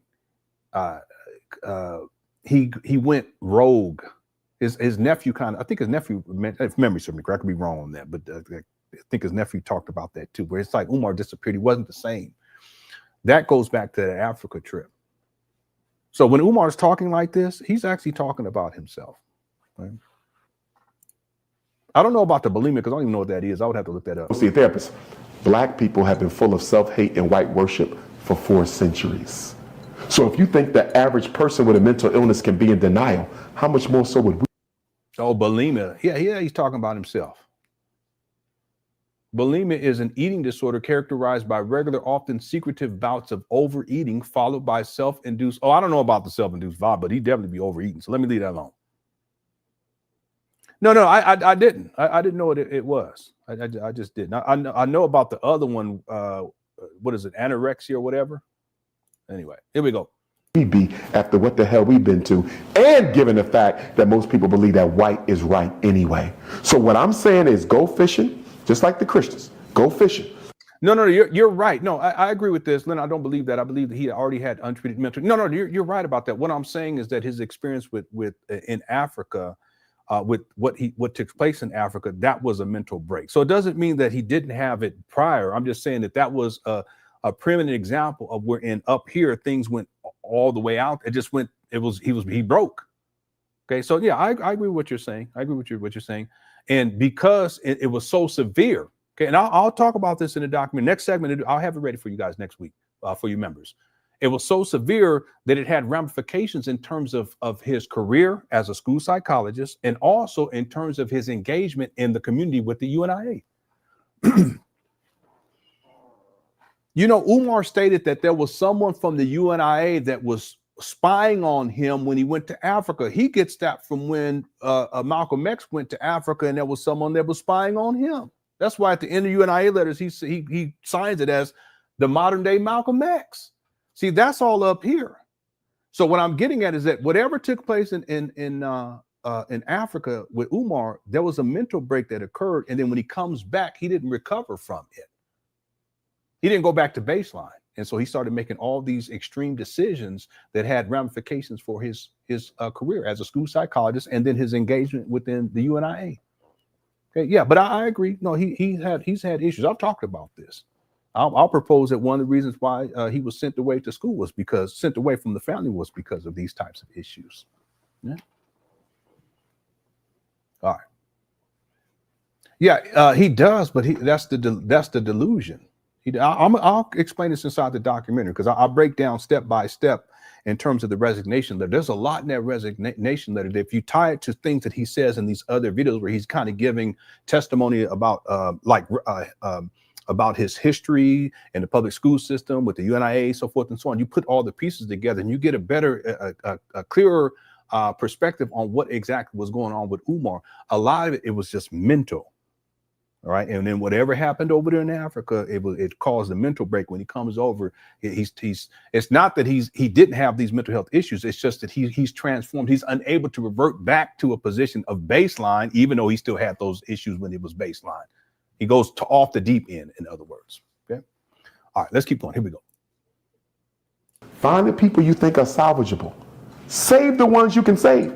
But I need you to understand something. And this is psychologically true. Most people who seek therapy would never get helped. Did you know that? Mm-hmm. Yes, he's talking about himself. LOL Diesel says, bro smoked out. He looked like he about to pull out his cup and ask her for some spare change. I know. He was out there. This is 2023. He was out there in 2023. I can always tell. Okay? I can always tell with Umar.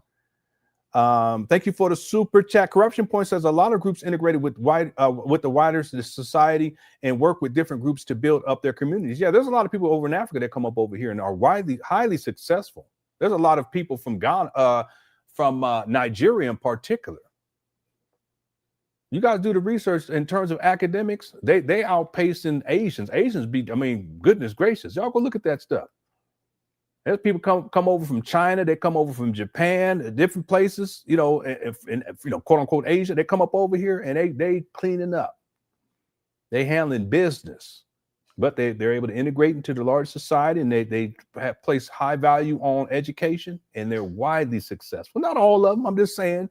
But the point is that it's backwards to tell Black people that somehow we shouldn't seek to integrate into the larger society. And that same society is a society that we've been raised in anyway. We've been here. We helped build, our ancestors built this country, helped build this country. Real talk. But if you tell people you shouldn't be, quote unquote, dealing with the white man and all this kind of stuff, what you're doing is you're limiting options, you're limiting possibilities. And a lot of people in that Black conscious space, one of the reasons why they're poor and dejected and they're in the position that they're in is because of that type of rhetoric. It's backwards. It's 2025. We got the internet. What they talking about. Thank you, Corruption Point. Here we go. Did you know therapeutic variance is only about 15 to 35%? Only about a third of people who seek treatment will ever get help. Yeah. Is it because the therapists don't know what they're doing? Sometimes, but you know what the bigger problem is? They're not ready to change. And you know why I'm telling you you're going to have to leave most Negroes behind? Because most of us are not ready to change. That was one. Here we go. Negroes. No, I don't use that term. I just don't do it. Lakers are getting blown out. Fourth quarter, Oklahoma City, 102 points. Los Angeles Lakers, 73 points. They're getting trashed. Okay. Top tier defense, though, with Oklahoma City. They have a star. They're a franchise. They're a, what's the term? They're a dynasty in the making. All right. Here we go. The best things I liked about Marcus Garvey is that you take the ones that's willing to go. And the beauty of Garvey, let her talk. Unlike all the others, is he's the only one who didn't use religion. See, all the other Black nationalists, they gave our people religion. They played to the weakness of the Negro because it was the only way they could hustle. You see what I'm saying? Garvey didn't do that. The Garvey movement was about African consciousness and African liberation. It ain't have no Islamic faith. He never went to Africa. Cut it out. They ain't have no Muslim faith. There was no saviors, no prophets, no messiahs, no other nonsense like that. This is about African liberation. And he built and organized more Black people than every other Black organization put together in modern history. And he did it without the church or I don't know if that's true. The mosque. There was a brother, D1, I seen it on Instagram, and he. Yeah, LeBron's not playing tonight, but it wouldn't have mattered. Oklahoma City, they're the top tier in the league. From what I read, LeBron is getting some practice time in the D League. Right? He called out Meek Mills and he called out Rick Ross. And their responses to me, what were their responses? I saw the call out. I didn't. Yeah, Garvey used Christian. He sure did. See the responses. Well, I take that back. Rick Ross's response to me. He basically said what in response? You know, what he does for the community. Like which was? Give out turkey. Here you go. Turkeys. That's not good. This is all disparaging people who are doing things. Umar, he hasn't done anything, including doing turkey drives. Look at this guy. He's so jealous and vindictive and hateful. Right. Nah. I understand. And, you know, it was almost like, again, we're back to that. You're in a place, you're in a space, and you have the opportunity to at least say. Yeah, but you know, black people, we always say we say meek males. It's okay. You know what I'm saying? Meek male. Whatever. You know what? That is what I was doing. But brother, you know what? You're right. Because we got these kids out here, and they need music that can heal. They need music that can elevate their consciousness. But instead, he didn't do that. He just talked about what it is that he does for the community that is not really going to progress the community. So shout out to the brother D1 for that, for waking up the consciousness of the music. And the music to me is like one of the biggest portals that we have on this planet. It's one of the ways to get the fastest message around. I mean, a lot of freedom happened because of music and chants. And again, I write songs, I write music. And music also, I'd like to hear her music. Also for me, and the art period for me, knowing that even in my numbers, we're going to talk about that. In my numbers, clearly, artists. My art is my mental health. My art, me going in, if I get stressed, I could just go to the studio. And them tacos is done too. I don't care. And I can express it through a song. I can rap it out. I can write it out. I could start to write a film. I could start to do something. I could create the Free Thinkers podcast. I think for her. There needs to be a big conversation in regards to music and the artists. I think we talked about that earlier. We tapped on a little bit of that, like what would be your advice to the new writers, the new rappers, the new artists that's coming out in 2023 and the next 20 years that you're speaking of. This conversation is big because from the frequency sound of the music, they're operating on a 440. Okay, let me be clear about something. This whole 440 frequency shit is a bunch of bullshit. Okay, people need to get over it. Cut it out. Anyway, I apologize. Black Will says Umar sounds exactly like when he said 10% of black boys are too far gone to save, so they must be murdered. He's saying his adults are gone. Yeah, it's all negative with this guy. That's how I've been trying to tell people. If you guys listen to Umar, and you know this, if you listen to Umar and what he says about black people, 99% of the time is negative. It's probably it's closer to 95%. 95% of the time it's negative. Very rare do you hear Umar say something positive. 100 times he's talking about black people, 5 times he may say something positive. The rest is negative. See, I don't think Umar likes black people. I don't think he likes black boys. I'm just saying he has a disdain. Because you wouldn't be talking like that. And everything is negative. It's always the worst case scenario for black people and woe's me and y'all ain't shit. That type of talk. That's Umar. Thanks, Black Wolf. And you know, you've been around from the beginning, so you know what the deal is with this clown. Anyway, we're almost done with this video. Here we go. Shout out to Cook Correct Chat. They're on a lower chakra frequency. Like we need to be on 428 or 528 or 4. Listen, that doesn't matter. And see, people need to even the terminology that they're using in terms of frequency. Listen, I was into that. I was into that back in the day with the spiritual metaphysics. Listen, it's not scientific. There's no, and even musically, it ain't got nothing to do with nothing.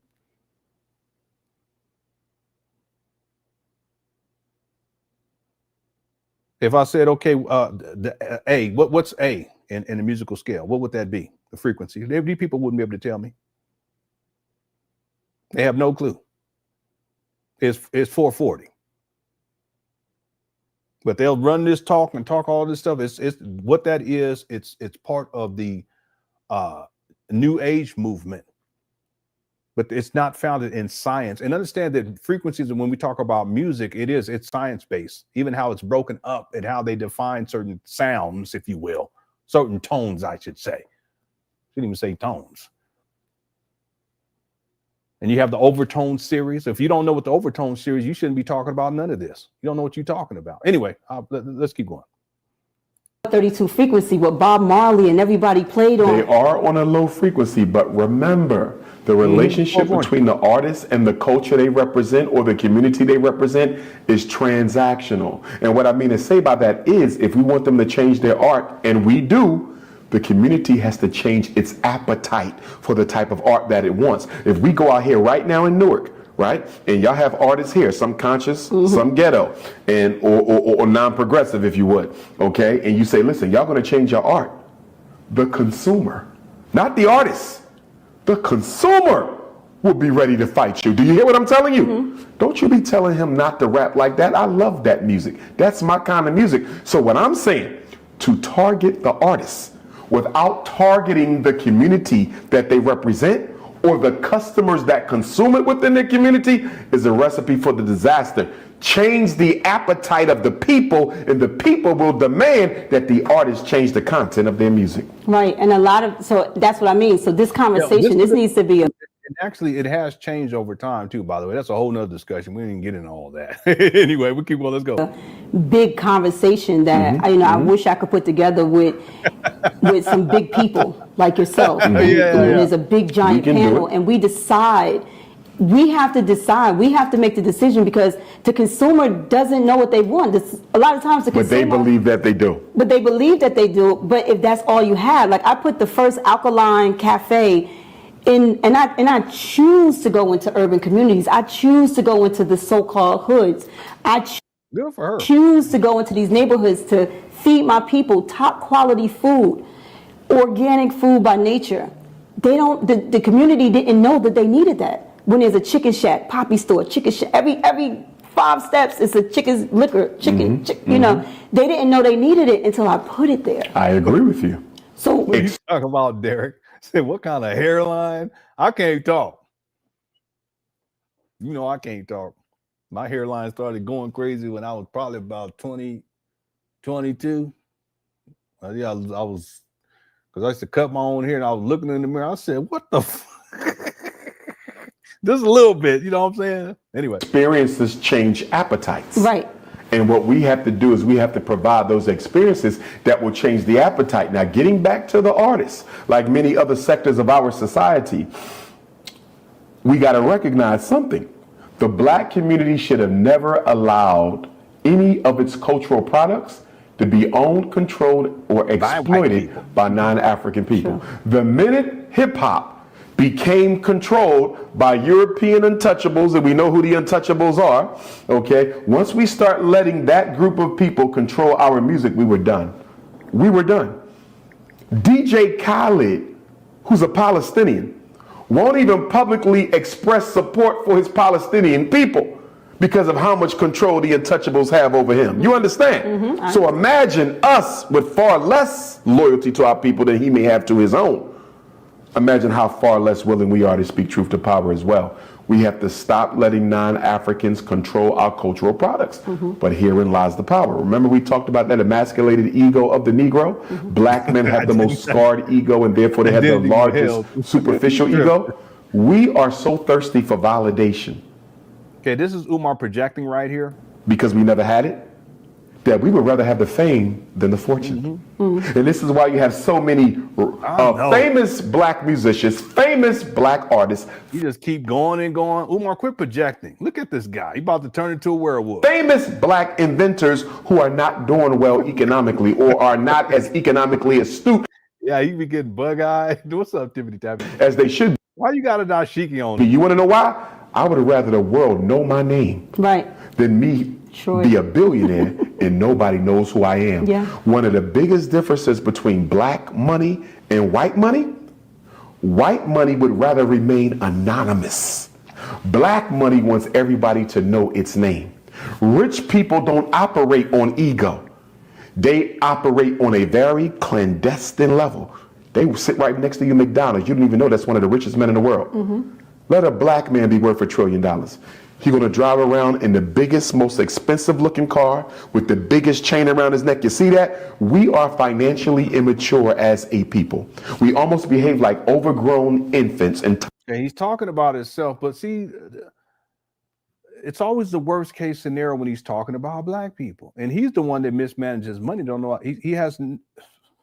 Anyway, listen, if I came up on $1 billion, I wouldn't be driving around in no fancy car and I wouldn't be wearing gold chains and none of that shit. If I came up on $1 million, I wouldn't do it. What you talking about, Umar? These are just stereotypes. He's just running stereotypes about black people and it's all negative. And many of you, if y'all came up on $1 million, $5 million, would you just be out? I don't know. What sense does it make to go get gold chains? I mean, we grown ass people, most of us. And you young people, I think you got some damn sense. You better have some sense. Go get gold chains. It's only there ain't nobody, ain't all everybody into all that. It's 2025, Umar. Next, he gonna say they're gonna go get boom boxes and they're gonna get Adidas and Kangos. Cut it out.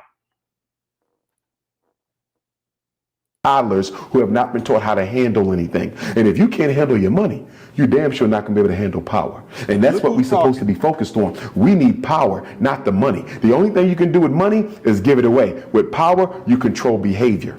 Power is the ability to force someone who doesn't want to do what you need them to do it. Black people need power. All we got is money. And guess what? Our richest people have the least amount of power. Yeah. The richest people are the last one willing to lend their tongue to an issue that matters to blacks. Let's look at our billionaires. Puffy Combs, Kanye, Oprah, Jay-Z, Bob Johnson, Rihanna, Serena, Tiger. Almost none of them have done anything relevant for the black community. These are the richest people. All negative. You see this? Why haven't the richest blacks? Somebody says, stop yelling in that woman's house.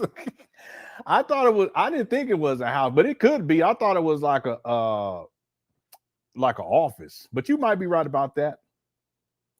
Done anything for black people, because power and money are seldom in the same hands when it comes to black people. And it could be where their soul chapters are.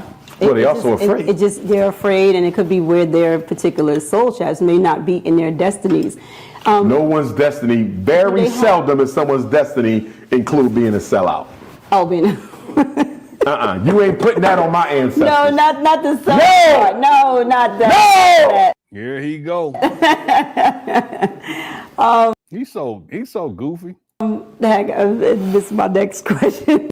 I like this lady. I know she's a little different, but I like her. She reminded me of one of my aunts. Point. No, not calling them sellouts. No, but so you said they're it's an army. Listen, Umar, if you don't let her talk, I'm gonna jump into the screen right. Let me stop. I apologize. I was really about to jump into the screen, y'all. You know them scary movies from back in the day when you jump in the screen? I agree that they're You afraid. said it's an army of coonish ancestors in heaven who send coons down to sabotage. What in the world? You better stop. I ain't say they sent them here. But I tell you. Umar tripping. He talking crazy. Yeah, this might be her apartment. Yeah. We don't raise our. What they call that? It's not an apartment, but it's inside of like a building. You know what I'm talking about. You people from New York, you know what I'm talking about. Children. To know who they are. With a code. The black community don't have no code. What's our code? Not a project, obviously, but you guys. White people got a code. Jews got a code. Mexicans got a code. Holly, well, how's it going? Holly B says, good evening, Cook Crash Chat. I define my black community as people that love and or respect black people. We work together and respect each other as individuals. No need for kumbaya, just working towards progress. Yeah, and I think the key issue is respect. And I think that's what Umar lacks the most. Umar has no respect for anybody. I can't even say he respects himself. Look at how he behaves. The key component is respect. And that's what matters the most is you have to have respect for each other, and you extend that out to everybody. It should be extended out to everybody. Umar's not about that. He's never been about that. He's not respectful. He's not even respectful of the people who've sent him millions of dollars at this point. That the key word is respect. And when you respect people, you work together, you do better, right, et cetera, et cetera. But Umar, he has no respect for anyone. That's why if someone interviewed Umar and said, who are the people that you're working with? He will not be able to give you any names. Why? Because he's disrespected virtually everyone that he's worked with, including the donors that went up there to paint, and he's disrespectful. Tariq Nasheed with the hidden colors, Marianne Lauren, who did the film, the Awaken. The list goes on and on and on with this guy. Even Lene, who came out to take care of his mama. Disrespectful. Burns bridges over and over and over again. What's the common denominator? It's Umar, but why? Because Umar has no respect for anybody else. Literally, he has no respect. In fact, it's so bad with Umar, Holly B, and you know this, that Umar has no respect for the living or the dead. I've never seen anyone like this in my life. No respect for the living or the dead. It doesn't matter who you are, whether you're alive or you already done gone to glory. It don't make no difference. Umar has no respect for you. Thanks, Holly B. Good point. Really good point. That's Umar. No respect. He don't even respect his host. He's worn her down. And you see how she was at the beginning. Look at her now. She all exhausted. Arabs have a code. Black people have no code. And guess what? Everybody else's code begins with the people in their culture. You know what our code begins with? Religion.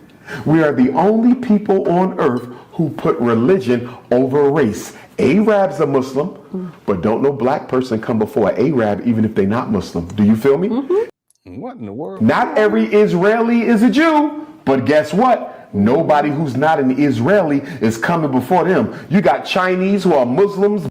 Yeah, these are all generalizations, Umar. Cut it out. Buddhists, Christians, Seventh-day Adventists. But guess what?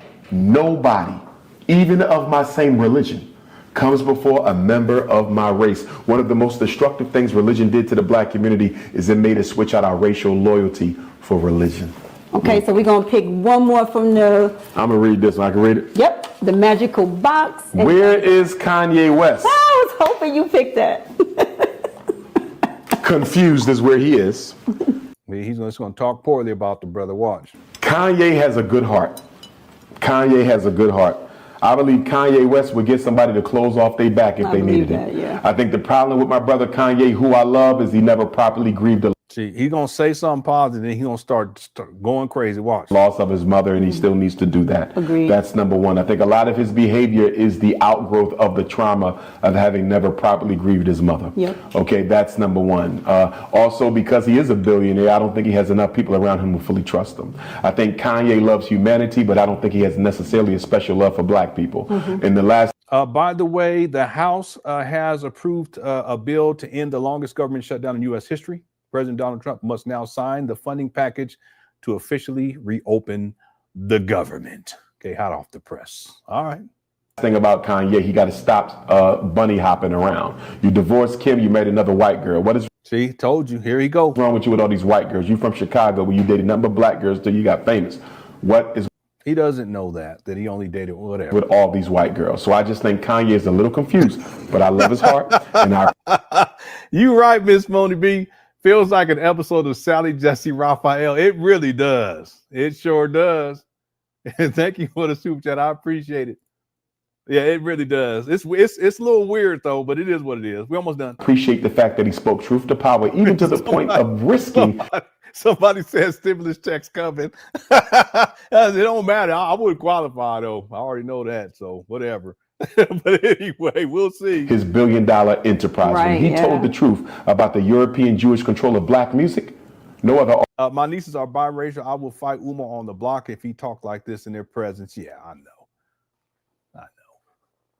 Especially when it's babies. We ain't got no time to be playing no games like this and race this and color this. We ain't got no time for that shit. Cut it out. Y'all know doggone well that if your grandchild, listen, we don't have many white people in our family. In fact, we don't. We don't have none. I'm talking about the extended family too. All right, now you go back far enough on my dad's side, you go back far enough, yeah, you'll see it. Right, I've already done the genealogy. But that being said, my family, in my extended family, we don't play that. We don't care. One of my uncles, his ex-wife, she was a white lady, and she had a white daughter before they got together. They're divorced now, but the point is, and he raised her as if she was his own. And to this day, she sees him as her father, and he sees her as a daughter, and he don't play no games. We don't care. If my wife came home with a white baby, oh shit, huh? Yeah, I thought she was gonna say something else. If she came home one day with a white baby, that's my baby.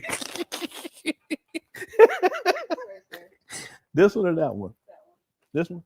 All right. Here, let me show them him real quick. Yeah, but I know it's ready. Thank you.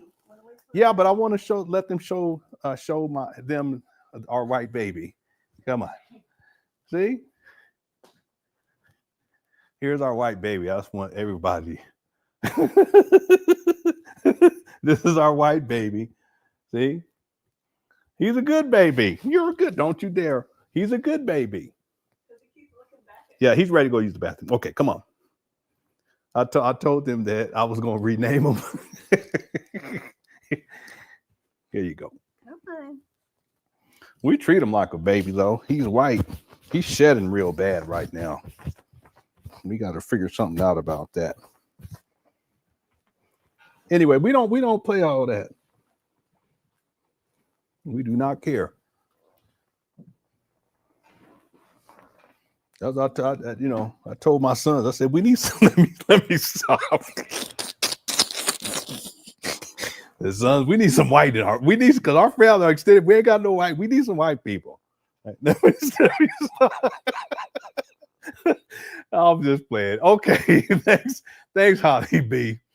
Okay, this is a great show. Thank you, Nimi sent in a super sticker. This is a great show tonight. I meant to go 2 hours. We're already 4 hours. We're gonna get through it. We're almost done with this one. There's the other one, so it's like 10 minutes. Artist was willing to do that, and even when they threatened to strip him of his money, he stood on his square, and that's why even though he's that's Chino. His name is Chino, El Chino. The snow bunny hopper, even though he's a snow bunny hopper, and even though he's a little confused, Kanye West has a special place in my heart because he spoke truth to power in the. Yeah, if you guys have any suggestions on dogs, I guess I can just look it up on Google. But he's shedding a lot right now. Threat of loss of income did not shake him. Yeah, it is. And I want to thank Lene because she's the one that recommended this, and I didn't know how it was going to go, but this has been awesome. And Cook said, thank you guys so much. If you enjoyed the show, make sure you hit that like button. I'll close this poll out in about 5 minutes. We'll probably go for another 20 minutes. It is what it is. Okay, we did I don't plan on live streaming tomorrow unless Umar goes live, and we did a shorter show yesterday. So this is good. Thank you guys so much. I've had a wonderful time. Hope you guys enjoying the show too. If you're enjoying the show, make sure you hit that like button if you haven't hit it. All right, shout out to Cook for chat. Position, and for that, I gotta respect that, brother. Right, because money is a frequency. Good. You're gonna get that. It's just a frequency. You just use it to get along. It has. And you know what, the reason people are addicted to money is they want abundance. Abundance is a spiritual quality. You see, they want abundance. So they think, I need money to get abundance. No, you don't. We've all been in situations at times where we were in tune with spirit, where the things we need came, whether we had the money or not. You see? Listen, I don't want to hear all that, homeboy. Go get a job. That. Right. So abundance, as you said, it is a spiritual frequency. Tap into the frequency of abundance. My brother took his dog to the vet for that same reason, and she's had an allergy that caused it. Get that checked out. Okay, yeah, hopefully it's not anything serious. And he hasn't done it just all of a sudden. But again, we're getting into winter, so I'll do some research too, because it may be with that breed going into winter they shed. But I thought they shed after winter. I don't know. I'll have to do some research. Thank you, Holly B. A tradition that I practice coming from Nigeria, there's a divinity who oversees abundance, and her name is Oshun. You probably heard of that. Absolutely. Oshun is the divinity of abundance. Tap into Oshun. Okay, listen, Umar, if that's the case, why are you a bum living in your mama's closet? You don't have your own vehicle? I ain't going to rehash any of this, but why? You don't pay your child support? Then what's all this talk, man? I don't want to hear all this. If it ain't working, it ain't working, whatever you believe in. Real talk. Now you're doing venues where just these barns, these bando barns with these weird dolls and shit, and there's no heating in there. What are you talking about? Oshun's energy and the things that you need to fulfill your destiny will automatically come. If it is necessary in the fulfillment of destiny, it will come. Too often we're chasing things that have nothing to do with the fulfillment of destiny. Right. And that's why you got so many rich black people who are miserable as hell.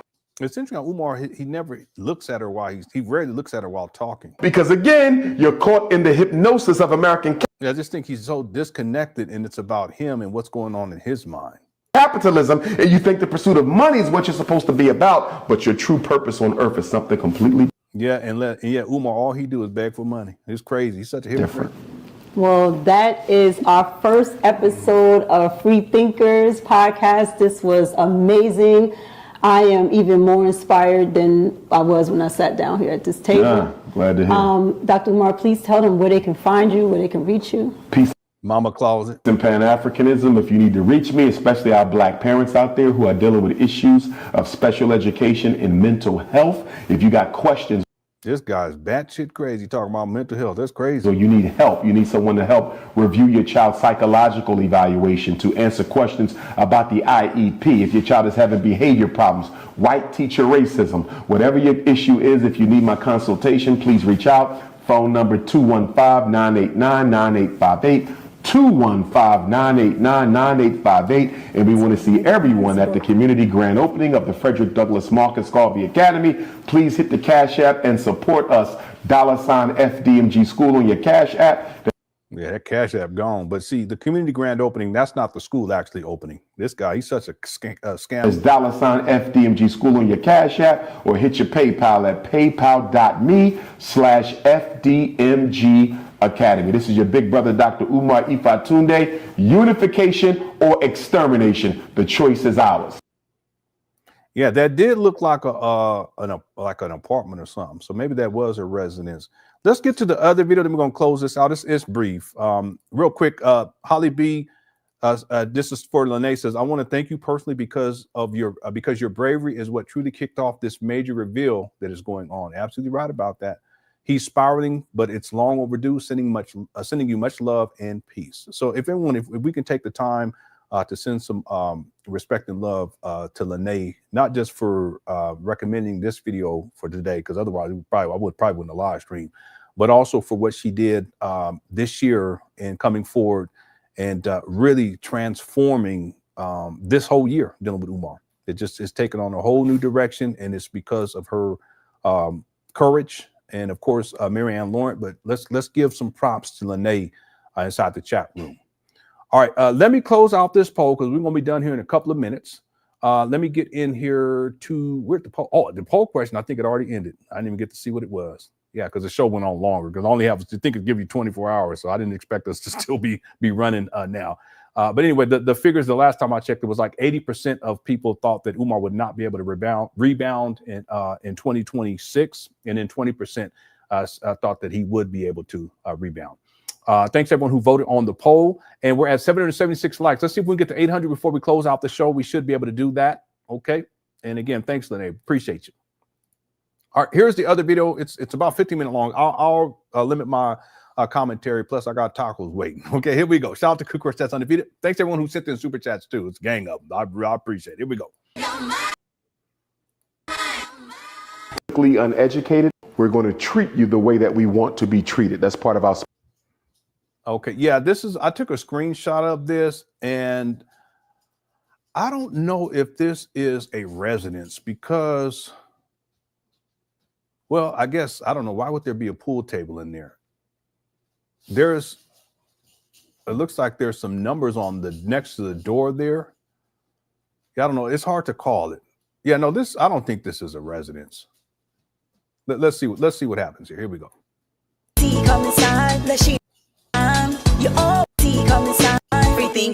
Sense of humanity. Yeah, I wonder if that's her music. Here we go. Our extreme sense of humanity and concern. African people are the ultimate humanitarians because we are the first people and we are the most spiritual. Yeah, that may be it. And I don't know, okay, but yeah, that may be it.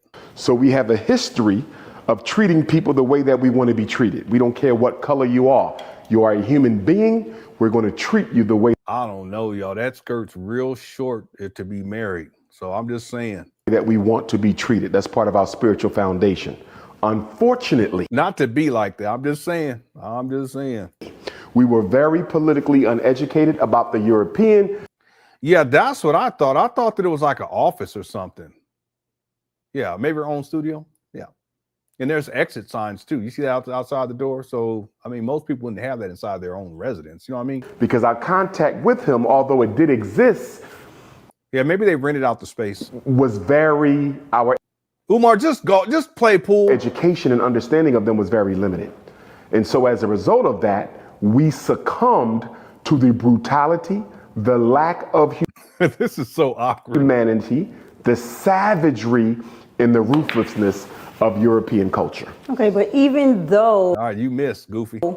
we are bigger in stature, mind capabilities, how could it be for over, you're talking Yeah, can't be no resonance. centuries of this, hundreds and hundreds of years of being that we're the superior. My goodness, that skirt's really, really short to be married. I don't think in the high heels and all that. I don't know. It looked like a cookie crunch. The superior beings on this planet, I don't really like to say race, but the superior beings on this planet, how is it possible that this same fight, the same one fight is still going on in 2023? Which takes me to my second point that I did not answer with the first question. And that is the white man's development and sophisticated use. This guy is such a bullshitter. Listen at this guy. He's just making up on the spot. Of military technology and weaponry.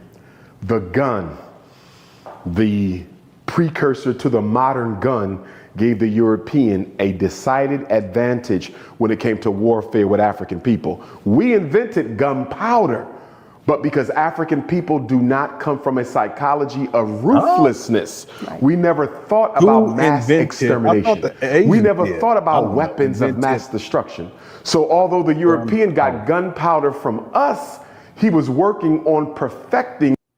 Gunpowder was invented by Chinese alchemists in the 19th century during the Tang Dynasty. While they were searching for an elixir of life, they accidentally discovered that mixing saltpeter with sulfur and charcoal created a powerful explosive, which they first used for fireworks. I was going to say that fireworks and later for military weapons. Umar, cut it out.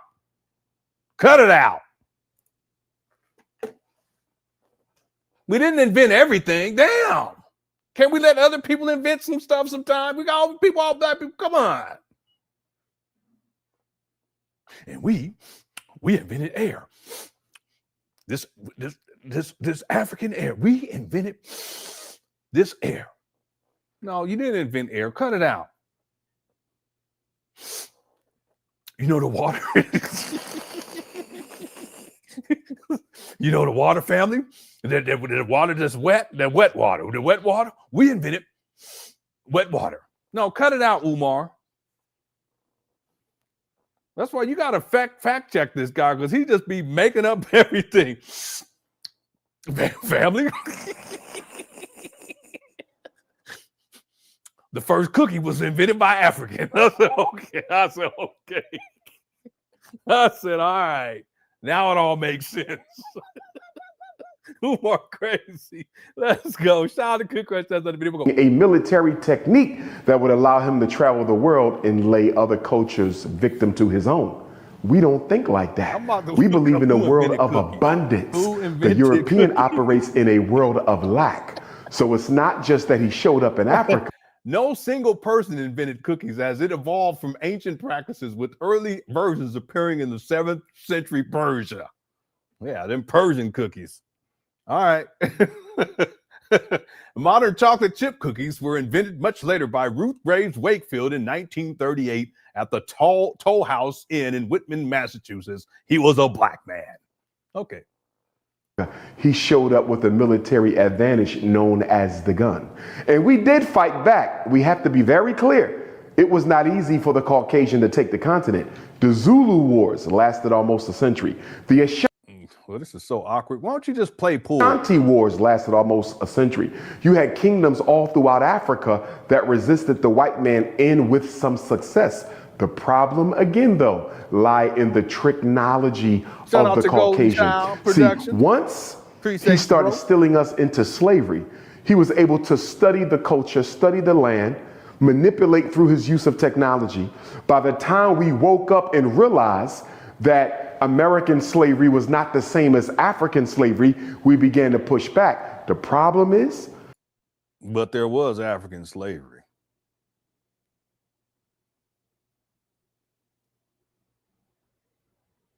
Cut it out, Umar. His military technology had already advanced to a certain point. He had already made dirty deals with certain African kingdoms. And he was almost at a point of no return. Yes, family. So the original sin. We also invented oranges, family. Before the black man, the oranges were purple. No, they weren't purple, Umar. They was blue and purple. They had black stripes. We have to stop doing that. Look, black people, it ain't even we, because I didn't do shit. To be honest with you, I didn't invent nothing. Except some kids. That's all I invented. That wasn't too difficult. It ain't take me but a couple, maybe 45 seconds on a good night. but real talk, we have to stop doing that. We didn't invent black people didn't invent everything. Have we invented some things? Yeah, we did a good job too. We did a fantastic. They did, because I didn't do nothing. But not everything.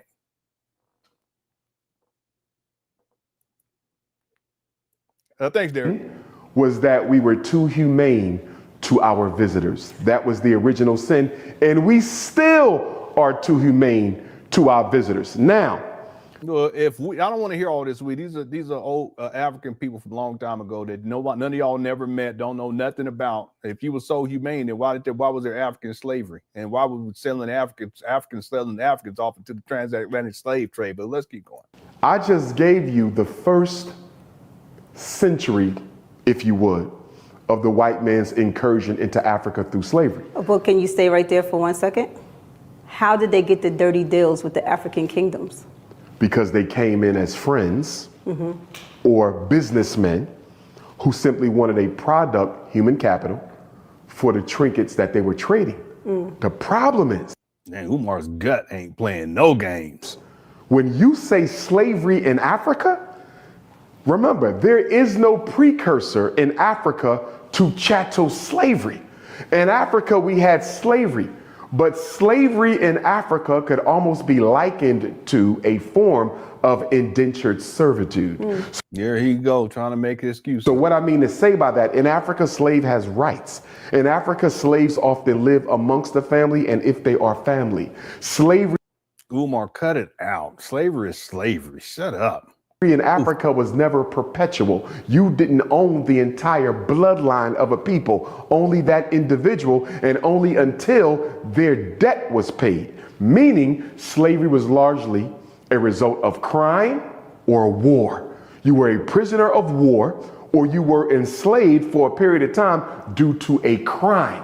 In other words, African slavery always had an expiration date, did not require the dehumanization of the slave, did not strip them of their rights, and was not. Yeah, there's a difference, but at the end of the day, slavery is slavery. Listen, I'll let it go. Perpetual. So we didn't understand the white man's slavery. But again, once we found out, we began to push back. It was the technology with the military technology of the Caucasian that ultimately gave him the advantage. Okay, so we can safely debunk the fact that slavery, the origin Umar, why don't you play pool, Goofy? of it, the entrepreneurship of it came from Africa? Absolutely not. Okay. Absolutely not. Now, a minute ago, I was saying I've given you basically the first century of contact. Yes. So then you say, well, it's been 400 years. We still down now. Africa, Europe, Caribbean, Central South America. Why are black people still under it? Because for the past 300 years, he's been controlling us through autopilot, remote control, through the subconscious, the conditioning. If I condition one generation of black people, just one, I'll probably rule them forever if they never do anything differently to free their mind. Do you follow? Yes. That's one generation. If I condition. Boy, that jacket is really struggling. You, I could probably condition all of your descendants. We're not talking about one generation of conditioning. We're talking about 4 centuries of conditioning. The average black child born into the world believes white people are superior. Why? Through conditioning. Listen, I don't know about that, Umar. A lot of these white kids trying to be black these days. Anyway, let's keep going. Parents hand down the inferiority complex. Everything from white Jesus to the snow bunny crisis, to feeling you got to live in a white neighborhood, to thinking white ICE is better. The white man doesn't even have to directly program Negroes anymore. The black community programs its own children in the interest of white supremacy. Right. So another point that I wanted to ask is, do you think the conversations and us as the black community and the black culture, us talking about white supremacy, do you feel like that gives it life? Do you feel like, you know, the more we say that someone's suppressing us, do we become suppressed? Or Not what in are my your thoughts opinion. about that? Okay. Rob says, please play the damn pool. But Umar can't do two things at the same time. He can't talk while he's trying to play pool. That's what the issue is. Thank you for listening. In my opinion, you have to accurately define your reality. And the bottom line is, at present, Europeans control and dominate almost everything African. So for me, it ain't about changing the terms. For me, it's about changing the conditions. It's no different than when people used to come up to me and say, your name is Dr. Johnson. Why are you still walking around with a Caucasian name? Now, of course, I'm Ifa Tunde and have been for 12 years. But prior to that, when I got that question, do you know what my answer was? You say, the why? thing is, when I got to eat, I'm going to have to stay up a little after I eat because I can't eat and go to bed anymore. You know, because I'm old. You know, you get older, you can't do stuff like that. I got to eat and stay up. Then I let it settle. Then go get into bed. There we go. Why am I still wearing Johnson? Well, guess what? Marcus Garvey never changed his name. The greatest Pan-Africanist ever. What that got to do with anything? Ever. The late, great Dr. Amos Wilson never changed his name. The greatest black scholar of the second half of the 20th century. I can name all kind of Pan-Africanists. What this got to do with anything, Umar? Who never changed their last name. Nobody. Is it a contradiction? No. And why? For us, we're more concerned with changing conditions than we are with changing labels. Some people would rather change the label super chats, to hide the fact they don't want to do nothing about the condition. We almost We done. don't believe in surface dressing. We believe you Yeah, this is a community shared space right here. It's like an office building. change the structure and the nature of the issue, then you change the label. In other words, do you put icing on a cake before you bake it? You bake the cake. If it's no cake, what we pulling the icing out for? And that's one of the contradictions of cultural nationalism. Cultural nationalism always says, let's put the dashiki on. And I love dashiki. He hungry. I got hundreds of them. Love African dress. Let's do the African hair. Let's change the name. Let's celebrate Kwanzaa. That's all fine. Oh my goodness. Another story. I hope you guys don't mind breaking up. We're almost done. A TikTok influencer ordered to pay $1.75 million for seducing manager, leading to the end of his marriage. Why would she have to pay that? I mean, if he gonna go for it, that's on him. Brene Kennard was sued by her manager's ex-wife. The ex-wife sued her under North Carolina's alienation of affection law, accused of coming between. What in the world?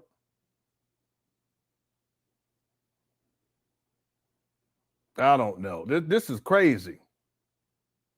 This is from today.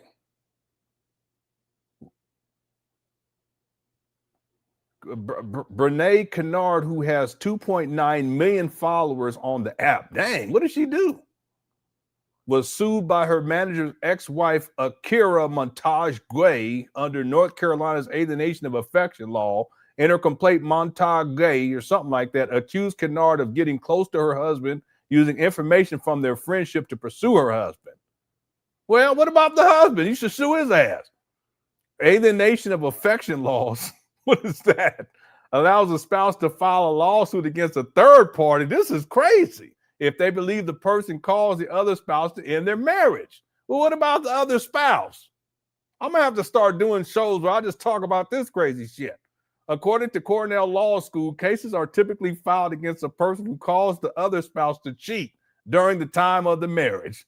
Well, what about the other spouse? I'm going to leave it right there. Boy, this is a crazy world. Here we go. But that's all surface dressing. Right. Okay? For us, the Pan-African nationalists, how many schools you owning? How many banks you owning? How many supermarkets you owning? Shit, boy, there's people get paid then. Just going up over there. Where's this at? go move over to here and then just tell somebody, listen, if you can get with my wife and, go on ahead, I'm going to sue you. You get paid, family. That's crazy. How many jobs you creating? How much land you got? Don't bring me the Halloween costume, because until you have a structure to go along with your dress, until you have power equal to the hairstyle in the naming ceremony, then all of that is nothing but ceremony. We don't want ceremony in the Pan-African movement. We want substance. Okay. Okay, well, what about those fake marriages?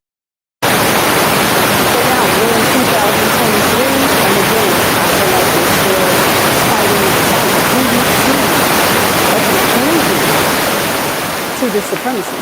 To your point, we're not losing because white people are all powerful. We're losing because black people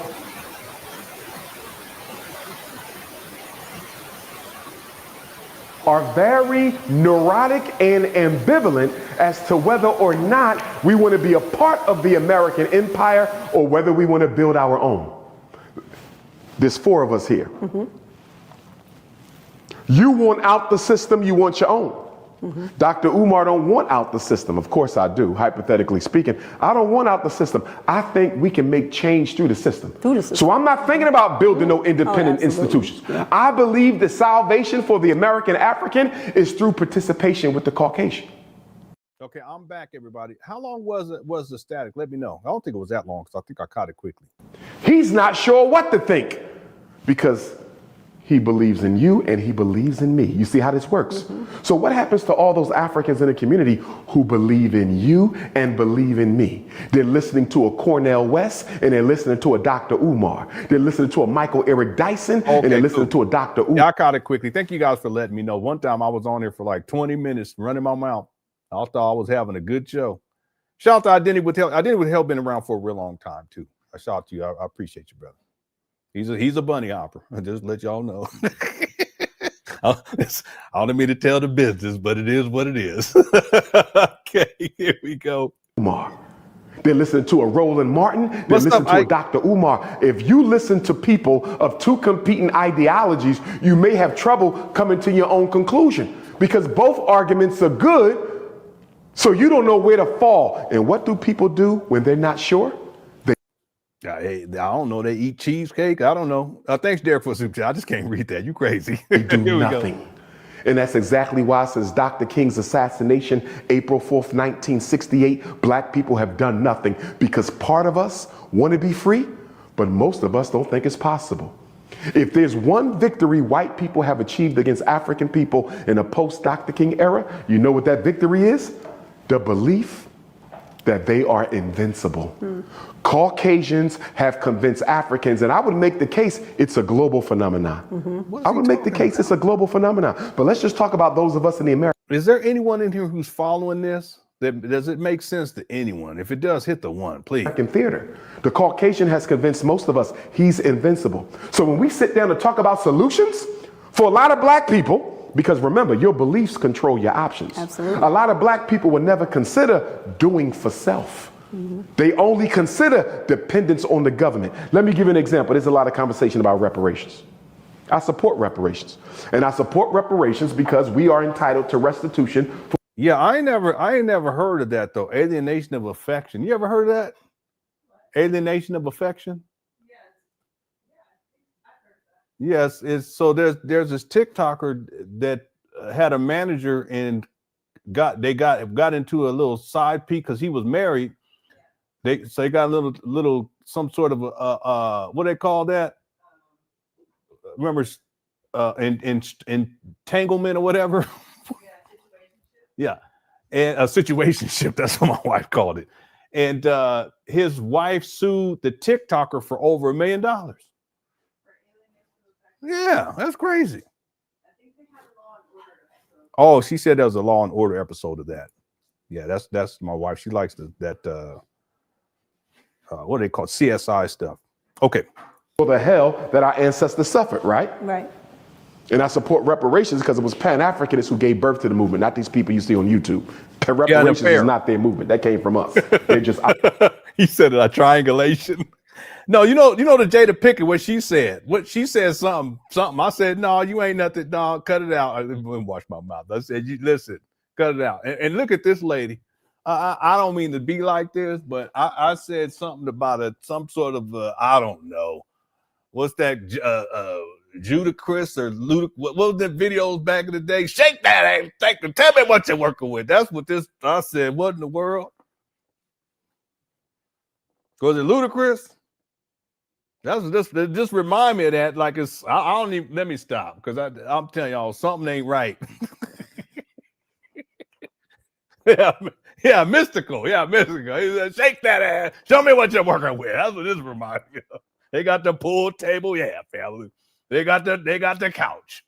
Yes, family. They got the lighting up on the ceiling, family. They got the exit signs. Mystical in jail, though. I think he in jail right now. He ain't getting out. You freak. All right. This was as a place of Lenon. We've all failed, but Umar is a career failure. He's built an entire philosophy to justify. He really has. That's a lot of what Umar does is to justify his failure. And oftentimes he blames other people, but he never holds himself accountable. It's always someone else's fault. See, I'll propose that there are few people that I know of who failed more than I have. Very few. There's a few people that I know personally that failed more than I have. But the difference is I own it. I own it. If I had a time machine, would I do things differently? Absolutely. But you're not going to make changes, and you're not going to be upward bound, if you will, mobile in life, if you don't hold yourself accountable, because you got to look at what you were doing wrong and the mistakes that you made. I'm talking about myself here. And then when you do that, then you start to figure out, okay, what do I need to do different? There's been a whole lot of things. One of these days, I'm going to share more with you guys, probably if I'm still alive, let's say when I'm 60 or something, because it'll make things make more sense. You know, I realize it now. I just didn't realize it back then, because that's what happens with age and wisdom. Unfortunately, with Umar, he's not wise because he hasn't learned lessons, and he doesn't hold himself accountable, and he keeps on doing what he's doing. And so long as he does what he's going to get the same result, which is perpetual failure. Yep. Thanks, SH Play. Negocia says, wait, is that the same shorty in that dress? Yeah. I don't know. Listen, I don't mean to be like that, but real talk, if she's married, this is inappropriate.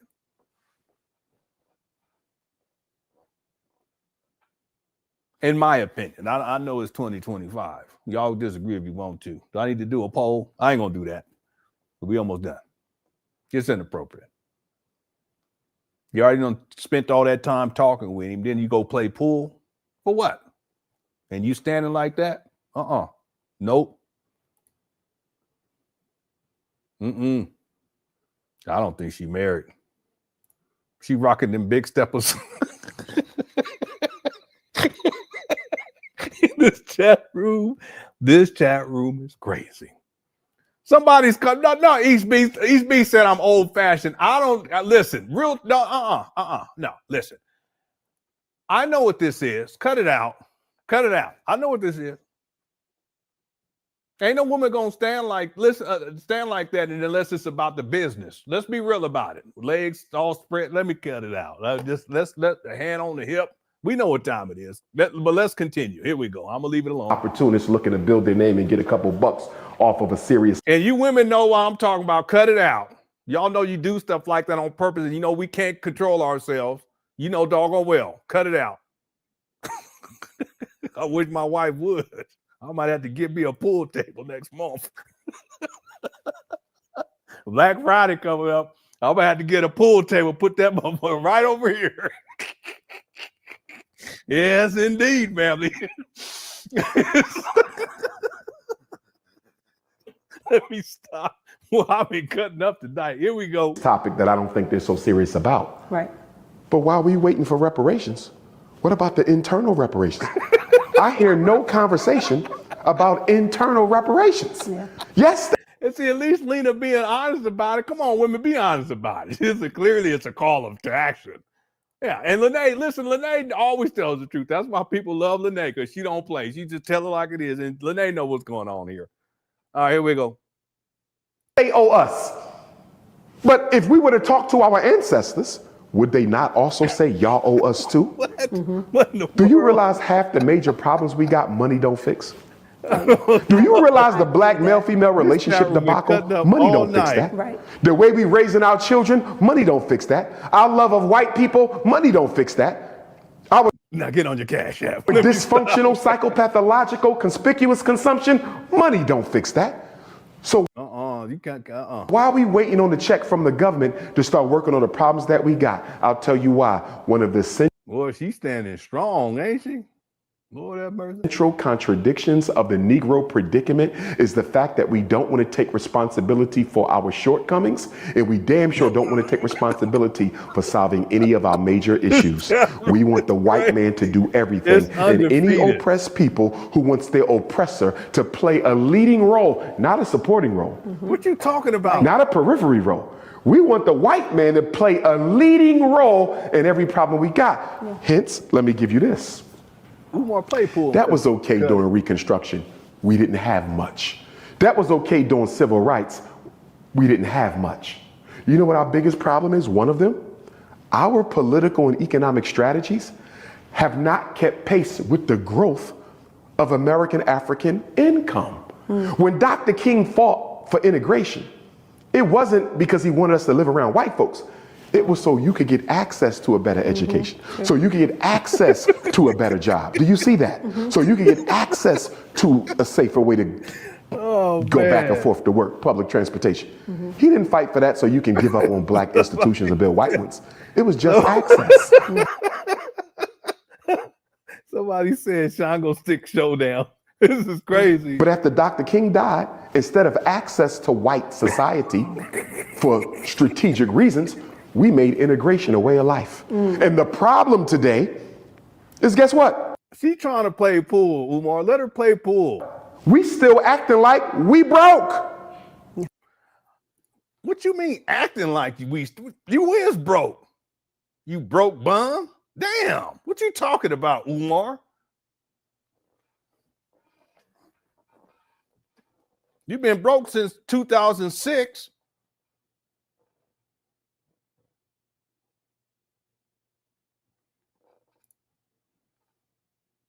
How black people broke spending $30 billion on hair? Here he go. He already said that when he was interviewed before she got up with that skirt all up the leg. I sound so old. It's past the knee. We got a problem. It's past the knee, family. All right, it's 2025. How black people broke spending $2 billion on Air Jordan? How black people broke spending $4 billion on liquor and alcohol? There he go. You ain't broke. So if you are a $2 trillion people, which we are, the richest group of Africans in the world in terms of income, Always saying this. why are you using 1960 strategies when you have 21st century money? Right. We're not rich as individuals. As a people, we're rich. So why aren't we using our disposable income to leverage it to solve our political, economic issues? Right. Because black people don't have enough self-love to sacrifice their resources for the greater good of the community. We care about me, myself, and I, and maybe my children. Yeah, well, that's true about your ass. Anyway, because we know you ain't putting no money down on your kids. One of my sons like asked my wife, can you go can we get some new clothes? I need some new clothes. And my wife was like, yeah. He said, well, I said, okay. And she said, well, how much should we? I said, let's do $300. Well, you know, and it ain't even nothing to think about. It ain't my baby, it ain't babies no more, but it ain't nothing to think about. Go ahead, handle that. You know, but Umar, you have done nothing for your children. You're a disgrace. And how you treated this lady was a disgrace. And you had an opportunity as a psychologist to listen to her as she was expressing. She was really calling out and reaching out to you to listen when she was talking about her family members and all of the struggles and strife and passing away and all this stuff. But what do? You turn it back to it's about you. You're a disgrace. All right. Thank you all, everyone, for tuning on in. We had a wonderful show. We were supposed to be 2 hours. We did almost a mini marathon, 5 hours and 21 minutes, but I don't plan on live streaming tomorrow. And unless Umar goes live, I won't be live streaming again, probably until Monday, maybe Tuesday, but I will be working diligently on the next segment of the documentary. It will be it'll be about a little bit over an hour long. And I'll have that available for members next week for sure. Okay. I don't know what day yet, but I'll have a better idea once I get into Monday. I want to thank everyone for tuning on in. I hope you enjoyed the show. If you did enjoy the show, you didn't hit that like button, make sure you hit the like button before we head on out the room. Let's see. Let me just see where the likes are. Thanks everyone too who voted on the poll question today. We're at 938 likes, so we did fantastic. Okay. Thank you guys so much for that. Thanks to the mods for handling business. Also, thanks to everyone who sent in super chats. There was a gang of them today. I really appreciate it. If you sent in Cash Apps or PayPal, thank you so much. I want to say again, I do not take it for granted, and I'll take the time to thank everyone.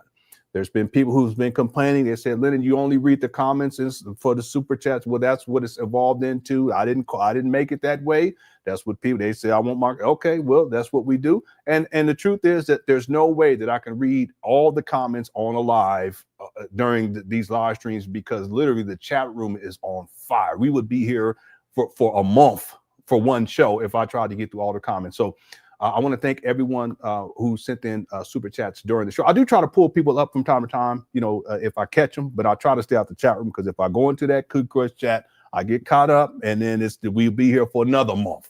Okay. Thank you guys so much. Thanks everyone who also voted on the poll. And I want to thank my wife too. She cooked, made tacos, about to have tacos. Thank her for taking the time to cook while I was live streaming. I really do appreciate that. I love my baby. Okay. She's the best. Okay, Cook Crush Chat's undefeated, and as we always do, I need you to understand, overstand, understand. I need you to understand, overstand, and understand. Brother Jose. Sí, señor, ¿cómo está?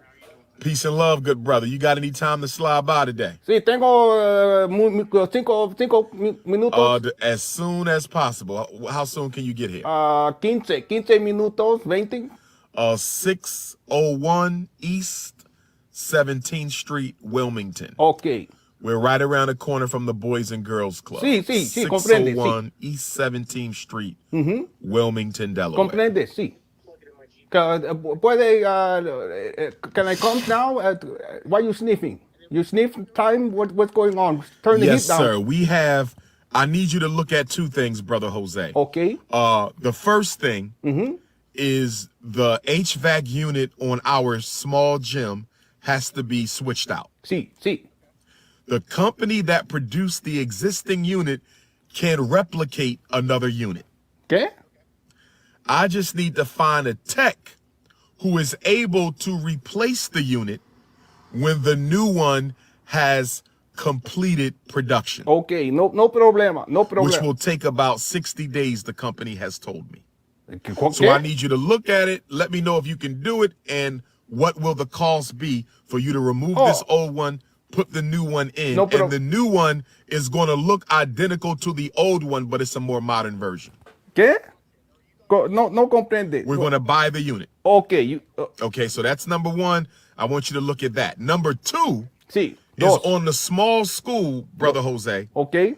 We have a roof unit that has to be replaced. Yeah. We've already got the new unit produced. It is sitting in storage. But I have not been able to find a tech who can get the permit, block off the street, bring the crane, lift the new unit up on top of the school, tie it all in. So that unit has been sitting. It was delivered on November the 1st. November? And it's been sitting there for 3 months, Jose. So, and it's the same unit. All we did was order a replica of what's up there because it was custom made. Pero no comprende, don't make no sense, my friend. Okay, you go where you want me to come. I can look. You tell me what you want. I'm not sure because it went straight to storage, and I'll share with you where that is. But it's supposed to be identical. It's supposed to be identical to the one up there. It is at a crane yard, and I have the address. It's not far from the school. Is a crane yard? You say crane yard, huh? You too funny. Okay. Huh? Sí, pero tú tengo the Yes, money. sir. Huh? The money? You have the money? I got cuánto? Tell me how much you pay. No problem. No problem. I'm here waiting on you. Keep me posted. How much? Okay. Thanks, Jose. All right. Hello? Thank you. Hello? Hello? All right, shout out to brother Jose. He's been trying to get that HVAC installed for a couple months. Thank you guys again for tuning on in. Cookie Crush Chat's undefeated as always. Appreciate y'all. FDMG is coming. FDMG is coming. FDMG is coming. It's coming. FDMG is coming. FDMG is coming. FDMG is coming. It's coming. It's coming. It's coming. It's coming. It's coming. It's coming. It's coming. It's coming. Oh, it's coming. FDMG is coming. FDMG is coming. Thought his personality be twerking. It's twerking.